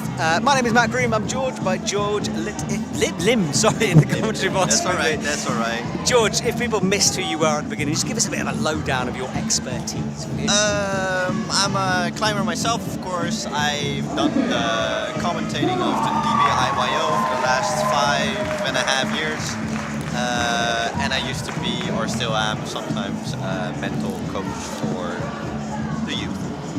It is great to have you here because not only are you a coach, as you said, you've done this for 5.5 years. You are an expert at this competition. I'm a complete newbie here, so I'm being shown the ropes by George. Now, our first climber is out and about, Finn. I think he might have actually just climbed that boulder pretty quickly while we were showing the start lists. So Finn is underway. In terms of scores, it's been a bit tricky for the last couple of hours with the scoring system. A few bugs along the way, but we will keep you updated when we can about who's winning which category. Let me give you the lowdown of how this works. We have multiple categories, women and men, from under 15s to under 21s. We've had the same 4 boulders slightly tweaked, but now we have a complete reset of boulders. And George, what are we thinking? It's certainly the level has stepped up a bit here. It's powerful and subtle at the same time. I like a power sucker. I like it. Yeah. And we left off before our break with the women's under 21, and here we can see the final standing and score of that category. So Bente Schiffeliers in first place, Ksenia Zakharova in second place, and Isa Wolf third place. Yeah, it was a low-scoring round, and in fact, that's kind of the theme of the competition today. We talked to the route setters in the break, and they did expect a few more tops. Yeah. So a hard round, but an interesting one. Lots of different beats. Definitely. I talked to the route setting team, and I asked them if they were happy how it went, or did some of the climbers do different than they thought. And we just had a chat about the fatigue kicking in after the qualifiers yesterday. Some of the competitors looked stronger yesterday than today, but of course you have to take in the fatigue and the body after a full day of climbing yesterday, and this morning was quite early for them to start again. It was. We kept getting sent photos of athletes with taped up fingers back in the ice. So I suppose for the athletes who are coming now, a little bit more rested. They've certainly got more time. Exactly. So they had the pleasure of sleeping in. We didn't. No. And yeah, just like you said, Matt, great to have you join us for the 6th edition of the DBIYO. Getting bigger and better every year, eh? Well, we are currently with the under 17 men category. Finn came on, flashed the boulder, did it very quickly anyway, so he's sitting in those orange chairs you can see. Next up is Noah Schwartz. I wonder if he already He climbed, yeah, he's done and dusted. Oh wow. I'm pretty sure. But we had to start this up and everything, so that's what happened. And we will let you know information from our athletes as we come. Noah, who will be up next, is he's got lots of tape on his fingers, I'm being briefed. So you were talking about low skin. He certainly might have him. He climbs out of Canada. He's climbed for about 8 or 9 years now, and he's also one who's been doing the rounds of international competitions. He was at Studio Block a few weeks ago, or last week. Yeah, the starting of the season for climbing competitions is already in movement, I think. We had the Quiff, Studio Block, and then now the DBIYO. I'm so happy to see the amount of competitors this year again with the DBIYO, and also if you like the competition and if you ever want to join, it's always possible. So maybe we can do a shout out next year if you're here in the finals. Yes, it's a good point. You can come along, enter the open competition, climb on the really cool boulders here, and you will be side to side with some of our future stars, because that is the joy of a youth competition. A glimpse in the future, like we said at the beginning, at the early start of our day. I mean, look, we mentioned people like Yanya, who was winning at 16. You know, these are athletes who could beat the world's best, and in a few years, you know, you might be like, oh, I climbed with, well, let's say Noah, for example, as he runs out onto the mats. So the Canadian athlete in the Canadian kit, I'm trying to make an impression on this comp. Let's see what the beta is, because we missed the first climber, but made quick work of the first boulder. Yeah, he did it quick. It's a bit of a launch. I thought it was a more difficult move, but I think it's probably quite straightforward. There's quite a big lip on that blue hold, because it looks like a rubbish pinch, you see, but actually it's pretty solid. It's pretty solid, but we both were looking at it at the start, like, how do you exactly do this? But blue hole's pretty good. Well, let's watch Noah attempt anyway. Yeah, 2 hands, hits the jug, goes straight up for the right. I think maybe he wants to stop that swing a bit before launching. Yeah. But that requires some strength in the thumb, of course. And a little bit of information about Noah. Richmond Olympic Oval is his home gym, and he wants to do a shout out with them. So here we go. I hope there's people watching in the chat. Let us know if you're here. And And you can see him fiddling with skin. Skin is an issue for this man, as I mentioned at the beginning. He doesn't have any, which is the issue.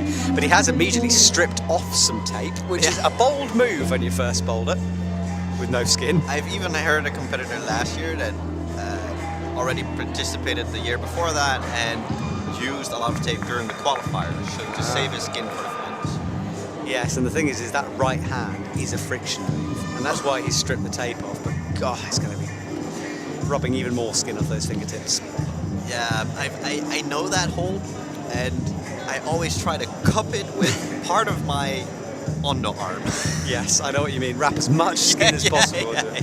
Well, our regulars are on this stream. We've got Jan Havel in the house. Yuri Van Dorp has been watching, and Jan Havel has joined us, and he's let me know via an emoji, which is a blue cat. I don't know what the blue... It's an owl? I don't know what's going on. No, it's a pillow holding a cup of coffee. There we go, of course. So, yeah, do join in the chat. Let us know where you're watching from. Any questions for myself or George? So, Noah goes for the third time here. And so far, hasn't got close. Does the first move easy, but that right hand is sliding off the sloper up high. Better. But you can see that his arm was just scratching away from that hole. Yeah, so he lies on the mats for a second just to check it out. And we were, of course, talking about the mental game as well, and how much that is a part of competing as well. But I was thinking, like, you also climb outside. What are habits or things that you do to prepare if you want to climb a project or something like that? What helps you? What's your man? I think just piecing it together. I'm a very bad strategist, so I tend to forget my beta quite a lot. So for me, reminding myself of what I'm trying to do before I climb it, that is an important one. Because honestly, the amount of times I should have sent a boulder and I don't do the end of it because I haven't looked at it for 20 minutes.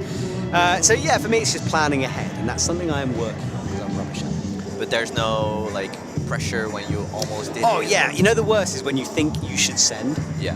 When you've done everything and you're like, this could go. That's when I go to pieces. I need you on my side to help me. I need a mental coach. So how do you deal with that? I don't very well. It's complete luck. Sometimes it works, sometimes it doesn't. I don't know, deep breaths. I mean, I'm sure there is a tactic, but I don't usually use it. And exactly what you're talking about, like, if you think you should send it, those are things that these competitors can have as well. If you have an attempt and you're almost there, then you think, I should send this. Yeah. But then your focus moves from an outer ring, like the next few attempts, I need to do this and that. But you really need to focus on each individual move. So the focus needs to be in the moment, in the present, and not only to the last move, for example. Yeah, I get sort of performance anxiety. I think that's what I call it. That's a common thing. You know. That's a It's common hard. thing. And exposure is the best treatment for that. What, you mean keep putting yourself in that position? But that means I have to keep nearly sending. That's not a regular thing for me. Right, Noah will launch again. I think he really needs to slow down this movement, but that blue hold is not good enough to stay on necessarily.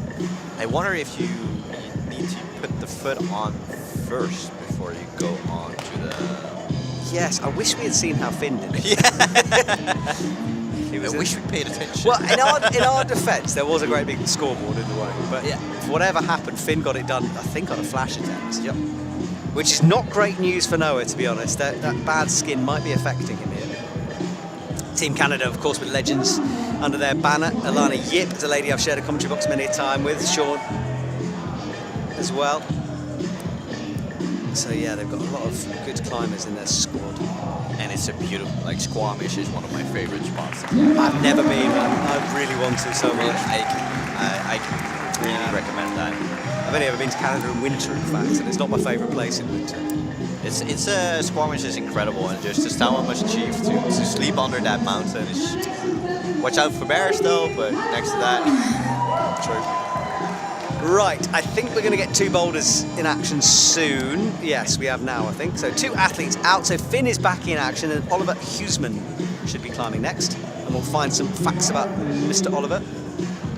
Yeah, and Oliver in Dutch is Huisman, but it's very hard to pronounce that in English. It's a Dutch local climber. It's his first DBIYO, is from Swiss. And his home gym is next to Zurich.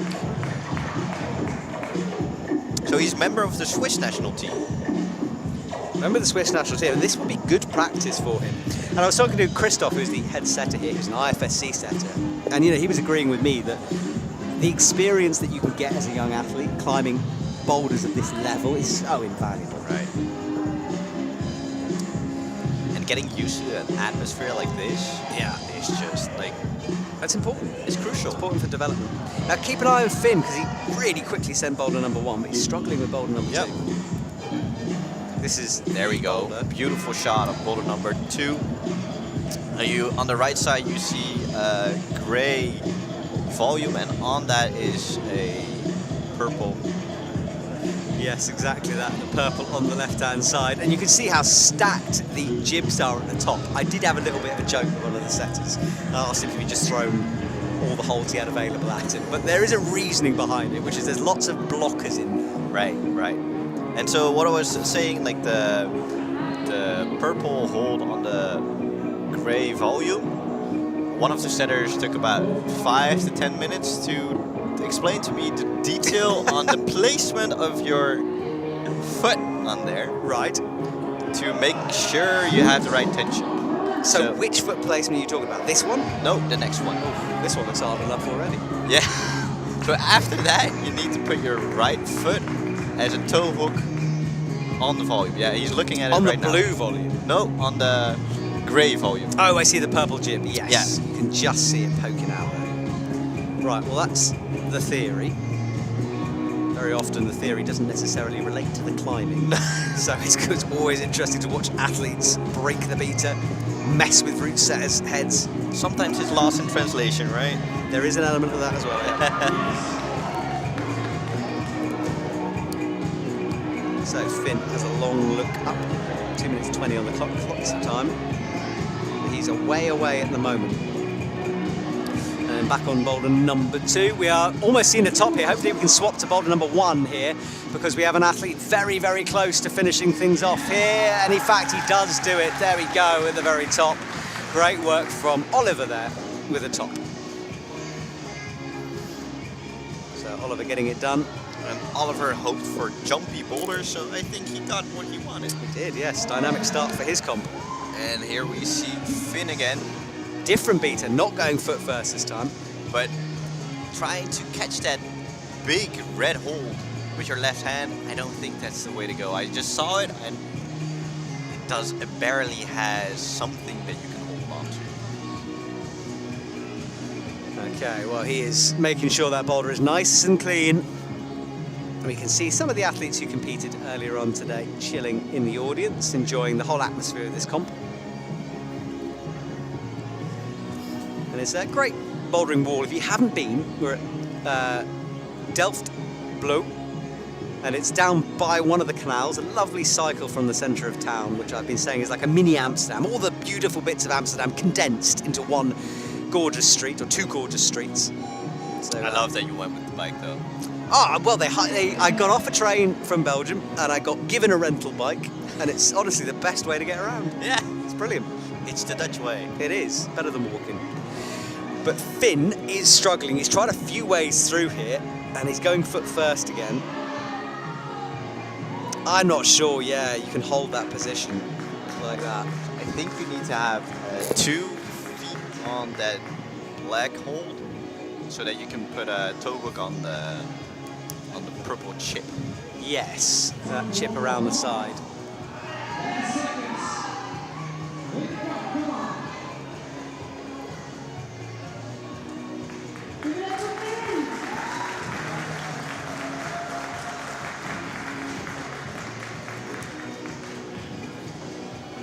All right, well, the rotation finishes, 5 seconds, plays itself out.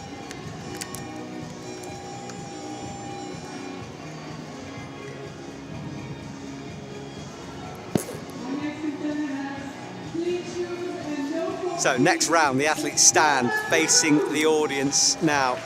Next athlete will be Thomas Kroon from Great Britain. Quite a big British presence here. He's from the Catalyst climbing team, run by a certain Louis Parkinson, who I used to work with in a climbing gym. If anyone knows Louis, you know Louis from Catalyst climbing Yeah, of YouTube? course I know him. Yeah, we were we worked together in the same London gym back in the day. Bless Louis. Yeah? Before he became like a star. So you were both making coffees for people, or? Pretty much. I was teaching kids. He was teaching kids or adults. We were slaving away. But yeah, It's good to hear the origin stories of Matt and yeah, I started and like Louis. a lot of people did, just working in my gym, Yeah. local climbing wall. I haven't had the pleasure of meeting him in real life though, but I hope to someday. He's kind of the same as you see on YouTube. Exhausting. He's got so much He energy. has this positivity to him. Yeah, that's yeah, just... yeah. I don't have that. I'm too old and grumpy. You keep saying that, but I'm having a great time today. Well, though. thank you. But yeah, endless positivity is not my thing. I definitely have my down moments. And meanwhile, on the right side, we can see Noah trying to get that toe. It was close, wasn't he? A very body tension move, that. And there's Doma. As you'd expect from a Louis Parkinson regular, he easily got that launch. I hope the team from Catalyst Climbing is also watching, so Maybe they if are. you're there, let us know.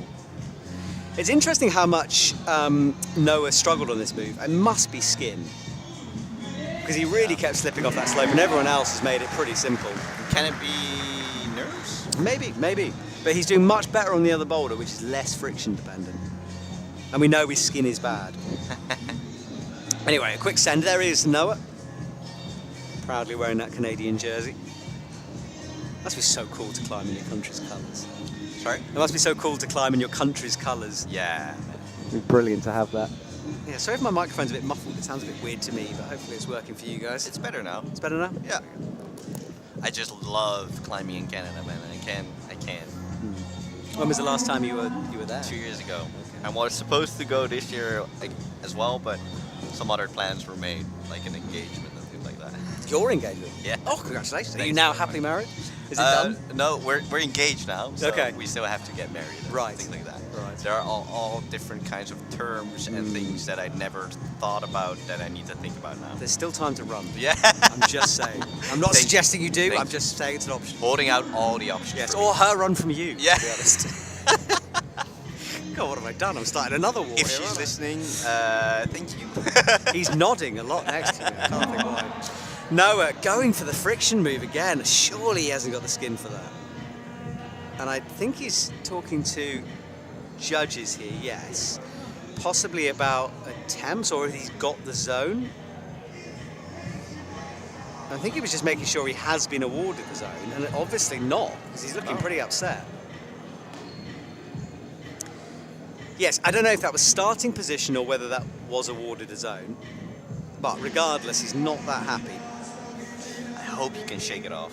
Yeah, well, what do you tell athletes of this? Because I've seen athletes. I remember famously Colin Duffy way back in Myringham, and he was called down 4 times through a judging error, really. As in, like, they should have stopped him earlier. But I always always strength of mind. I always tell pupils to focus on the boulder itself. Of course, register in your mind if you do not agree with something, so that you can have an appeal. Mm-hmm. But during the climb itself, just focus on the climb. It just gets you distracted, and you just need all the focus on your body tension, on your breathing, on being in the present. Yeah, good advice from George, who is a mental coach as well as a Red Cross, right? You work for. I work for Red Cross, yeah. See, you are a hero and a mind coach. It's unbelievable. Noah has 42 seconds here, and I don't see much progress at the moment from this. And to be honest, it's very overhanging. So the strain and the fatigue that you get from one attempt is incredible. Yeah, I'm not quite sure the dimensions, but between 50 and 60 degrees through that middle section there. That's better from him. It's this move he's struggled with. Yeah. And now he needs to get yes, no, on, yes. There it is. That's your secret toe hook. Come on. You can see how that would work, can't you? But it puts such a big load on your left hand. So no go for Noah. That's 2 out of 2 he hasn't sent, so a little out of touch in terms of the leaderboard at the moment for him. As he goes and rests, tries to regrow skin in 5 minutes. Great effort, and good luck with that. Yeah. Right, Netherlands local comes out. Simon onto that. Is it Simon or Simon in Dutch? Simon is in Dutch. Simon. Yeah. But for example, my name you pronounce Sjors. Yes, and that confused the life out of me. just now. Yeah. Someone said to me, "Have you? Does your Sjors one was a sandwich?" So in English, I just use George. Yes, and I was like, "Do you mean George?" And they went, Sjors. Yeah. Very lost. Very lost. Yeah. Let's just say George. All right, thanks, George. I want to say Sjors now. Yeah. Right, slab in the background. Kind of looks like a bug eyes at the start there. That's or an alien. That's on the right, and then this is Simon. And Simon at the Dutch Youth Championships, he was 4th. And he does do some lead climbing, but prefers bouldering. His home gym is in Utrecht. It's called Sterk, and he wants to do a shout out to his dad, who's watching in the gym itself. Oh, amazing. And look at that, cruising from him. He had like glue on his hands then That as was he makes just his a way flash, through. right? Yeah, super sticky. And in the background we can see this jump. Now, I want to talk about jumps briefly because this year we've got an IFSC rule change. The downwards dyno is back. It's allowed, yeah. Which I'm kind of all for it because, let's be honest, there was pretty much downwards dynos in other competitions. It really was a grey area, that one with the route setters. But the argument is that, look, it's pretty much there anyway, and it's up to the setters not to design a dangerous one. Right. But it's, yeah. Because that was the reason why the rule was there, right? Yes, I think they wanted to stop athletes launching themselves into walls downwards. But realistically, a setter shouldn't set a problem that's going to injure an athlete anyway. And nowadays, like, jumping yourself into a wall is just standard during a competition. Yeah, it seems to be, doesn't it? Yeah. But yeah, it'll be interesting next year to see if anyone takes big advantage of that in terms of setting. Yeah, what the new trends are going to be, where we're talking about figures 4, but also like the one hand like turn around to the crowd was a trend at some point. The old Rose move. Yeah. I'm just hoping we don't see too many compression boulders on no tags. That is my least favourite style. Yeah. Just because I think it's moves the athletes can do made hard because there's no grip. You know, I just don't know what it's challenging. I hope there's no. I lost the third, but jamming. Jamming. Do you not like a jam? I quite like a jam. Yeah. Mainly because Tom Randall. Yeah. I always message him whenever there's a crack. Like, Tom, there's a crack, and then he'll always stick something on social media. Right, now this slab, this is the jump to the right. It's a committing move. You have to land on a bad volume and grab a no-tex zone around the corner. And those holes, George, there's absolutely no friction on them, is there? No, thanks, Matt, for that. And yeah, you have that famous trending hold on the right side. That's the zone, and you need to catch that and then press immediately onto the red volume. Yeah, bring that. You can see the marks. I think the setter's put a bit of chalk there, but obviously it's getting more now. The athletes have touched it. It's like palm in, isn't it? Yeah. And it makes it more difficult. One of the setters said to me, so the gray volume that you move to is a bit more to the left than where your hand is, to make it even more difficult. Okay. It's those small tweaks. Yeah, real techie stuff on an overhang, which is actually kind of unusual on an overhanging power problem. And here we see that toe. If you have that toe, it just sticks like glue. Yeah. Oh. And that's what the route setters were talking about. If you hit that right toe correctly, it's like glue, and then you can really go on. Well, he looked excited when he ran back to his chalk bag. You'd always tell when an athlete thinks they've worked it out, is the skip back to the bag. And I think this is a crucial mental thing. So you're now excited, you got to a high point. Can you remain calm and without expecting yourself too much to get to the same high point? Well, it's that performance anxiety thing we were talking about. You know, this should be the time you can send it. But because then you expect something already from yourself, and that puts extra pressure on you and things like that. Absolutely. And look, it doesn't work for him. He's actually left the stage, so no go, despite maybe figuring something out. Maybe saving some skin for later on. There's still 2 boulders to go after that. I didn't expect that. I didn't either. I thought you had it. Yeah. Here we can see Finn again. Yeah, maybe a last chance here. Hey, that's it. Now, 9 seconds. He's got to rush, but don't 7. make a mistake. There's no time for another chance here. Right hand up. Needs to match it with control. Bring that left in. No! He goes. Well, that was about as close as you can get to a send there. Ah, heartbreaking Man, stuff for him. I'm starting to sweat now. George is taking off his jumper next to me. Stressful stuff. And we have a new climber. Yeah, Teach? Tane. Oh my goodness. Tane. I'm learning.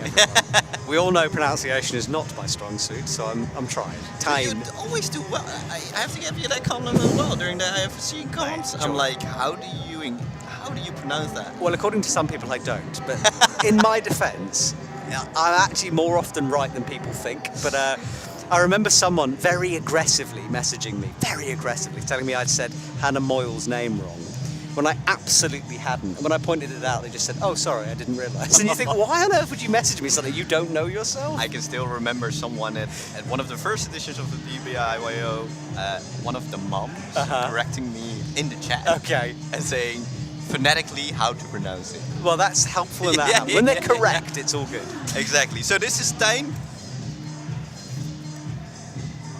Yeah, Tijn, one of our Netherlands locals. Yep. And he's still brushing. And he's been bouldering since he is 8 years old. This is his third DBIYO and his second finals. Last year he ended second. Right, so one to watch, and look at this powerful shoulder moves from him. And now you can really see that purple chip on the right side of the grey volume. Yeah, cracks in the heel, rocks up on it. First one to really make progress on this boulder. So now this wonderful hodgepodge of holds at the top. And Good crimps though. Yeah, but this is exactly not the way the route setters intended it. No, he's kind of wrong-handed himself, and yes, that is a enormous commitment. He spirals down. He's all right, thank goodness. But yeah, he needed to cross through, not bump. Exactly. But I would have read it the same way that he was reading it. Well, I think he took a pretty monster swing there, but he is okay. Oh, look at this from Tijn. Yep. Good work from him, wrapping that arm into action. He's got taped up fingers though as well. Match on the purple. Little adjustments with the fingers now. Can he make the final move? Big flick if he's going to do it like this. Yeah, thank goodness. Brings that left foot on. It's like he heard you. I could see him wanting to launch, but I'm glad he took a second to reconsider that one. And Tijn's family is on the stand and he wants to shout out to them. So hi to Tijn's family. I wonder if Tijn's family are listening to us. If you are Tijn's family, can you give us a wave? We'll find out now. We'll try to spot you. There is a bit of a delay in the YouTube, so in the YouTube. I sound like an old man. In the YouTube, but no, on YouTube there's a bit of a delay. So Tijn's family, give us a wave if you can hear us. Right. Meanwhile, the Canadian local Mr. Noah is taking quite a long time to consider this one. This difficult slab. I quite like it when slabs become dynamic like this with jumps. It's because a slab can occasionally, let's be honest, be a bit slow. It's quite nice for a jump. But I like slow. Do you like slow? I like slow. I certainly had it holding my breath a lot. Yeah, but I don't know. I love the classic slabs where you can just be on the wall for like 10 minutes, just figuring out how to, like, it's a meditative moment for me. It's not always the greatest TV. No. Maybe it's a personal journey for me, but it's not great for a show, no. Yes. Oh, I've certainly had some conversations with TV executives who just don't get it. It's like, why are they not moving? Well, it's hard, you know. Well, you know as a climber how much they're moving, but you can't see. Exactly that, yeah. Well, this weird slab with the alien star, it's kind of a crack in the middle of those boulders. It does offer a line of friction in there, but very bad feet to stand up on. And he's not having the greatest of rounds as Noah so far. I think one of our setters coming on, presumably to, I don't know what he's doing. What's he doing? It's going to make it harder. Are we at that stage already? Yes, we Yeah, are. yeah. So the reason this is happening is because between the categories, certain adjustments are made. So up next after this will be we think the under 19s, so a little bit older, maybe a bit more experienced, therefore a harder boulder. Yeah. Thanks for the explanation, Matt. It always confuses me when a route set changes the boulder Yeah. mid-sequence. So. For this competitor, we have a different boulder. Yes. You imagine the jugs they'd have to put on if we did it. It would be, well, me anyway. Right, Noah is looking a bit frustrated. Yeah, 6 seconds, not having the greatest of rounds, but he has one more boulder to improve. Jan Havel's saying, and he doesn't like it when they sit on mats looking at boulders, come on, climb, your time is running out. Jan, I know what you mean, but there is a balancing act to be had because you have to time fatigue with that clock, and there's no point going if you're burnt out. So I know what you mean, Jan. And it's one of the reasons I actually like the 2 zones in the Olympic format, because it kind of forces you to keep climbing, because there's always points available. But at the same time, taking a moment of like a minute rest to calm down your heart rate, to control your breathing again, so that you can focus, that's essential as well. No, I agree. But I understand that for people at home, they just want to see people climb. Yeah. Now, slab on the far right. Now where, who is that? Finn's left hand was, that's no texture thumb scrag, or a thundercling there. It's a really nasty move, and then you've got techie feet to move your way over left before you start standing on the volume. Yep. This is the other slab, the jumpy one. I hope we can see. Yeah, can we come back to Finn if possible, camera team? There he is, because this is what we want to see here. Smearing, and this is such classic slab. It's what you like. Slowly. This is what I love. This is what I love. Got to drop down onto that purple, and I had a look. I pressed my face against the wall. There's about 2 centimeters of hole to stand on there, and that orange hole just blocks the foothold he's standing on to make it even more difficult. I think this is his flash attempt though. So 1 move away on your flash attempt's not bad, but there's a lot more footwork you could do in the end there. Exactly. Did I hear you say a new term that I didn't know? Thumb-dickling. Thumb-dickling? Yep. Is that an official thing, or are you trademarking this? No, well, okay. So I'd always been taught... Okay, here we go. So I'd always been taught it was a thumb scrag in English, right? Thumb scrag? Scrag. So that was the terminology I always used. Okay. And then I got told by someone, no, it's a thundercling. Like an undercling, but with the thumbs. I like that we have you here for some history lessons like this. Yeah, exactly. Terminology. I do make up terminology all the time, I'll be honest. Especially with ice climbing. I honestly, there are terms you've never heard, like the kangaroo kick, where you're in a fig 4 and you one leg kick your way up the wall. That's my favourite. Kangaroo kick. That's what I call it, and I'm sticking with it. Right, the action is going on climb number 2 here. This was good from Simon. Is it Simon? Yes, Simon. Yes, it is. And he did very well on boulder 1. He got close before on this climb. And you need to cross like that. Yeah, that's so hard. Yeah, very physical move at the top. After you've done all that slopey, slappy stuff upside down. Finn goes again. Classic slab climbing here. Heels down, maximum amount of rubber on those volumes. I love that full foot press. You feel like a superhero when it works. Right? Often it doesn't. Tiptoes the foot onto. Now this is where he kind of rushed it before. There's more moves to be had than he was trying. Yeah, but his left foot is way better than last attempt. So you can really see that he was trying to get his knee over his toes, which makes your hip go more onto the left, and your point of gravity is way more to the right. I don't know how he saved that one. He did that incredible. You heard the audience gasp, I did too. Whoa, that was close. But he's got to do... I think you're meant to cross your right foot here. Yeah, there we go. So It's cross. like he's hearing you. That would be teaching, George. I would never do such a thing. Right, left foot up. You think once he's got this, he should be in, really. There's still no text, though. You could drop it, and he doesn't, though. And the crowd goes wild. That was a good fight from him. That was impressive. Yeah, that's really impressive. So well done, Finn. He finishes his comp, and we'll check the scores if we can. I'm not sure if we can yet. So right now, but not all competitors have climbed all the boulders right now, but the scoreboard is Finn in first, then Simon second, and Toma third. And Oh, there you go. So 2 important tops on the first and last boulders for Finn has put him in the top spot. But as we said, Simon right behind him, and he hasn't climbed all 4 yet. He's only gotten 2, so potential competition. And so with Samoa and Oliver and Tane. Close. So all in touch. Noah, though, out of the running down at the bottom, not his round. That's the story of the under-19s. I feel some new energy with all these new boulders coming up. I'm curious to see all the different climbers again. You can see his elbows there going up, very pumped at the top of that climb. The famous chicken wing. Oh yeah. So they call it a day. They will leave and reset for the next couple of climbs here. Maybe this is a good moment to thank the sponsors again. Good point, yeah. Maybe we can flash it up on screen because we've had multiple hold sponsors, especially at this competition. So thank you to everyone who's been involved. That's Motiva, for example, deeply involved in the prizes at the end. I presume some free shoes. Yeah, it's a laser-based X-Gold, Wata, Axis climbing, the Woodstock. I think I'm missing something. That was very impressive. That was really good. Like, I haven't got a clue. Yeah, so thank you to our sponsors.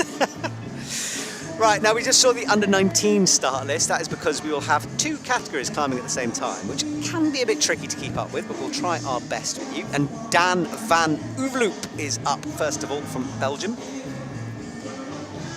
And the goodies are sponsored by La Sportiva and Ale Bouldering.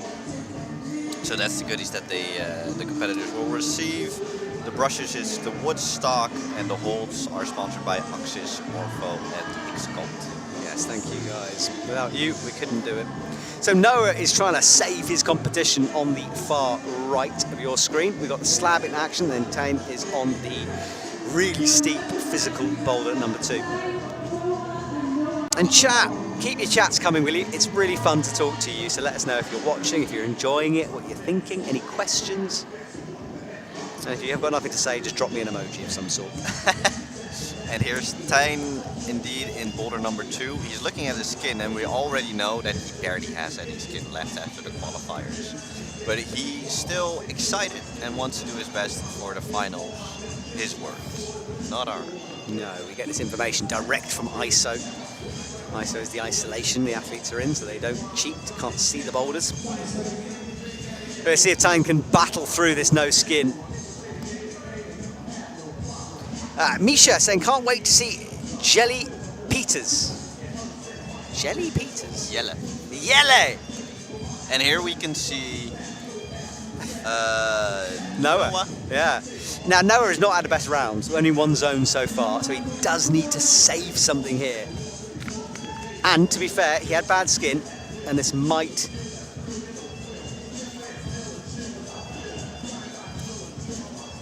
He might enjoy this more than the skin-intensive climbs here. Look at this, trying to press that heel into the wall, bump the right foot in. He's a bit stuck on that left leg at the moment. But here you can see how that ankle flexibility is essential to create as much surface for friction as he's trying to get. Oh, he's so low though. I actually think it would be better to get higher on this volume and stand onto it rather than do what he's doing. And meanwhile on the left, Tijn is making his way in boulder number 2. Yeah, crimpy section to come for him. So all action here. And a knee bar, knee scrub. Love that. Well seen, yeah. And that might allow him to do this cross if he's recovered, but those arms are going up. Interesting. 3 boulders in 1 shot. Yeah, this is cool. Or 2 shots. I can't believe Noah is still going. He's been on this boulder. Oh no, as I say it, he goes. I'm sorry, Noah. That is my fault. Noah's down. Yeah, he breathes heavy because he was on there for ages. Yeah, that took a lot of him out of him. And it's not particularly restful. If you're standing on like an edge, you can kind of chill, but on a slope where you've got to engage There's your body. always tension between hands and feet. So that will have taken a bit out of him. Not quite with that jump.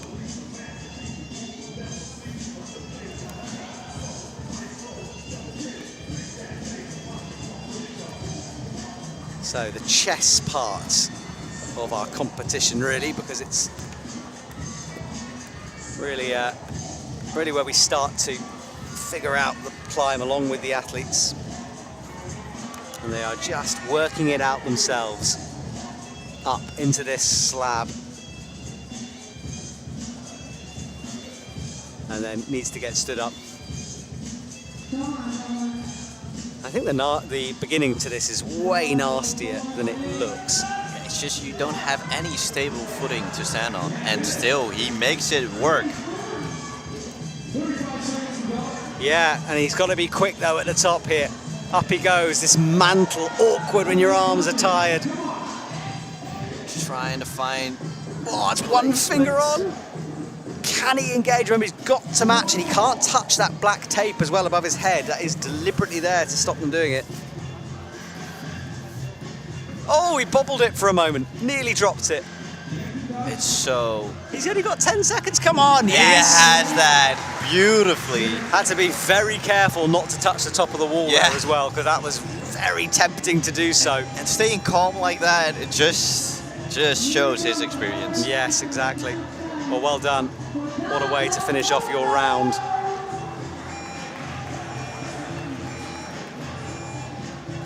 All right, so we have a reset.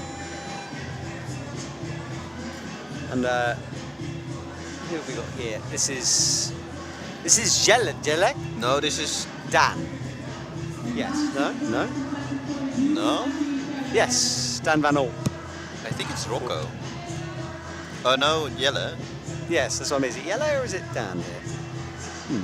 Not sure. We haven't No, got bit no, numbers. it's Dan. Okay. It's Dan. That is Dan. So Dan is on to the first of our under-19s then. Sorry, under-20s. Under-19s. Under-19s. Yes. Okay. We had a lot of categories. There's a lot of climbers here. Yeah, we're trying our best, everyone. So this is Dan van Overloop. His coach is with him, Lisa, who slept on the couch at the Airbnb of the setters tonight. Oh, That's no called way. dedication. That is dedication. Doing coaches do everything. I wonder if for the setters knew. pupils. That's Yeah. the question. And Dan comes from Antwerp, and climbs in the island. That's what the bouldering gym is called. And setter Rob de Beer, one of the setters of the setters team, is co-owner of Bleau. That's also one of the gyms that Dan climbs. Cool. So let's see what he can do with this launch. It's to a good hold. Just. No, not just. And they, for the very careful watchers, they changed the blue hold way more to the right in boulder number 1. Oh, the jump itself? Yeah. Okay, so it's a further harder jump. Yeah. Has the angle been changed, or is it the angle? No, it's the same. It's the same hold, but the angle is a bit different. Okay. And it's further. Okay. So tweaks being made here to ramp up the difficulty, which is again a skill from the setters. To be able to change a whole boulder with just one hold is impressive. And that's why it's so important to having this level of route setters in a comp like this, and then participating. That's crucial experience as a youth climber. Agreed. Right. Tricky slab in action. He's not doing badly though. That right foot, oh, that left leg's got a bit of disco shake in it. Gives a nod. He thinks he's figured something out, but he's done this before, you know, he's quite expressive. Yeah. Just looking at the clock, looking at the boulder. He has got time. Wow. I'm surprised more people haven't done that, in all honesty. Because it's not bad, that yellow hold. I didn't see that option though. I thought what it was originally, I thought it was a double jump to those two. Okay. But it is more of a foothold, but it's there as maybe an intermediate. And Dan, he qualified as 6th for the finals, so he's very happy to have made the finals. This is not his first DBIYO. It's his second and the second time in finals. Last year he ended 5th. Yeah, so he'd love to get onto a podium then. That's the goal. Here we can see how much fans you have, man. He's honored to be commentated by D-Matt. Really? Is himself. that what he said? Yeah. I'm not paying them, I promise everyone. Maybe that is the future. He wants a selfie after he competed. Oh, that is very, mate, you're always welcome. That's really sweet of you. I didn't realise you said that. Thank you. Right, on the right of your screen, Mr. 431, who is Oliver, who is now starting to look a little bit nervous at the clock. Coming up to a minute left. He's been impressive so far. Hasn't quite put it all together yet, but has this chance to do so.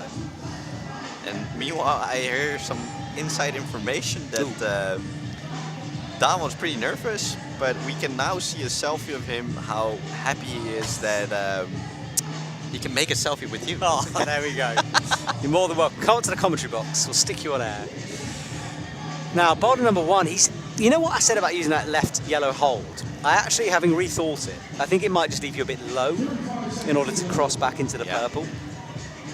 So maybe not the sensiblest way, but he's sticking to his own idea. And Oliver tiptoes over and very powerfully goes to the left. That requires a lot of body control to do that. I don't know why he's trying a foot swap here. There is that yellow jib, the green jib above the purple. Yeah. I think that was a bit of a mistake. 13 seconds, is he gonna? Yeah. No. I think he might look back on that and kick himself a bit, because the other hold was there to be had. But still, nothing to be ashamed of. No. Great effort. And that was his competition for today. Yeah, he's done. We'll wait for the results to come through. And we have a fan for the next competitor, Jelle Pieters, in the chat. Oh yes, Misha, your moment has come. She message, by the way, saying you will know Jelle when you see Jelle. Right. I don't know how we will know, but sure. Well, apparently, I mean, he's on stage now. Yeah. I thought he was going to have purple hair or something, but no. I think he's very tall. Maybe it's that. Well, the Dutch are the second largest people. Is that true? Yeah. Well, there he is. Large man. A lot of length to him. Well, and we have a unique situation here. Jelle is the first person to leave the isolations without taped fingers. So his skin is okay Yeah. so far. Wow, okay. That gives him an advantage above the other climbers. And during the Dutch National Youth Championship, he became 4th. So this is really an athlete to watch for the future then, as he cleans up that purple hold. He's a massive support on YouTube as well. Both Aqua and Misha are cheering his name. Thank you guys. It does help the athletes, proven fact. Yeah, and he became 4th, even though the day before the Dutch National Youth Championships, he fell ill. There we go, fair play. Fighting through controversy. So imagine what he could have done if he wasn't sick.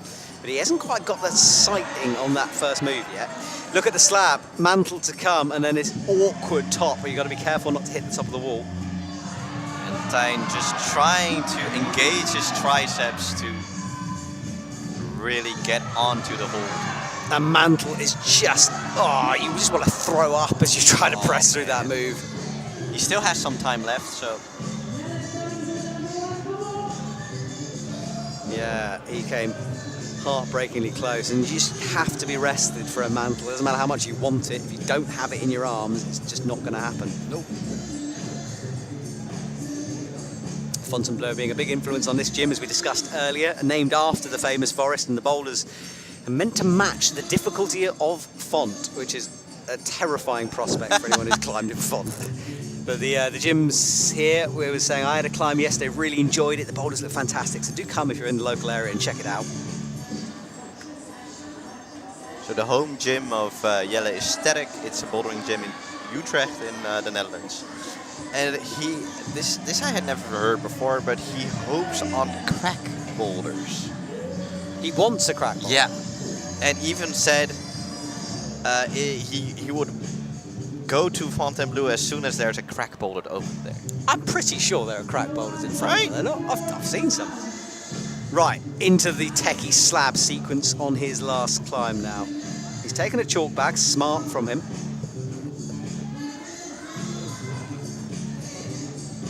And now this is the sequence we watched a few do. Heels down, everyone, ankle flexibility. There is that ankle flexibility as he presses the sole into the red volume. It stays low as well. Looks harder to me, but we've seen a few do this. Look at that. Yeah, there's powerful legs in action there. Oh no, that's all gone wrong at the top. He tried everything to save it. Nearly did. Yeah, I thought he had that. Yeah. Yeah, it was a bit too much of a wobble. Yeah. I think you could save a little shake, but not that. He desperately tried to find some grip somewhere. Yeah. So you just want a jug to appear in front of your face and grab it, but it wasn't going to happen. Exactly. All right, well, he gets started on the right inner corner, and he's quickly back on as well, so obviously he hasn't taken now too much of his energy on that. Up into the Thundercling. No text. Gonna remember that one. That's a good one. And Tyne as well is back to where he was before. And as you can see, Tyne is licking his whole hand to get some more grip. He's doing the thing, isn't he? Yeah, he's doing the thing. Jakob, where are you? Right, Tyne though, has he recovered to do this mantle? I don't know. If he can just turn his elbows down, he might. Nothing for the feet, of course. He's there, come on. Oh, it's such an awkward move, this. There's the end, though. He's got time on the clock to do this. 43 seconds. If you can remain calm, just find your position. Don't rush it. Oh, he can't. Oh, he's unengaged the left. Could this be it? Yes, it is. What a top. There it is. And the crowd here, I don't know if you people can hear that, but the crowd went wild. Oh, and as that happens, we see a fall at the very top of the slab as well. Whew, all action here. Oh, my hands are sweating again. I don't know how yours doing. And meanwhile, Jelle, we just saw, fell out of boulder number 1. Jelle loves crack, says Misha. Indeed, maybe. But he's not going to get a crack boulder here, unfortunately. Although, kind of, there's a crack foothold on the slab. Yeah. I could try. We're clutching at straws here. Seeing options everywhere, man. Exactly. Crack is what you make it. Yeah. All right, so we have a new competitor entering. It's James. Yeah, James on the bottom left of your screen. There he is. Looking like he means business out there. Yep. He's with the Precision Climbing team. It's his first DBIYO. And did the quiff as well. And he has some expectations for this competition. He wants to get podium. Oh, fair play. And a big shout out to his dad. So hi, Dad. I love the amount of dads we've shouted out here today. Yeah, man. Parents are so important. Agreed. Right, James, if you want a podium chance, you kind of got to get this boulder done. It's an important one. Oh, interesting. So he's trying to palm on the left. Yeah. And this is the second person next to Jelle that has no tape. So his skin is still intact. And Dad, for this climbing competition, definitely is an advantage. So he tries another thing, jumping to the yellow this time instead of 2 hands on the blue. So far he's done what I would have done twice. But I'm not sure either is the right beta. It's 2 hands on that blue one. Oh, and we saw a different beta in the back from Daan van Overloop. Overloop is a great second name. I'm enjoying that one. James launches. He's got a weird cross hands as well. And falls on his shoulder. He's okay. Amazes me the hits IFSC and other athletes can take. Like, there's no sense of self-preservation up there. Like, zero. And here we see Simon using some ankle flexibility there. Oh, it's fully wall smearing. Wow, what a slab master. That's a daring move. It was, wasn't it? But he makes it work. This is really impressive from him. He's not choosing to edge though. He's just kind of towing of his feet. I can't tear my eyes away. This is hypnotic. Up towards the white one. Honestly, it's such good climbing from him. Oh, he's going to try the fingertips. I don't think he can bring the right in. No, he can't. I think he was looking to kind of just put fingertips on it, but I don't think so. But that was excellent slab climbing. It was. I enjoyed that. Well done. Right, I'll get a brush and clean things up though.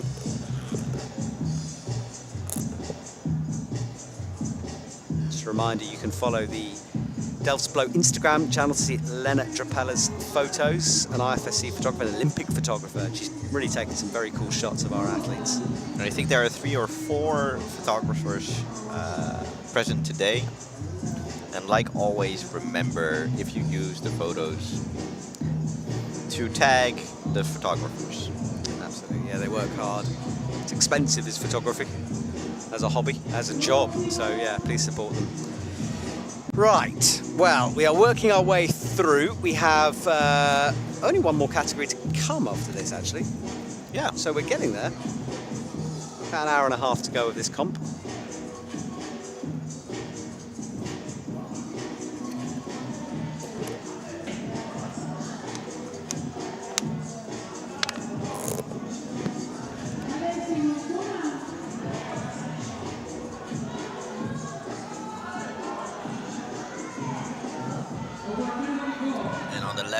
On the left side, we see Daan van Overloop trying a very different beta than everybody else. And on the right side, oh, he's doing the finger stretch. Look at this.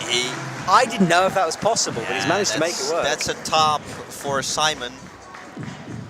Honestly, I just thought the body position would be wrong to do that. He's proved me wrong. Good spot from him. Yeah, but that requires trusting those 2 horrible footholds. And I wouldn't have gone for that. For that. No, I just have visions of me scraping my shins down the wall, as I've done a few times. So the overhang's still in action. Not many tops seen there. Well, no tops actually seen there so far. And he's struggling on this opening move.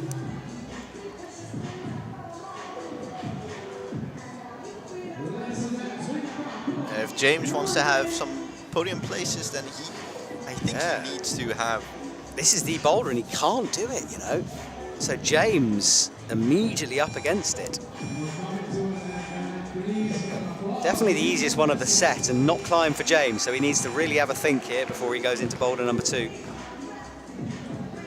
And decisions. You can see the orange chairs, that's where they have to sit in between the boulders. Me personally, I would have brought some headsets to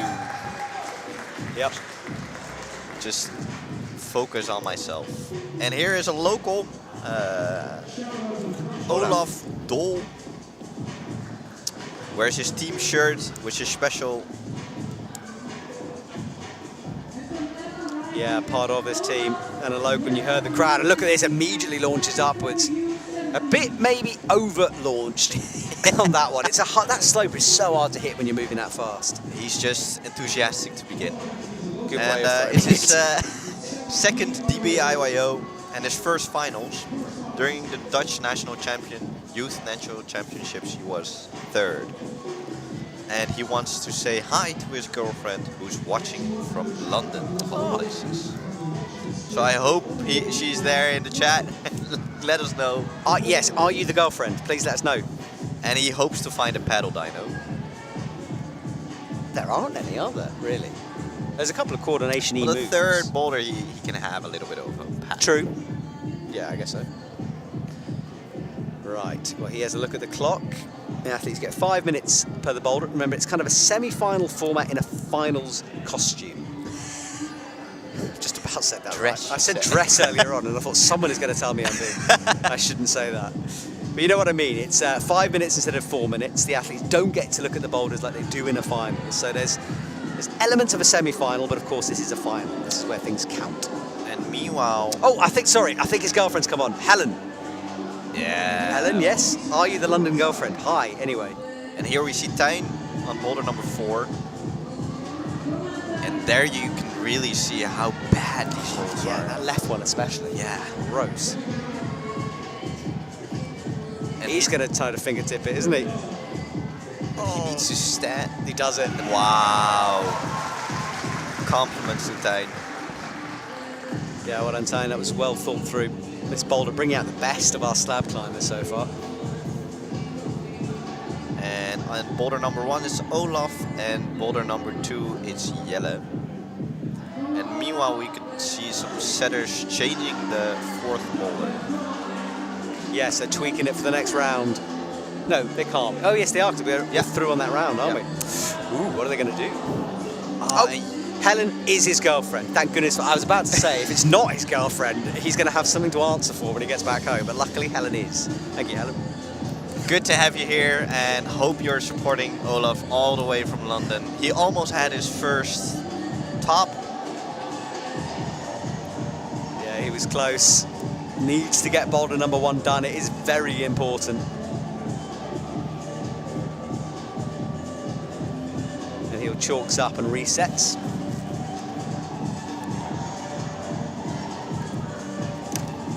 Has a little think. He's got time. Just under 2 minutes left on the clock.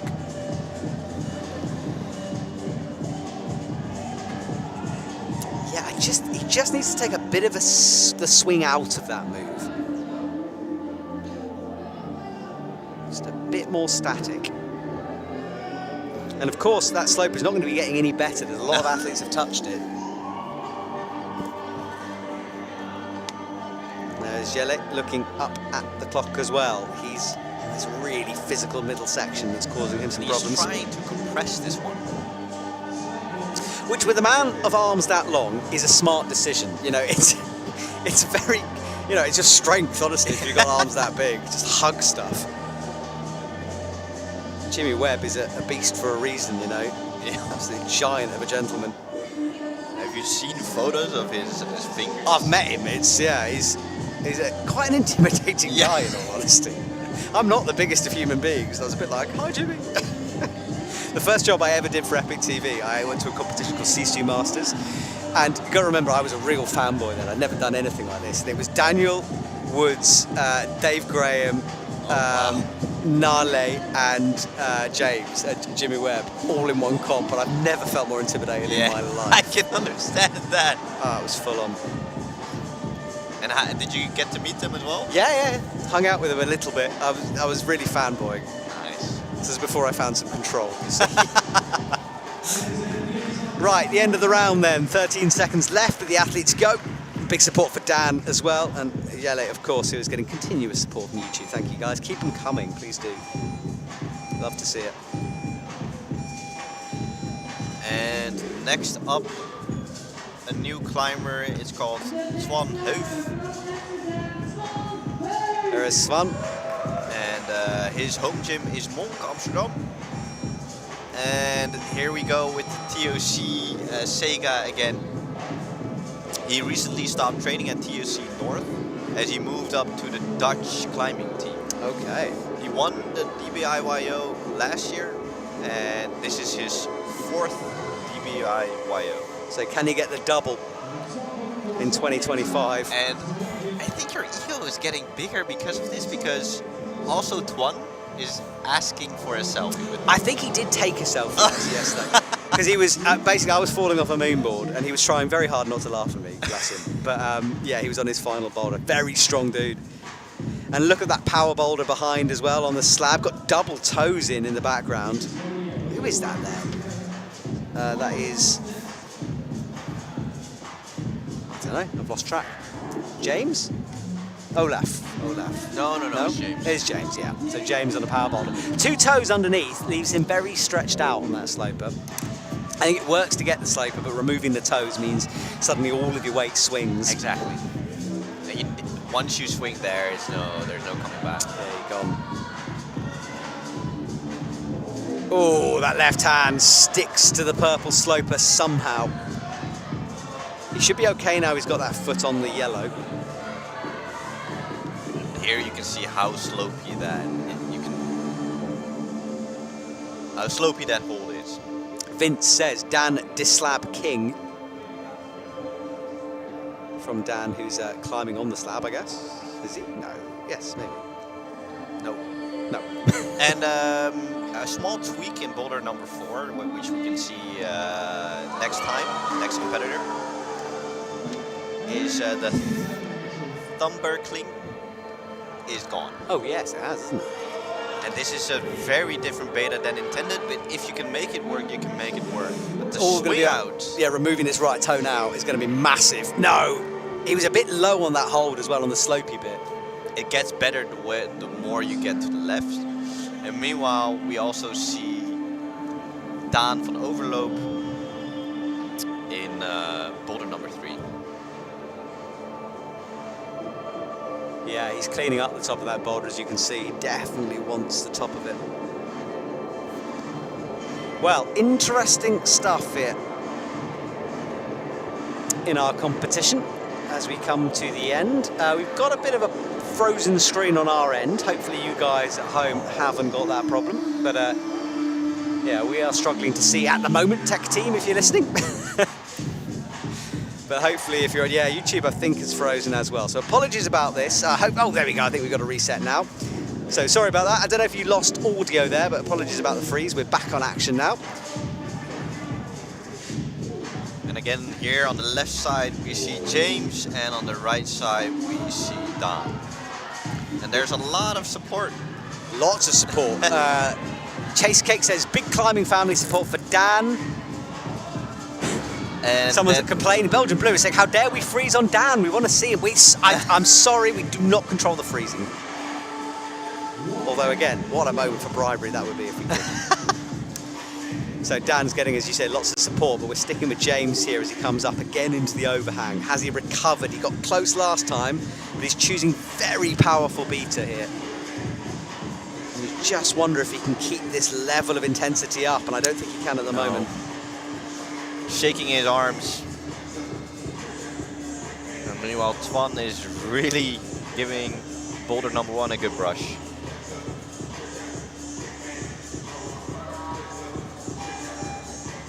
Minute to go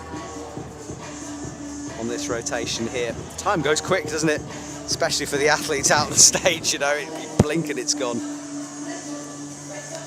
This is the toe hook beach he's been doing all along. So powerful though, the way he's doing it. I don't know how he's still got some power. That's so much strength for James. Like the features on that big red hold is barely anything.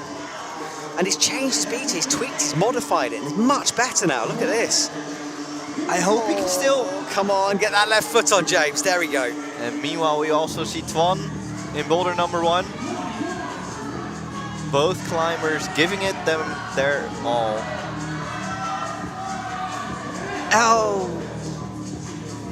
Twan, well, it's not going to happen. James with a knee, and he's been on this boulder for an eternity. Has he got the power for the cross? 5 seconds left. No, it's not going to be. And Dan as well says goodbye. Ooh, yeah, tricky stuff here. Close from a lot of athletes, but not quite. And here we have a new contestant. It's Rocco, not Ruco. Maybe I did a bad job. No, I don't know. He specifically messaged me saying, can you please say my name right? Yeah. Rocco, not Ruco.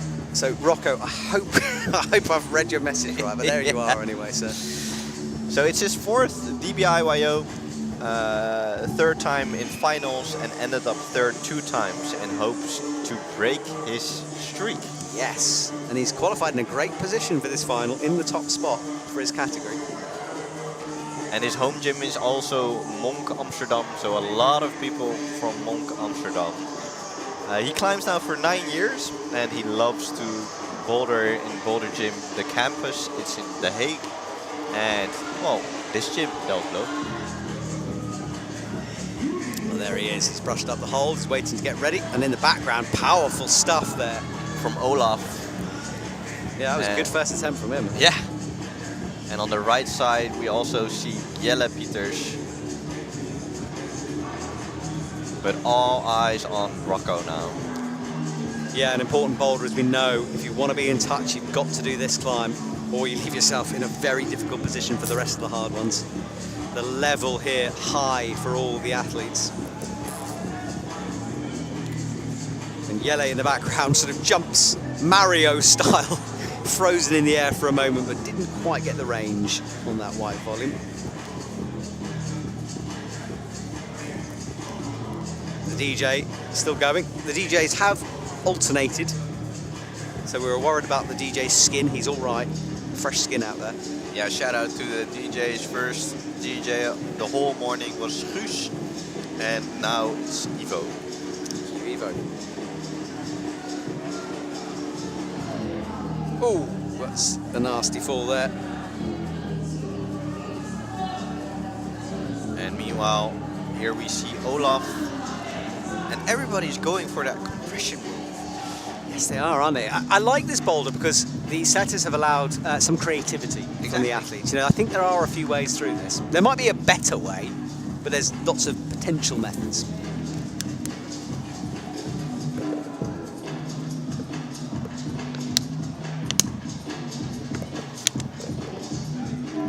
And that red sloper doesn't offer a lot of purchase. It's an enormous hole to have on the wall. Yes.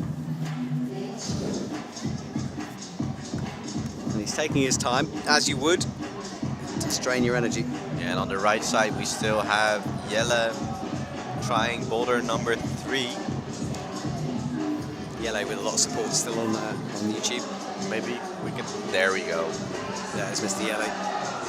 In the lights rather dramatically as chalk flies around him, silhouetted against the wall. His arms are. He's a big man. Yeah.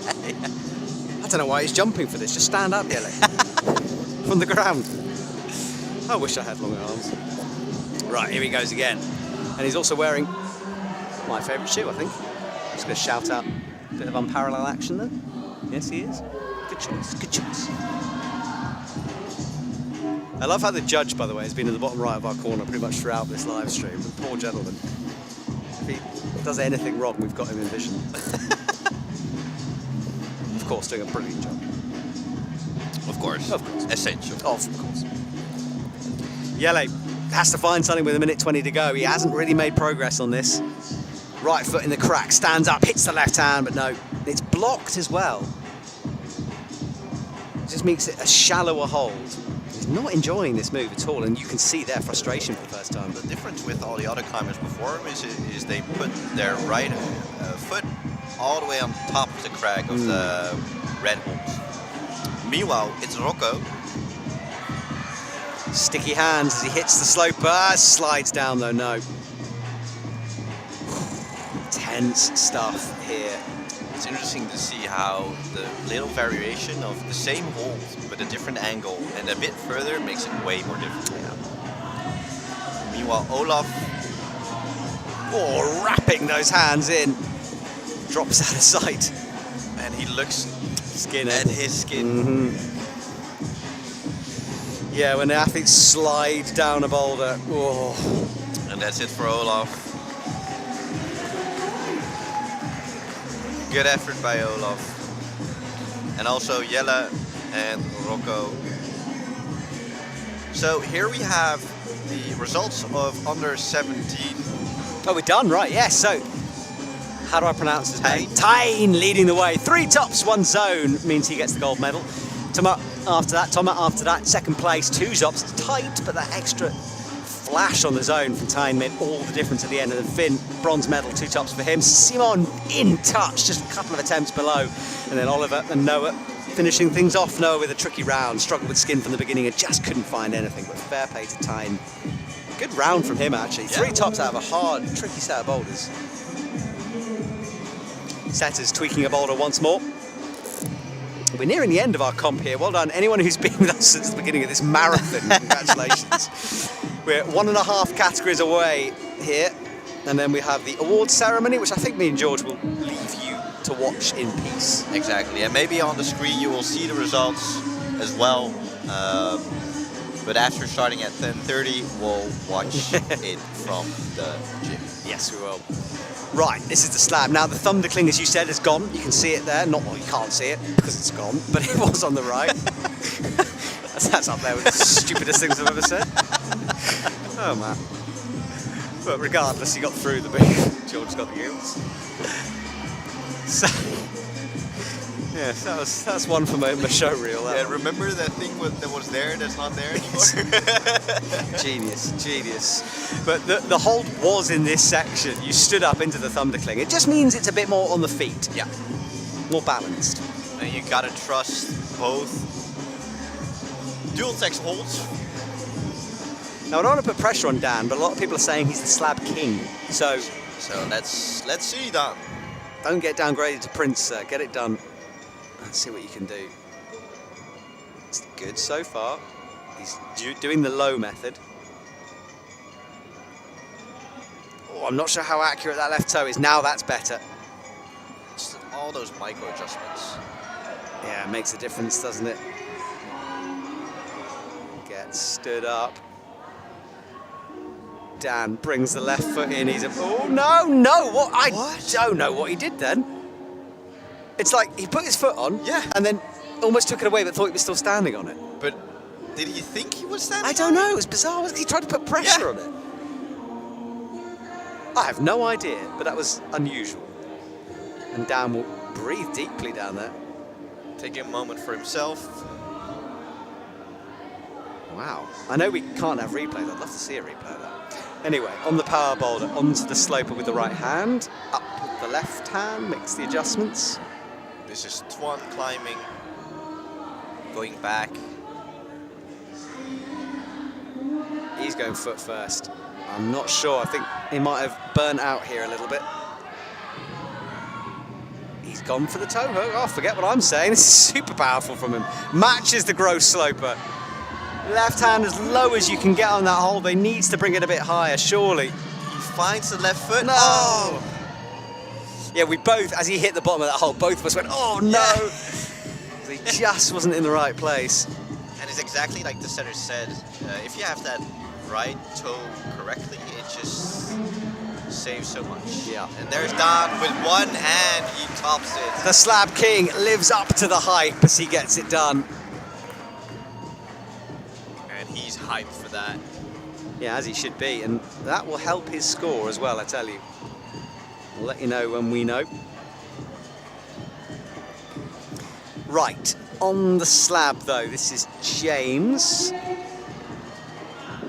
launches across and totally loses his feet as he does it. Belgian Blue says Slab King in reference to Dan. Yep, my king emoji's coming through here. Yeah, you were right, guys, you were right. Good work from him. And meanwhile, James is trying to set up boulder number 3, and he has a minute left. Yeah, not a lot of time here. Up he goes. This is the move he really kind of fell off just now. He's got the feet wrong. Much better from him, palming in nicely. Better, yeah.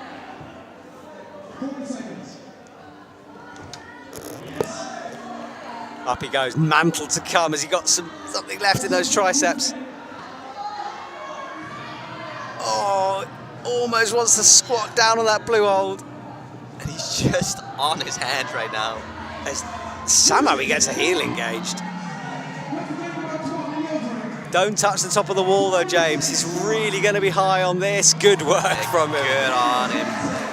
That's a hard. He's standing up with full confidence. There's no text on that. And Twan. No. Our MCs were counting him down.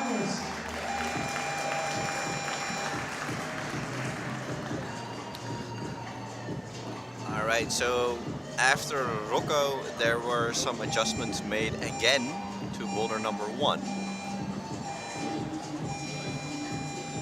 Yeah, so the set is tweaking things along the way.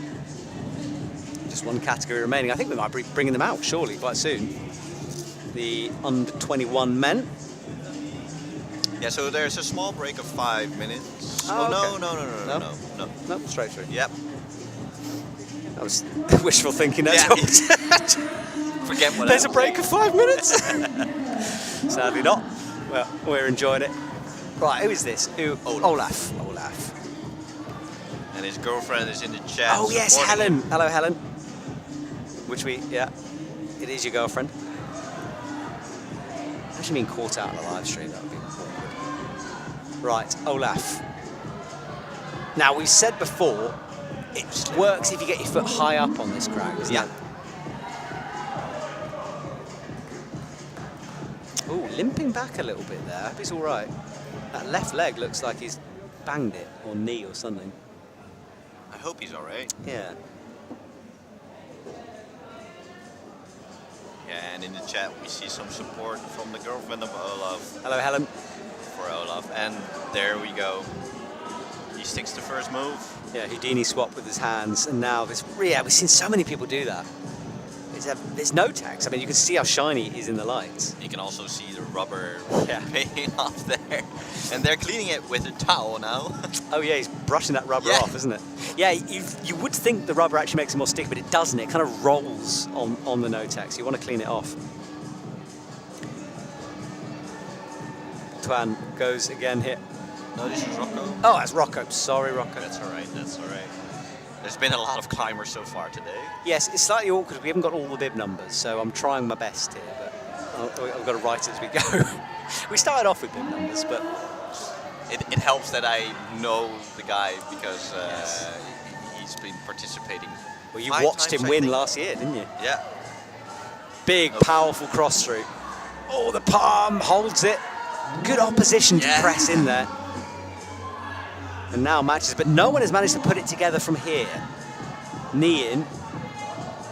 Those crimps are just not what you want when you've been trying that hard. And you need to go. Or maybe. Right, 1 foot on the red, 1 on the mint. Is a hand away from our first top here. Yes. Yes, we have it. Well, last year's winner is getting closer to taking it for the second time here. No, he was second. Second, sorry, I thought you said. He wanted to break his streak That of was it, becoming yes. second.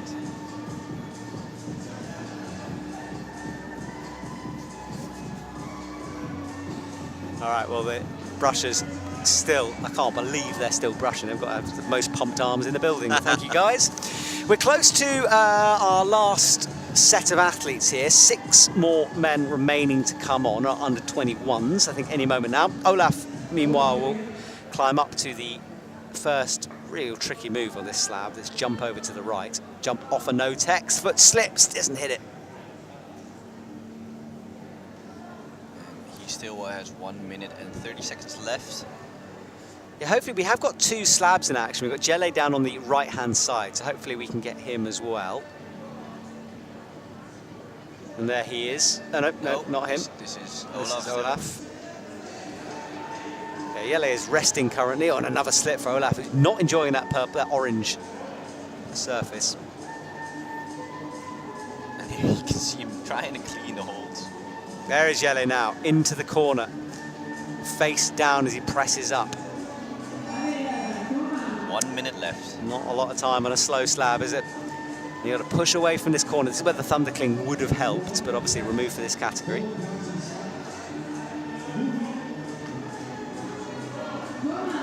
Didn't take a chalk bag as well. No, but a lot of support for Jelle. Oh yes, chat's going crazy for him. Oh, tries to palm down in order to adjust the feet. Not accurate at the moment. Now maybe has that toe. I don't think it's quite there though. He's trusted it, whatever. Look at the shake. Don't rush now. Look at that reach though. That's what I do, edge on the right. We've seen some athletes turn the foot. No, at the very top. I think it was one of those where he was starting to fall, decided just to jump for it, but was out of balance. And meanwhile, Olaf is still on the wall with 8 seconds left, trying to. There he is. No. Oh, is he all right? He's all right. Olaf gets up, shakes his head out of the lights. All right, and then we have the start of. Yeah, here we go. So this is, yeah, the under 21s. Yanis. Yeah. So for the last time, our 6 athletes will come out. And just a reminder, the prize giving after our broadcast finishes of us talking, but the medals will be given out. And I think that is our first athlete there. Yeah, that's Giannis, and Giannis, this is his second DBIYO, and also his second finals. He's nervous, but excited, so I think that's a good combination. Yes, there's a bit of adrenaline to get you through, the no skin, the pain. Yeah. And I think they made a tiny ankle adjustment of the blue hole, but I don't know for sure. You can see them in the background changing the top, which is interesting because no one has really got, well, no one has topped it out yet. Oh no, one person's topped it out. But I think he's moved the blocker down in the background just to make the crimp even worse at the very top there. Yeah, and Yanis asked us to give a shout out to his girlfriend who's watching back home. Yanis's girl. So, Yanis's girlfriend. If you're watching, can you come on the chat, please? Let us know who you are. And Yanis became 8th in the Dutch National Youth Championships. Veggie Dino says that Yanis is a strong man. And let's see if he can put it together here this afternoon, or almost this evening time, 4 o'clock here in the Netherlands.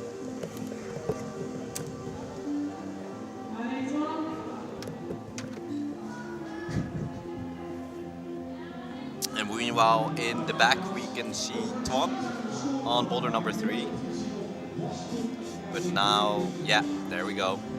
So on the left, we have Giannis of category under 21.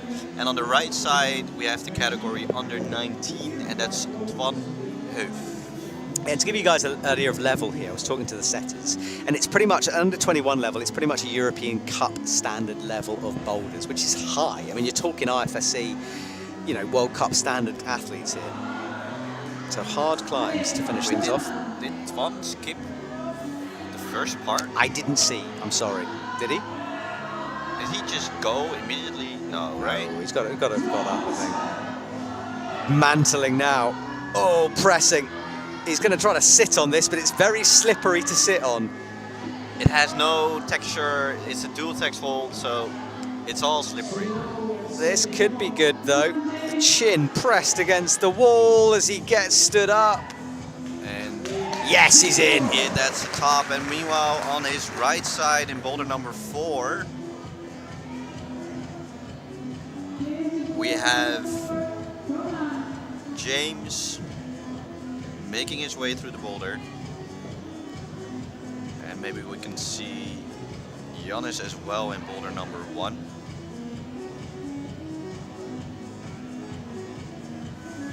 Yeah, Slab is back in action here.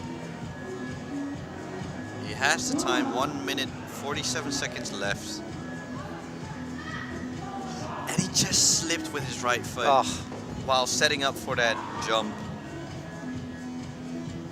There is Lena taking all of the action. She's been working really hard down there, and all of yesterday as well. The photographers really do have the most intense job, because not only, of course, they have to take the photos, they've even got to edit them all, post them, everything. So thank you guys, all 3 who are in action here. Right, this slab, we've seen a lot of it. We've seen a few tops. It's doable.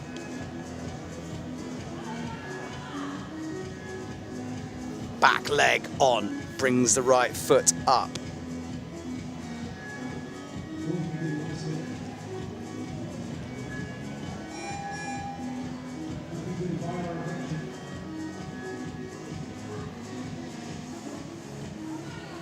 So we're almost making our final stretch of this event today, DBIYO 2025.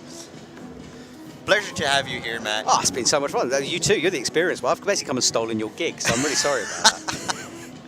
But I'm glad I've got someone experienced in the commentary box. For a moment, I thought I was going to be doing it all by myself, and I think I would have lost my mind. So thank you very much, mate. Right, oh, look at that, launching over on the right of your screen on the number 1 boulder. And it's Giannis that we can see on the right, and on the left we see James.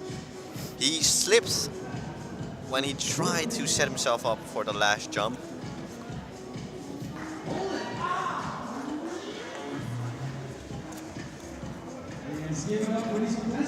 All right, yeah, 2 age categories at one time here. So we're finishing off the under-19s, and we're started off with the under-21s.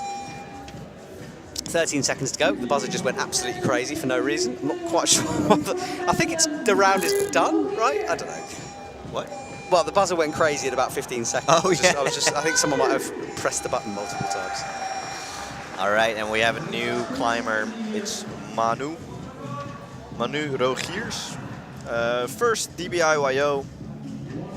He's from Ghent, climbs at Biover. If I pronounced that wrong, then I'm sorry in advance. And he trains for next year already, the Belgium Nationals, and hopes to climb an 8A in Fontainebleau this Oh, don't we all? Having looked at a few 8As in Font, I've downgraded my expectations, but I would love to. I put in some effort to climb my first 8A in Font. Did you? Which one was it? Bogota, it's called. Tell me about it. What kind of styles are we talking here? It's an overhanging boulder. More physical moves you go. Yeah, I don't know. Okay. One to maybe check out there? I loved the experience of projecting such a hard boulder. For me, it was hard. Yeah. At least one of the competitors climbed it in one session. Don't you hate the young and talented? But I just like the mental process. Oh, sorry, we've got a massive move in the background there. The crowd were gasping. There he is. He jumped all the way over to that blue there. Incredible stuff. Popped, hit that sloper. Really? Yeah, massive move in the background. And now he's just got a couple of moves to go here, up towards the final hold. But he's a lot of man to push through that boulder. Definitely. And trying to... Is he pushing his wrist? Yeah, I think he's got everything engaged. Bone, everything. Just, yeah, that knuckle pressing in. Just using everything you have. Yeah. Face, doesn't matter. Yeah, big move. I just caught it. That sort of corner of my eye there. Well, he takes a massive breath, puts some liquid chalk into the background, I think, or I can smell it. you can smell it. Yeah. It had such a unique... I love the smell of liquid chalk in the morning, man. Exactly. Gets me up, gets me alive. Right, Olaf, let's see if you're feeling slabby, sir. Oh, big pop off and a slide with that left foot. He's worked every... Oh, that is not the beater. Surely not, no. Oh. Wow, he was trying to press right off.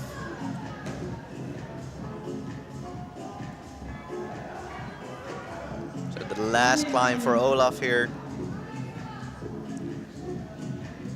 Yeah, not long to go here. And meanwhile, in boulder number 1, I hope we can... Oh! I hope he's okay. Did we take a massive whip of that? Yeah, and boulder number 1, there was a big whipper there. I don't know why I'm calling them whippers today. It's not a whipper. Whipper is when you have a rope on, so... Yeah. Face first, face plant, perhaps. We do want to avoid that. Right, Olaf. Slightly wrong beater before. I get what he was trying to do. He's trying it again, you know. I think he wants to hook that hold. Oh, he's trying something different? Yeah. I mean, I think it was needed to do something different there. Because that was, yeah, it was... Oh, but the feet slip! How? Oh, no, he saved it twice before he fell. And then also on the right side, we see Rocco in boulder number 3. Yeah, the jump over to the right. There it is. Here he is. And again, if you would like to participate or contribute to this competition, we always look for new brushers for next year. There seems to be a real brushing shortage here. You're selling this as a... See, that's what he did. So almost turned it into a Cordo jump. So most people have stopped there. He's deciding to jump. Not Rocco. No, not Rocco. Rocco is no text to no text jumping, which I'm not convinced by Rocco. And here we see that we saw Manu. Yes. And he just barely hit the last hold in his last attempt. Yeah, thank you to all the staff who have been feeding us coffee up here in the commentary booth. I've just got another cup. Dread to think how many now. Right, Rocco. Let's see. I mean, if it works, it's going to be spectacular. Up he goes. No, I'm not convinced. And Olaf! Oh, top on the slab. He even almost slipped. Ooh. And he caught it again, so that's a top for Olaf. It did get tweaked, the top of that slab as well. The angle got changed a bit. Fist bumps. Well done, Olaf. Good job at the end there. And yeah, that says it all, doesn't it? Exhaustion as he leans back in his chair. 1 minute. No, 5 seconds. Goodness. So we're done. That was almost a buzzer beater then on that slab. Now keep an eye out on the brusher on boulder number 2. As a few people have pointed out, someone give that lady a bigger brush. Yeah, she's been jumping. I caught it as well. Jumping up, bless her, to try to brush the hold. I really want to see it again. She's tried so hard. And this is all right. So we have a new competitor, Cornel Vrij. And this is his first DBIYO. I hope he's having fun so far. But it's certainly working out for him, making finals in his first attempt then. And he boulders at Bleau in Ghent. and he participates in comp as much as possible. Why are so many gyms in the Netherlands named Bleau? It's a question I know you can't answer. Ghent is not the Netherlands, though. Oh, where is it? That's Belgium. Oh, you said it in such a Netherlands accent. I presumed it was. I'm sorry. It's very close. It's very close. It's very close. Oh, God, I'm really starting some wars here. There's only one gym in the Netherlands called Bleau. And Oh, okay. Okay, I'll be quiet. I'm completely wrong. Apologies, everyone. That's all Sometimes right. I talk rubbish. It's been a long day. It has been 5 hours of talking, yes. We are deep in this. I stopped to make sense after about an hour, so God knows now. Right, big cross-through needed, though, from him. Trying to work those feet up a little higher. Nice on the sloper. Got to match it, though. Just. No, he kind of missed it. I think he needed to go with his right hand. Yeah, I think you're right. I think he was hoping that V on the green was sort of a bit more Nestle, but not quite. Yeah, someone's just pointed out not close at all. Yes, I'm aware. I'm sorry. I'm sorry. I don't know what's. I'm just apologising. I got it very wrong. But everybody loves that you're here, though, Matt. You say that now. The amount of rubbish spoken tonight. Oh, look, twice up. He tickled that hole with his left hand. Slap it. Oh, just drops out, Tetris style. Looks at his skin.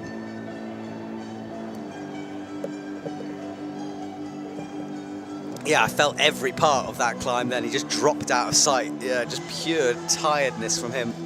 Meanwhile, in boulder number 4, or in boulder number 1, here we see Komeel Vrij. He does go with the left hand, and now it comes into the thumb. Yeah, I think he wants a cross really with the right.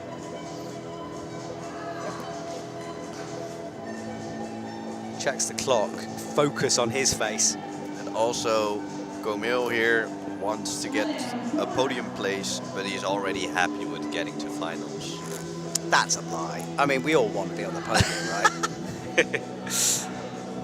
I love how climbers always claim to not be that competitive, and then the second it's a final, it's like something gets turned up. We've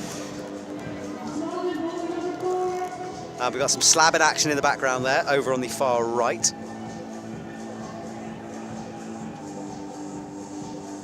Yeah, that's Twan Hoof.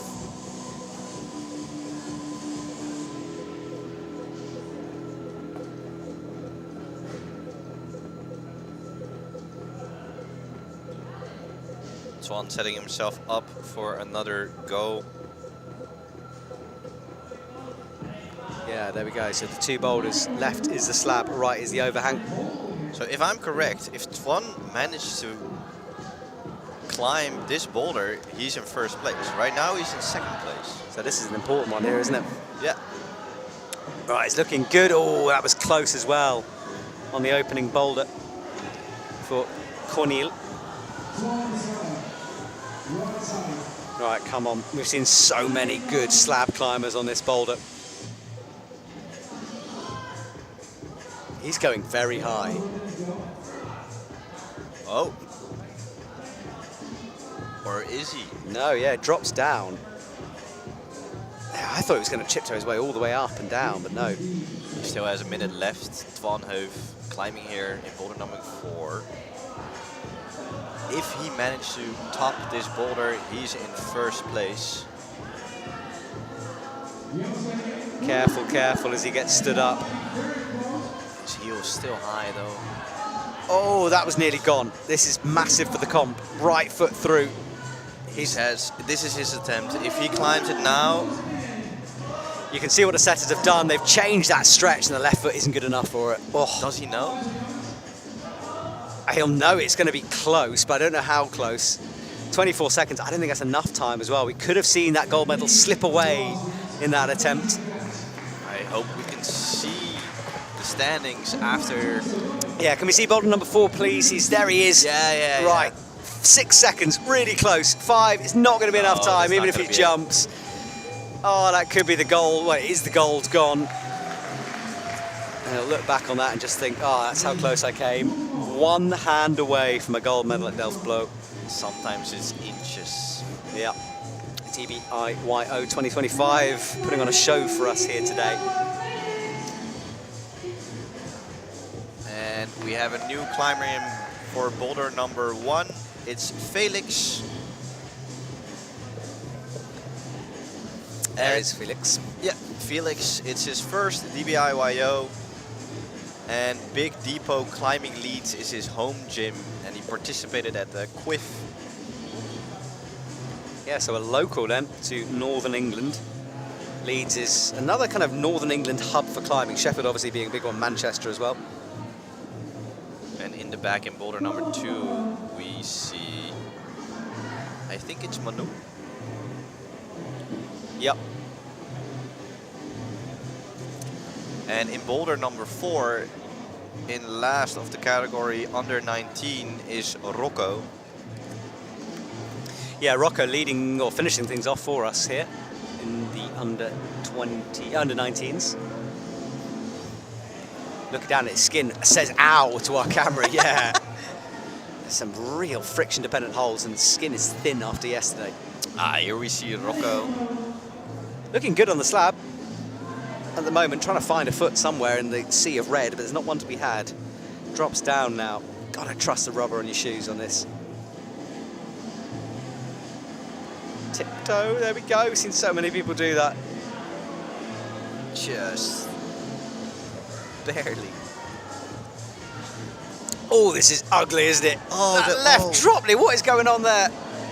How, Rocco?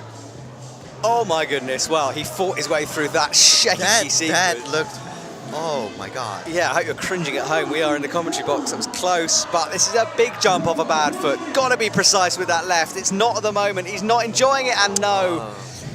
You've got to be so set for that jump. Yeah, and everybody, you see how bad that last blue foothold is.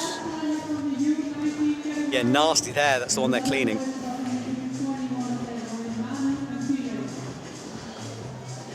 And in the screen right now, we see Felix.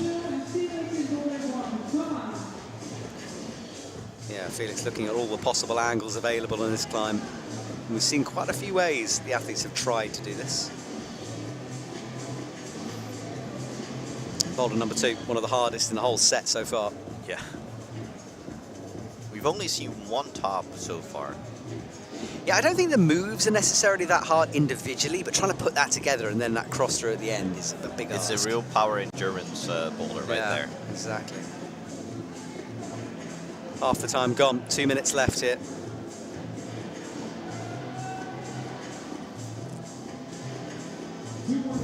Both climbers starting simultaneously. And both established above the ground now. Sloper above his head. Oh, what's he reaching for there? Nothing to be had. Holds the right, hanging. Trying to find some friction. Yeah, the amount of effort it took to engage his shoulders there, because he was really stretched out with that right arm. And he's constantly checking his skin as well, so clearly struggling with that. And meanwhile, Rocco, also on the slab, his last boulder of this DBIYO 2025. Oh, this is the move, the shaky drop knee, and it didn't work that time. And he wants a brush on it immediately. That's a horrible angle for his knee, though. Yeah, I agree with you. I think maybe it's more stable than it looks, but it's the shake that. Yeah, I just hope he's okay. Yeah. Yeah, testing those ACLs and MCLs to the limit. The lighting really picking the athlete's shadows up, throwing it against the wall in a dramatic fashion out there. Yeah, the ISO that was full, obviously, at the start of this set, now emptying out as the last 2 remaining athletes are there. Rocco goes again on this slab. Please don't do the drop knee, Rocco, just for our own sanity. It's 40 seconds to go for all climbers right now. And I think the last attempt for Rocco to try. He's going to try again. I agree with you. It's not going to be enough time to get that done. It's a long slab, this, and you can't rush it. He's going to try, though. 20 seconds. Last go on boulder number 1 as well. Not getting the result he would have wanted on that first climb.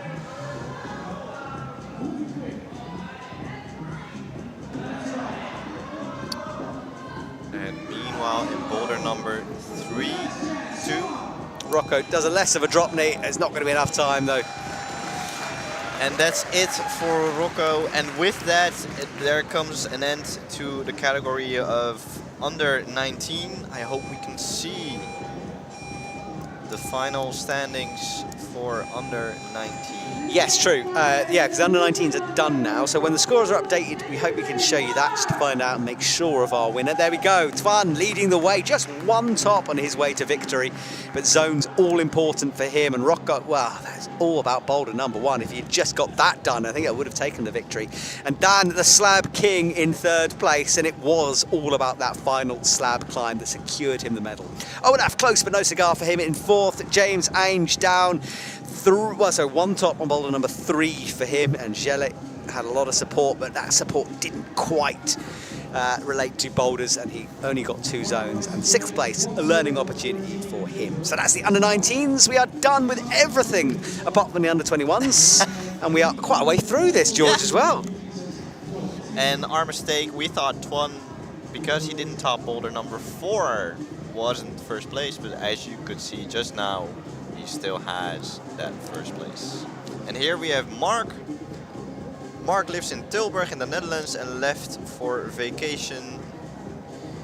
Yes, 1 day before something, and then he doesn't do IFSC comms. I think he's Team Ukraine here possibly, which is why I think he left the country just before the war. But yeah, not in IFSC comms. So nice to see him on this stage. We're not watching him now, we're watching someone else, but Mark is on boulder number 1. Sorry, that is Mark on boulder number 1. Yes, so there is Mark on boulder number 1. Right, cross to the right. This is a strong performance from him. All those shoulders shaking as he drops down.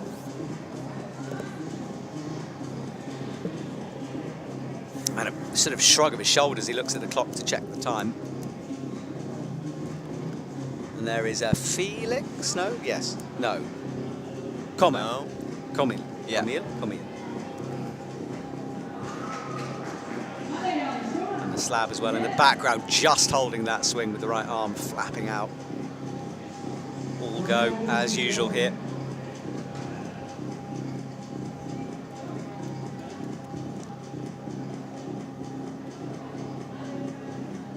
So on the right, we have Jannis again.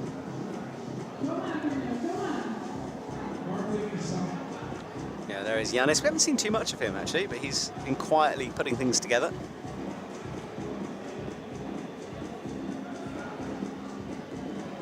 He's just trying to figure out this jump sequence. A few tweaks were made to that slab on the right of your screen.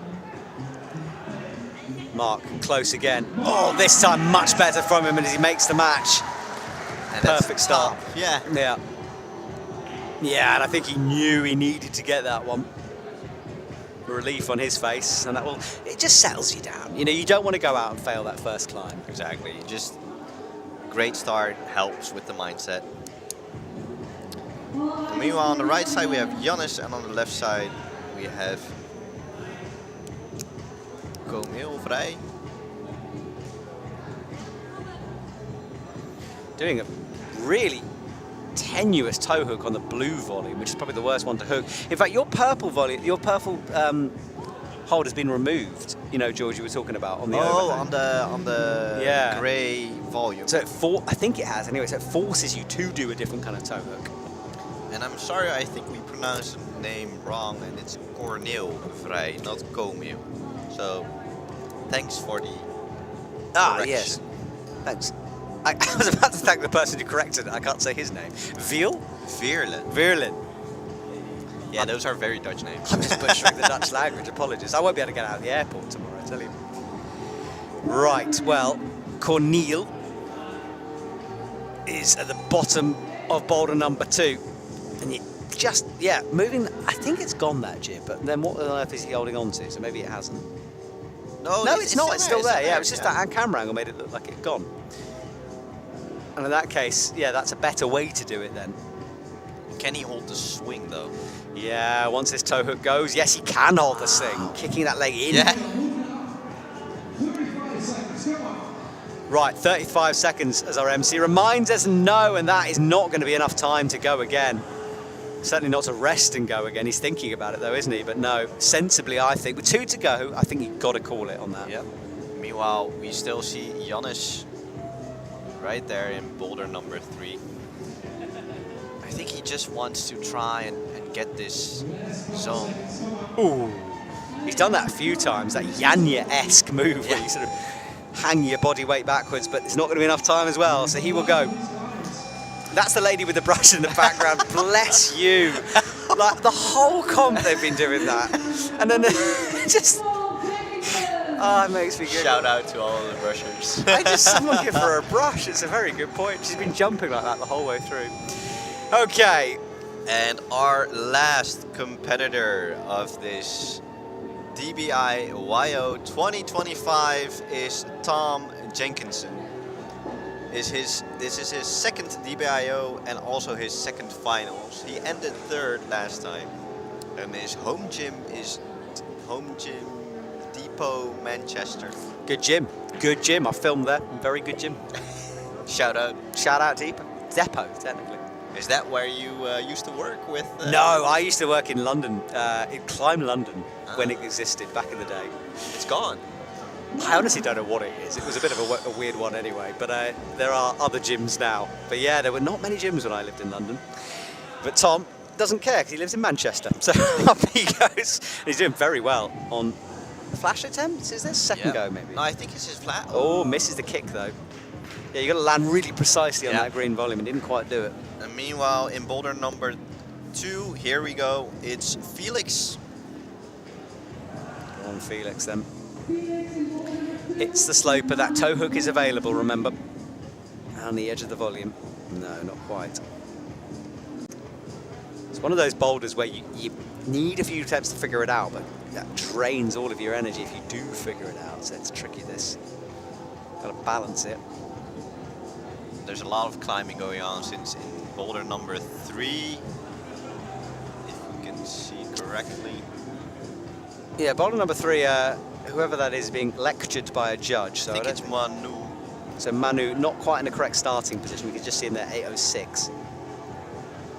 Yeah, he was just getting some information, let's call it, from our judges. Yeah.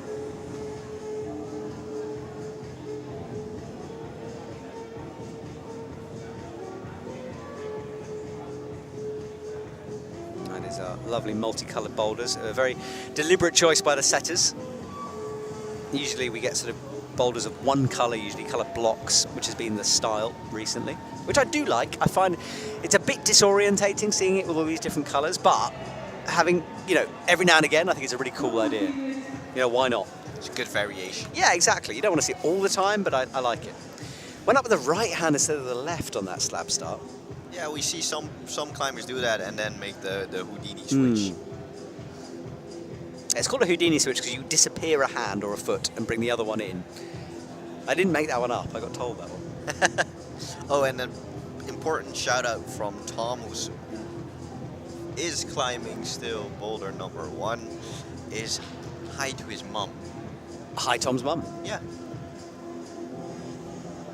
I like how they always say shout out to my mum but never say the name of the parent. It's like, I've just shouted out mums and dads. They know. I can hope. There is Tom there. So he's resting as well. He came close the first go and hasn't got that close yet again. So needs to refine some magic here. Last time we'll see boulder number 1.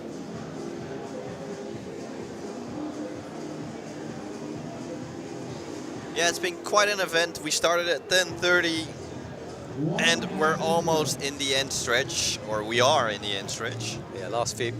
It's basically, George, like we're doing another finals now. I mean, this is what I do as a one-day job, in the finals. So, yes, it's been a marathon, but I've enjoyed every second of it. Hopefully you have at home as well. And thank you for joining in all day with the chat. It's been interesting to see who's been watching which sections. Right, goes again. Has he recovered? That's better there from Tom. And big shouldery moves in the background on the overhang as well. So Tom gets an early tick. Oh, just palming that sloper. Doesn't like the look of it though, and looks up at the clock.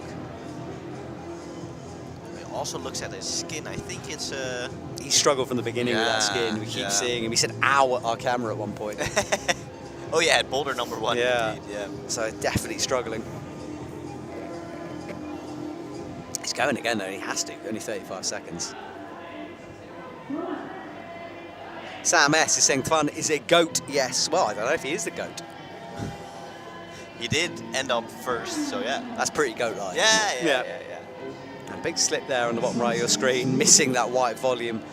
He might go again though, so maybe wanting a zone. 13 seconds left. Athletes throwing themselves at the wall here, but time is against them, and it has finished for both of these. So boulder number 1 is done. We've finished with that, and just look at 2. Boulder number 1 is being brushed though. Maybe someone needs to tell them. It's enthusiastic. Yeah. That's the last time we're all gonna see boulder number 1. Yes. Good job cleaning it though. Yes, it's a, you know, cleanliness is next to godliness. I haven't said that phrase in a long time. I don't know where it even comes from. What am I talking about? Okay, so boulder number 2 in action then from someone who is boulder number 2. I think this is Mark. Is it Mark? Yes, it is Mark. And then Cornel on the slab jump. Mark got boulder number 1 done with just enough time, and he was relieved to have done that. Not many have made progress on boulder number 2 in this category. And maybe we can also see Giannis in boulder number 4, his last attempt. He just fell out of it. Powerful shoulder moves from Mark. There is the slab on the right of your screen now. So that'll be his last climb of the afternoon. Ooh, awkward. Bit of an ugly start that. Again, just needs to just chill here. Finds the foot. Ooh, that was borderline control, but I think the judges have let him do it. Meanwhile, Mark is... Will we see our first... Ooh, he matches, wow. Oh, wow. There's not a lot of room to match on that hold. Certainly not on the good bit of it. No. Which I think it might be why he fell. This is the slab, though, halfway through for him. And Giannis still has his time. He has 3 minutes and 20 seconds left. Yeah, he looks down as well to, I mean, what really is a nasty thing to stand on here. It actually looks better on TV than it does in real life, and you can see as he slides down how nasty it is. Grabs a brush from the brushes. I hope his shin is okay. Yeah, I think he just avoided it.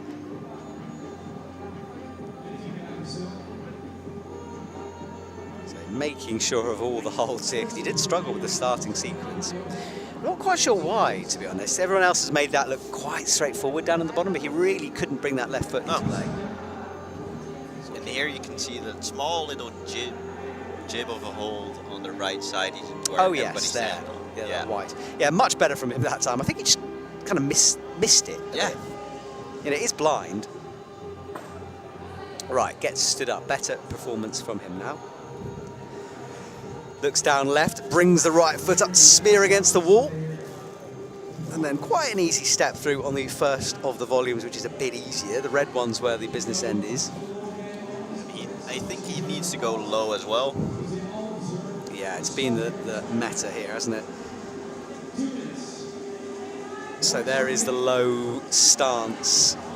Left foot just... No, it's still not on. Now it is. Yep. Oh, no, it just never quite was placed that time. And because of that, he pushed himself out of the wall. Progress on 2 from Mark.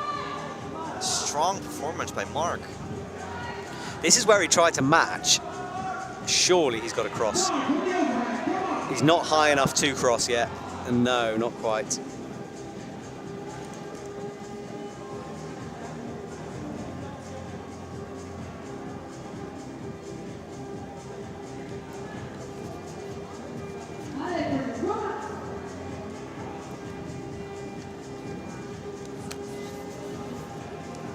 So, looking up.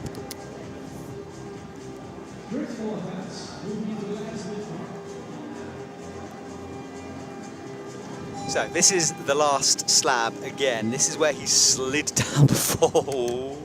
I love it when you piano those fingers out onto a hold. We've all been there. If you're a climber watching this, you know what that's like. Exactly. And this is, oh, he's trusting the wall. Nearly didn't work. Is that left toe planted now? We know that it involves a big move from here, and no.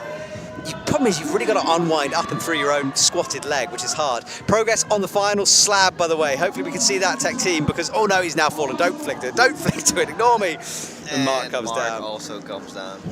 Yeah, Cormier coming very close on his last attempt there. And I think he's called it after that.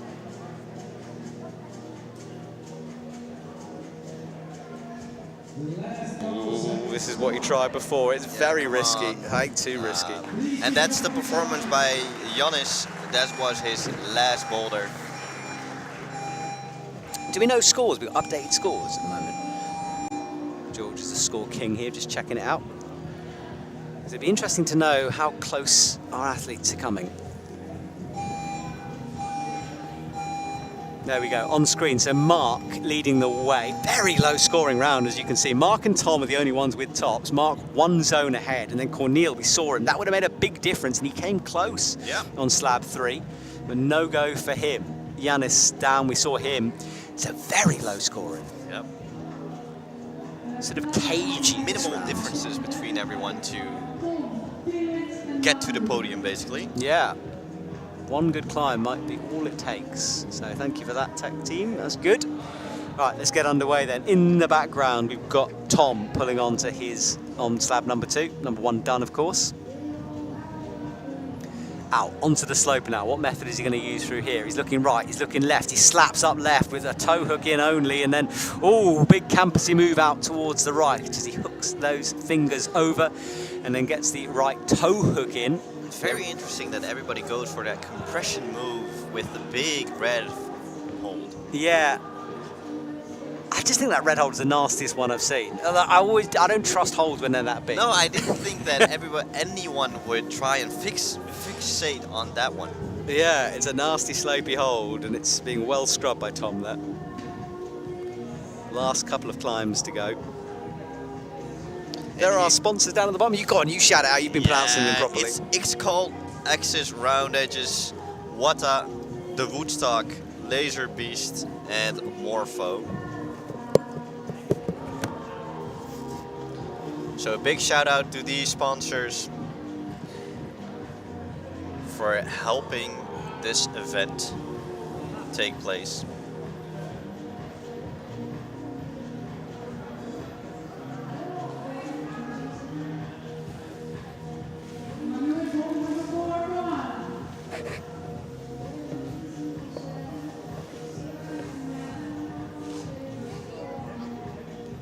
And here in boulder number 4, we see Manu Rogiers.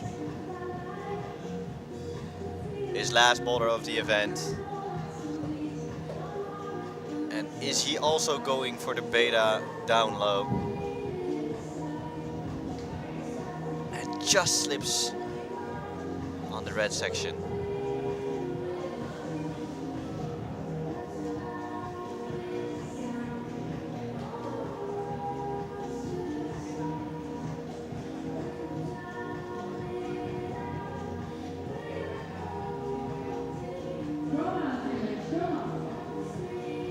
Really observing the boulder to see any differences or if he can adjust his beta.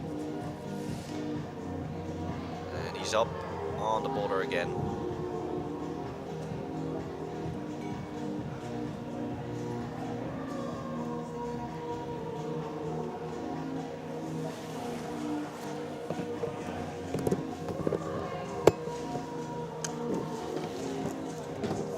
I've just been down in the audience, George, having a look at the atmosphere. It's good out there. It's an electric sort of feeling in the audience as we kind of wind down this competition here.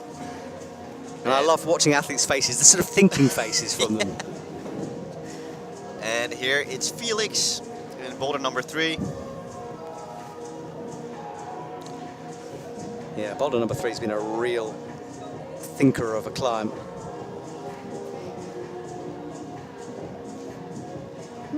It's interesting how it's changed so much between the rounds. Definitely. You can always see the focus faces when the tongue's out. Yes, exactly that. But it's you know, it was quite doable early on, and then those little changes have just really ramped up the challenge.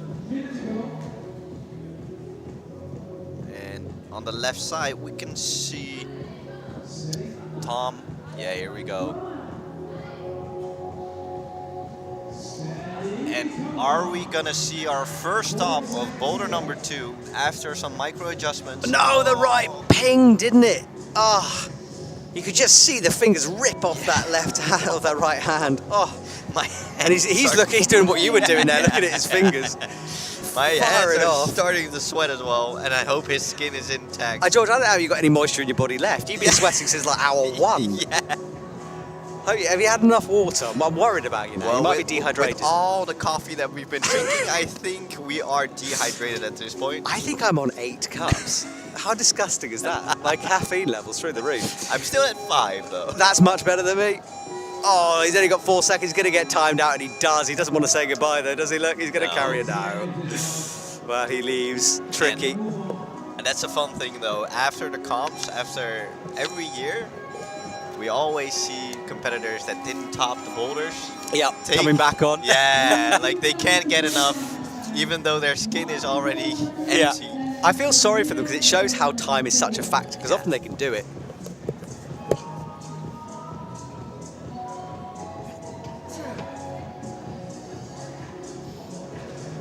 And in boulder number 3, or right now in boulder number 4, we see Cornel, I think, yeah, going horizontal. It terrifies me when they do this, because those feet are on no text, right? He's face down on a slab. It's one slip. there's face plant potential going on here.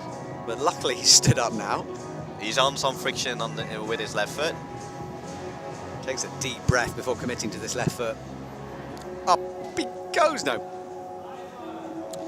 A lot of other climbers really use the right wall. Yeah, he's switching shoes there, so I can't actually see what he put on, because he had a fairly stiff shoe on, so I presume he's gone soft. And here we see an attempt from Mark. Mark's having a good round. Yeah. Did well on boulder 1. Oh, and here's the zoom in on. What's on the he got? Has shoes. he got? I think he's got a softer one. Because I think he had a squammer on the left, and he's on both, and now he's changed to. Did he change? Yeah, he definitely changed shoes. Come on, shoe geeks. How can I not know this? What on earth is he wearing? Something. Oh, I do know what that is, but I cannot. Maybe it's the low volume squammer. Is it? Come on, shoe geeks, let me know. I know someone in the chat knows what shoes he's wearing. It's going to drive me crazy now. Right, Mark is getting a range on that drop, but sort of coming off the right hand. But he's standing on his right foot when he steps on it. Having trouble, whatever, on that slab. Please, chat, seriously, I will, this will really frustrate me. I might have to run in and ask him in a minute. Tell me what shoes he's wearing. What did he change to? My own shoe geekery has... Mad Rock Sharks, yes. Is it? Yeah. Ooh, is it? Well, no, I think they're right. It's that weird pale green colour. You are right, it is a shark. Well, thank you, William Medjier. Mad Rock will be sending you a pair of shoes. It's in the post, honestly. There are the sharks. Right, thank God for that. My mind is not melted. I think he's got the wrong stick here. You know, going down with that left hand. You shouldn't do that. No, it traps you underneath. Yeah. So a rethink needed, I think. I hope he can see that he needs to switch beta, but you never know. No, you don't. I mean, obviously, you think it's the way. And yeah. Yeah, and maybe it will work for him. I mean, we've seen madder things. Those are the shoes. Camera team obviously think I'm obsessed by shoes now. It's okay. But yes, it does show. I mean, they are a slightly softer shoe, I think, than those squammers. So, yeah. And he does. He does make it work. Fair play to him. And good on him. To be fair, in that time you saw his thinking. Like, I think it was a catch more than a rock over on that left, and that did work. He's going low. Get stirred up slowly, slowly, slowly. Do not rush this. You've got plenty of time. 1 minute and 30 seconds left. Especially, oh no! He just missed that little hold on the side. Oh, he's got to do it all again. But he still has time. He still has yeah, time. Yeah, true. He's got to go on quick though. He does. I mean, it won't be costing him a huge amount of energy, this, but mentally, you know, it's tiring. But I think it helps. It's the last boulder. Mm-hmm. Mark is not making a lot of progress here. He's fallen off the first move a few times, so kind of unsending this boulder a little bit at the moment. The classic. All right, he pulls on again. 1 minute left then for our athletes.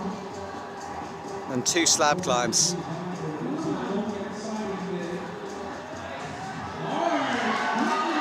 Mark is established, 1 press to go.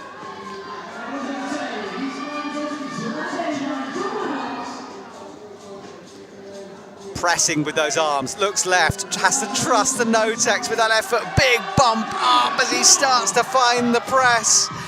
Can he do it? No. And I don't know if he's got that in him to go again, you know. No, he's frustrated and he leaves the stage.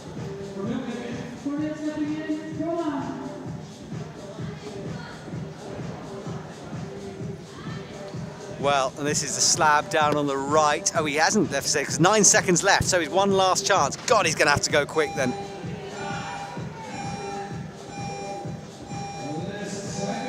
Well, he gets timed out, the buzzer goes, and no, and you saw actually that he was pretty good there on that attempt.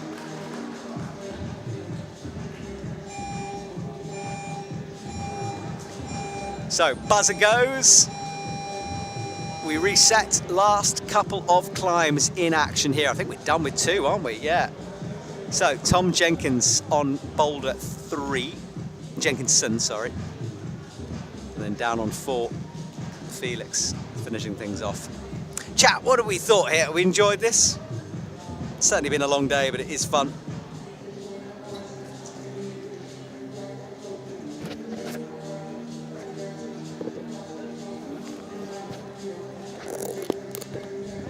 Last couple of climbs, there is Felix, yes, I think, yes, there's Felix, pulling on, little adjustments with the left foot.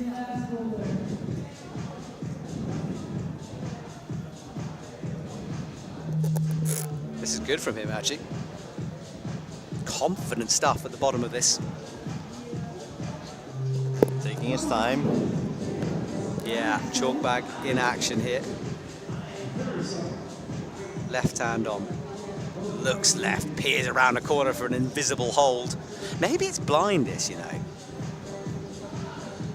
Oh, he's going for the wall press. I think this is the riskiest way to do it. You've got to keep so much tension and trust in that right foot. It works, though. Can he stick it? And meanwhile, on the left side in boulder number 3, I hope we can see that as well. Yeah, Tom is 1 move away. Hopefully we can split screen. There is Tom. Go. It's all action here. Gets stood up the wrong way. Turns fully to face the audience. What a dramatic way to finish things off. If he can, yes, he can. That's 2 tops for him, I think. Definitely. And then back to the other slab, because, oh, he's no. Oh, he is still on. Don't foot swap. Don't foot swap. Good. I don't know what that noise was. It's better not to know, George, I'll be honest. We've been through a lot today. I feel like I know you very well. It's an intimate sound I just made. We've got we've gotten to know each other quite well. Yeah, maybe not that well, but it's, oh yeah, I thought he was going to try to jump the foot for a second, but he was actually creeping it up towards the top hold. But the disco leg right there doesn't help, does it? Got time though. Has a look at the clock just to make sure.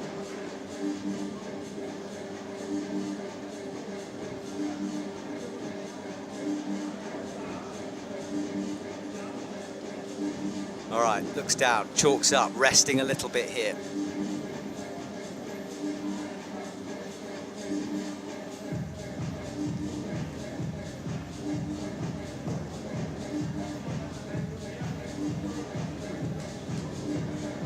Right, gets stood up again.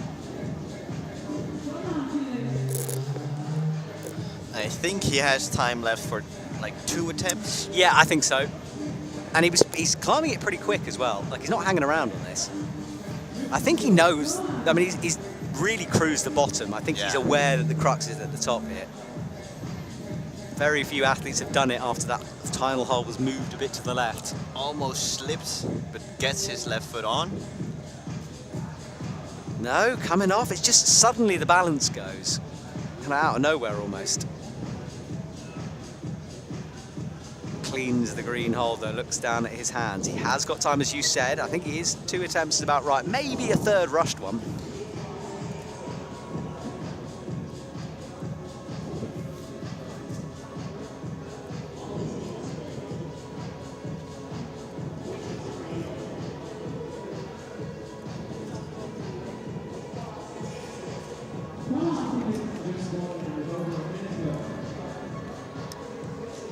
Right.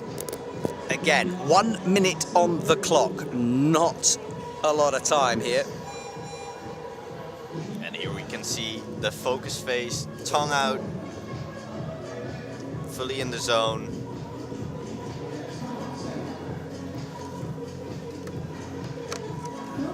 Oh, big fall, the biggest one on that slab.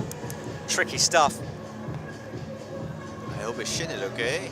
Looking for blood, and looking at the clock. Steps in again.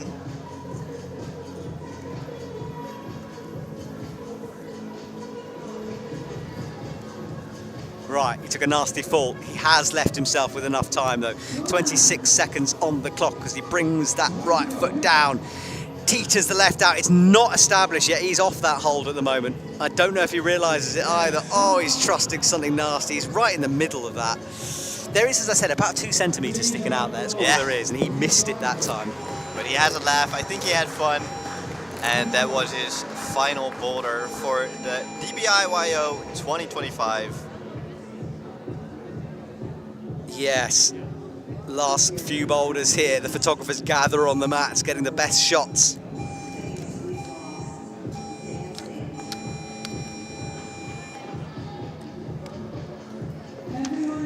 Well, our crowd have stayed till the end here of our competition, just supporting the athletes to the very last moments. Lena also standing on the mats, having a look. What's going on? Where are our athletes? Oh, we're just on the slab on the right. There we go. So just boulder number 4 in action now. There we go. Mark then. Yeah. George, we're almost done. There's only one athlete to come after this. It's been a ride, man. It has been a ride. And we are coming to the very last moments of this comp. Mark bumping that right foot off the wall. Full commitment as he rocks over on the left foot. And I hope that we get a sensational finish of this event. Maybe a top or 2. Be good to see. We haven't seen the top on this slab for a long time now. And it might make a big difference to the score. It's been low scoring, as we know. Mark rocks over towards 2 block crimps. That right foot is dodgy as can be, but it just about works. I love how he keeps focusing on the feet instead of immediately going for the... Oh no, his left foot is not... No! We've seen that so many times today. We could see it coming then. He wasn't on it, thought he was, and went for the jump. I kind of want to go down and tell him because he doesn't quite know what happened, does he? Oh, so hands and hits. Mark has been close quite a few times actually to sort of almost running away from this comp if a few things had worked out differently. I wonder why so many athletes today missed that jump like that. Do they not see it, or is it tension? I wonder.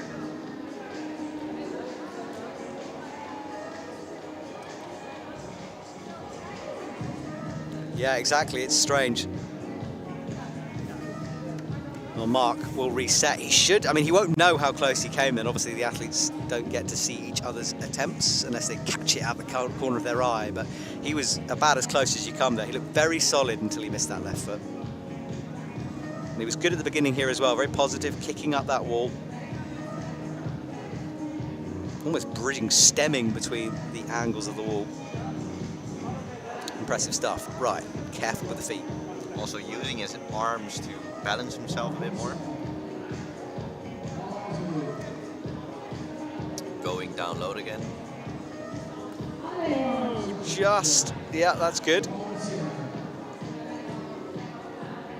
Just a slight shake of that left foot shows you how physical this really is, this slab. Brings the right foot in, left foot. Now he's still not on it. There he is. And much better, but still not a top. How close can you come, eh? Almost looked like he'd wrapped his hand over it, but no. Yeah, you can see how tired he was and his reaction after falling out of the boulder. I hope he can find some energy left and squeeze it out. 1 minute 46 seconds here.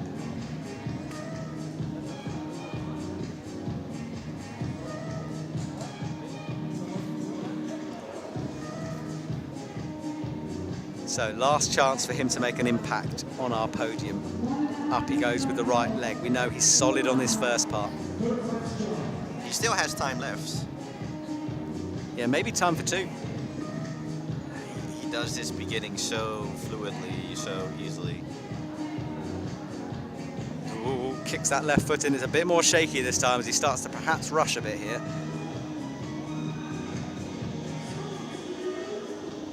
Now for him, this is the crux, this sequence here. Right foot through, left foot on a nothing hold. That gross disgustingness down there.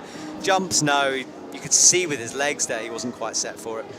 We will have time to go again, but I can't see this happening, you know. He's just a bit off that final move, and I think it's confidence and he's lost it a bit. I don't think he really trusts that last hold, which I can definitely understand why. But he still has 30 seconds left. 30 seconds. And will we see a top from Mark? His last bowler of DBIYO 2025. Come on, prove me wrong. Find some confidence in this move. No, just that time, hips away from the wall, was jumping back. And that's it for Mark. Great effort. And we've come to the last. Oh, the Climb. final. This is Drum roll, it. please. Do remember though, the awards ceremonies will come after this, which is being broadcast. Myself and George are not going to talk and fill our way through that, so you'll be able to watch that in peace. Thank you for putting up with us as well. And we'll give some shout outs at the end that George is going to do to all of our sponsors and people we need to say thank you to, because it has been a team effort, this. But before we say goodbye, Tom Jenkins will finish things off. And have we got a leaderboard so we can know, is this important, this? I don't know. I hope we can get some. We still. Have you got the scores on your no? So we haven't quite got the scores for you yet, but if we do, we'll let you know. But as we know, tops are few and far between. So if you can find one, it would be an important climb. This left foot on a no-tex, of course, looks a little bit awkward at the moment. That's better. Some friction at least. Foot up, springs over on that left.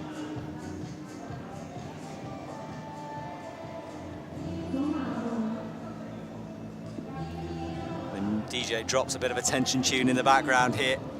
Tom slips down. He is down the leaderboard at the moment. He's at the top of the leaderboard, so he's got 2 tops and is leading the way. So this is kind of a victory lap for Mr. Tom. Yep. If our scores are yes, up to date. if that's accurate, which we hope so. Fingers crossed.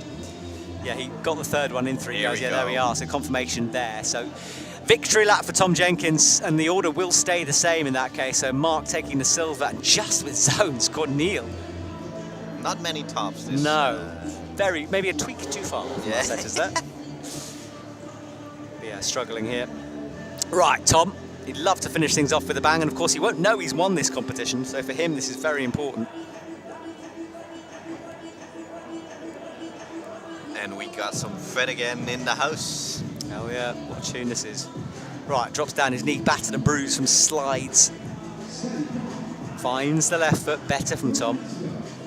Gets stood up. No! Just loses his fingertips on that right hand hole. 3 minutes remaining. Oh, pushing things to the end here.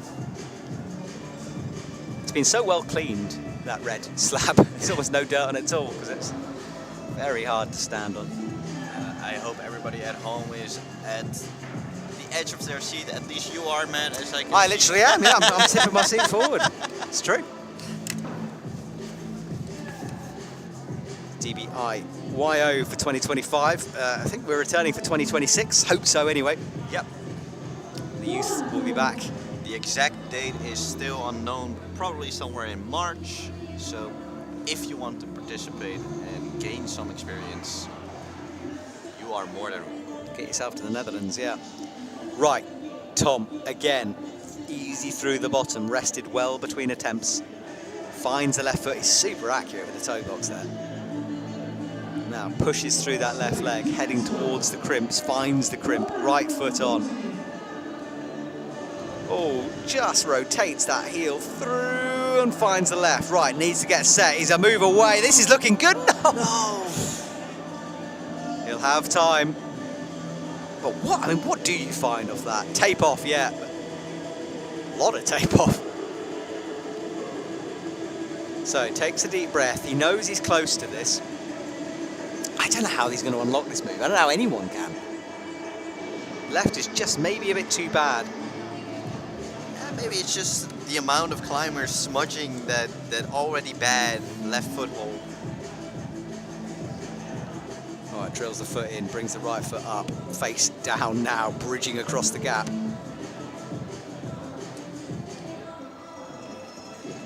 So smooth through here, he's just learnt it now. He's going to hear the minute buzzer though, hopefully that won't unsettle him too much.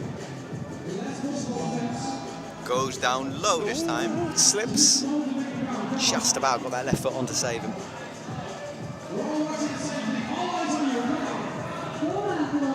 Still has 40 seconds left.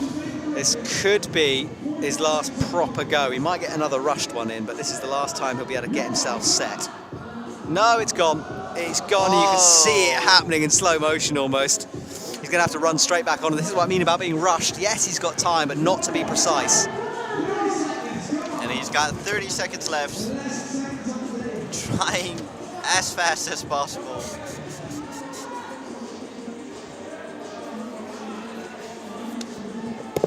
Yeah, he doesn't like it, shakes his head, hasn't really got time to even chalk up, finds the left foot again, 12 seconds, he can't even have time to think about this, needs to go, right foot, accurate, left foot, go on Tom, jump, Go.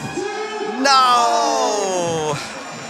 Well, he has still taken victory, he'll bring the gold medal home, but a good fight until the very end there. A sensational ending of DBIYO 2025.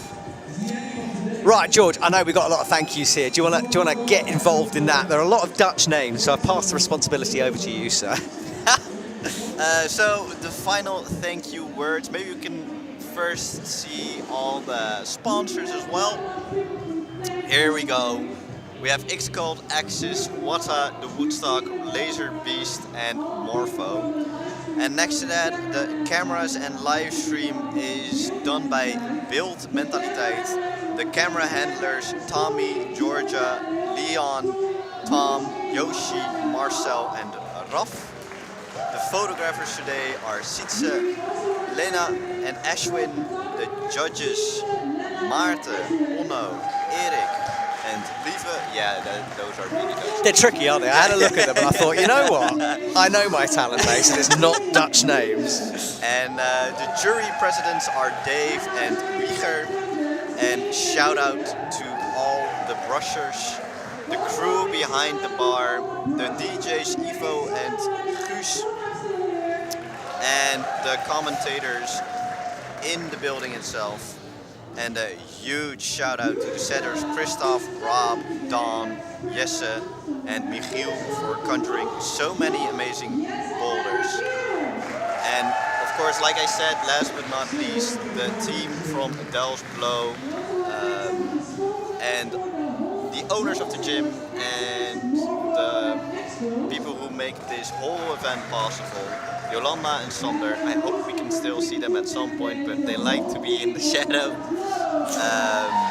And thank you, man, Mate, for being here today. It's been an absolute pleasure. I've enjoyed every second of it. Great to see you, Youthcom, and to you, George, as well, for doing this. 6 years and a half now, right? This is the 5.5. 5.5 with this one. There we go. Yeah. Well, everyone, thank you so much. We're going to be quiet now and let you enjoy the medal ceremony. Remember to join me on the IFSC circuit in a couple of weeks as the world's best launch into their 2025 campaign, and we will return next year for 2026 DBIYO. Thank you to everyone for a final time, and we will see you very soon.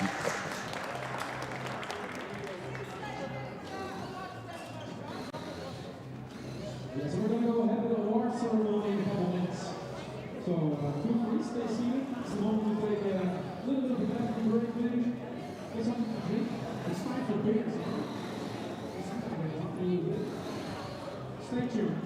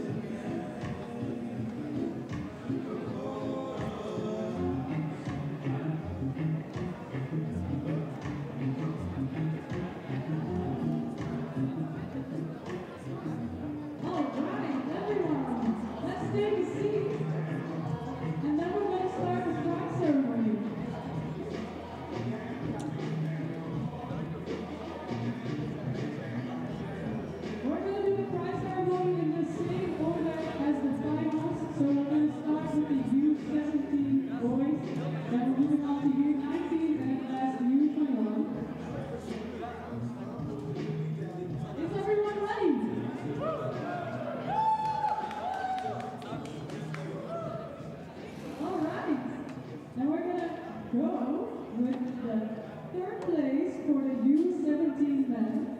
Give it up for Finn Wusterberg.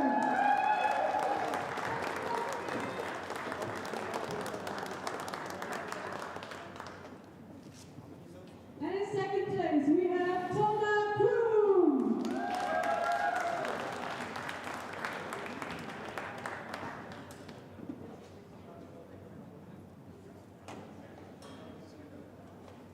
And in first place, we have Tijn Exotter.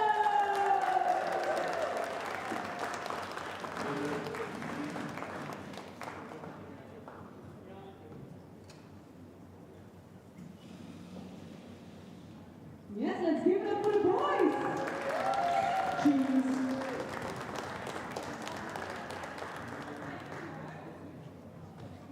Amazing. Moving on to under 19 in third place. Daan van Overloop.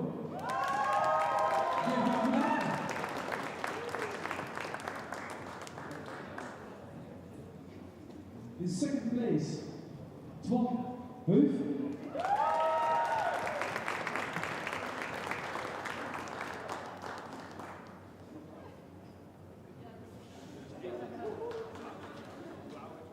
And in first place, from Amsterdam, Rocco Sipsma.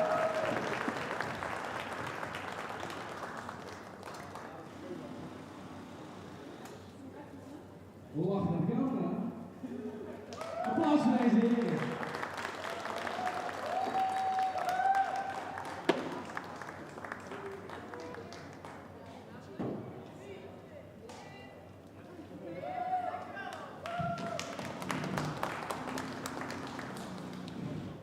And then the last category, the U21 men. In third place, for Belgium, we have Cornel Nij.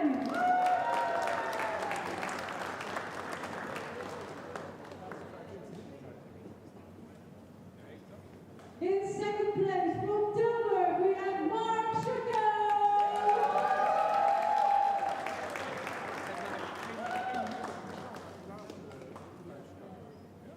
And in first place, from Manchester, Tom Jenkinson.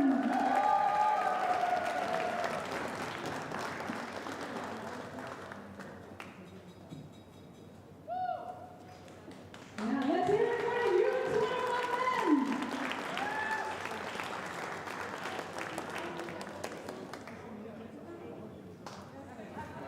Yes, one more time, give it up for these legends.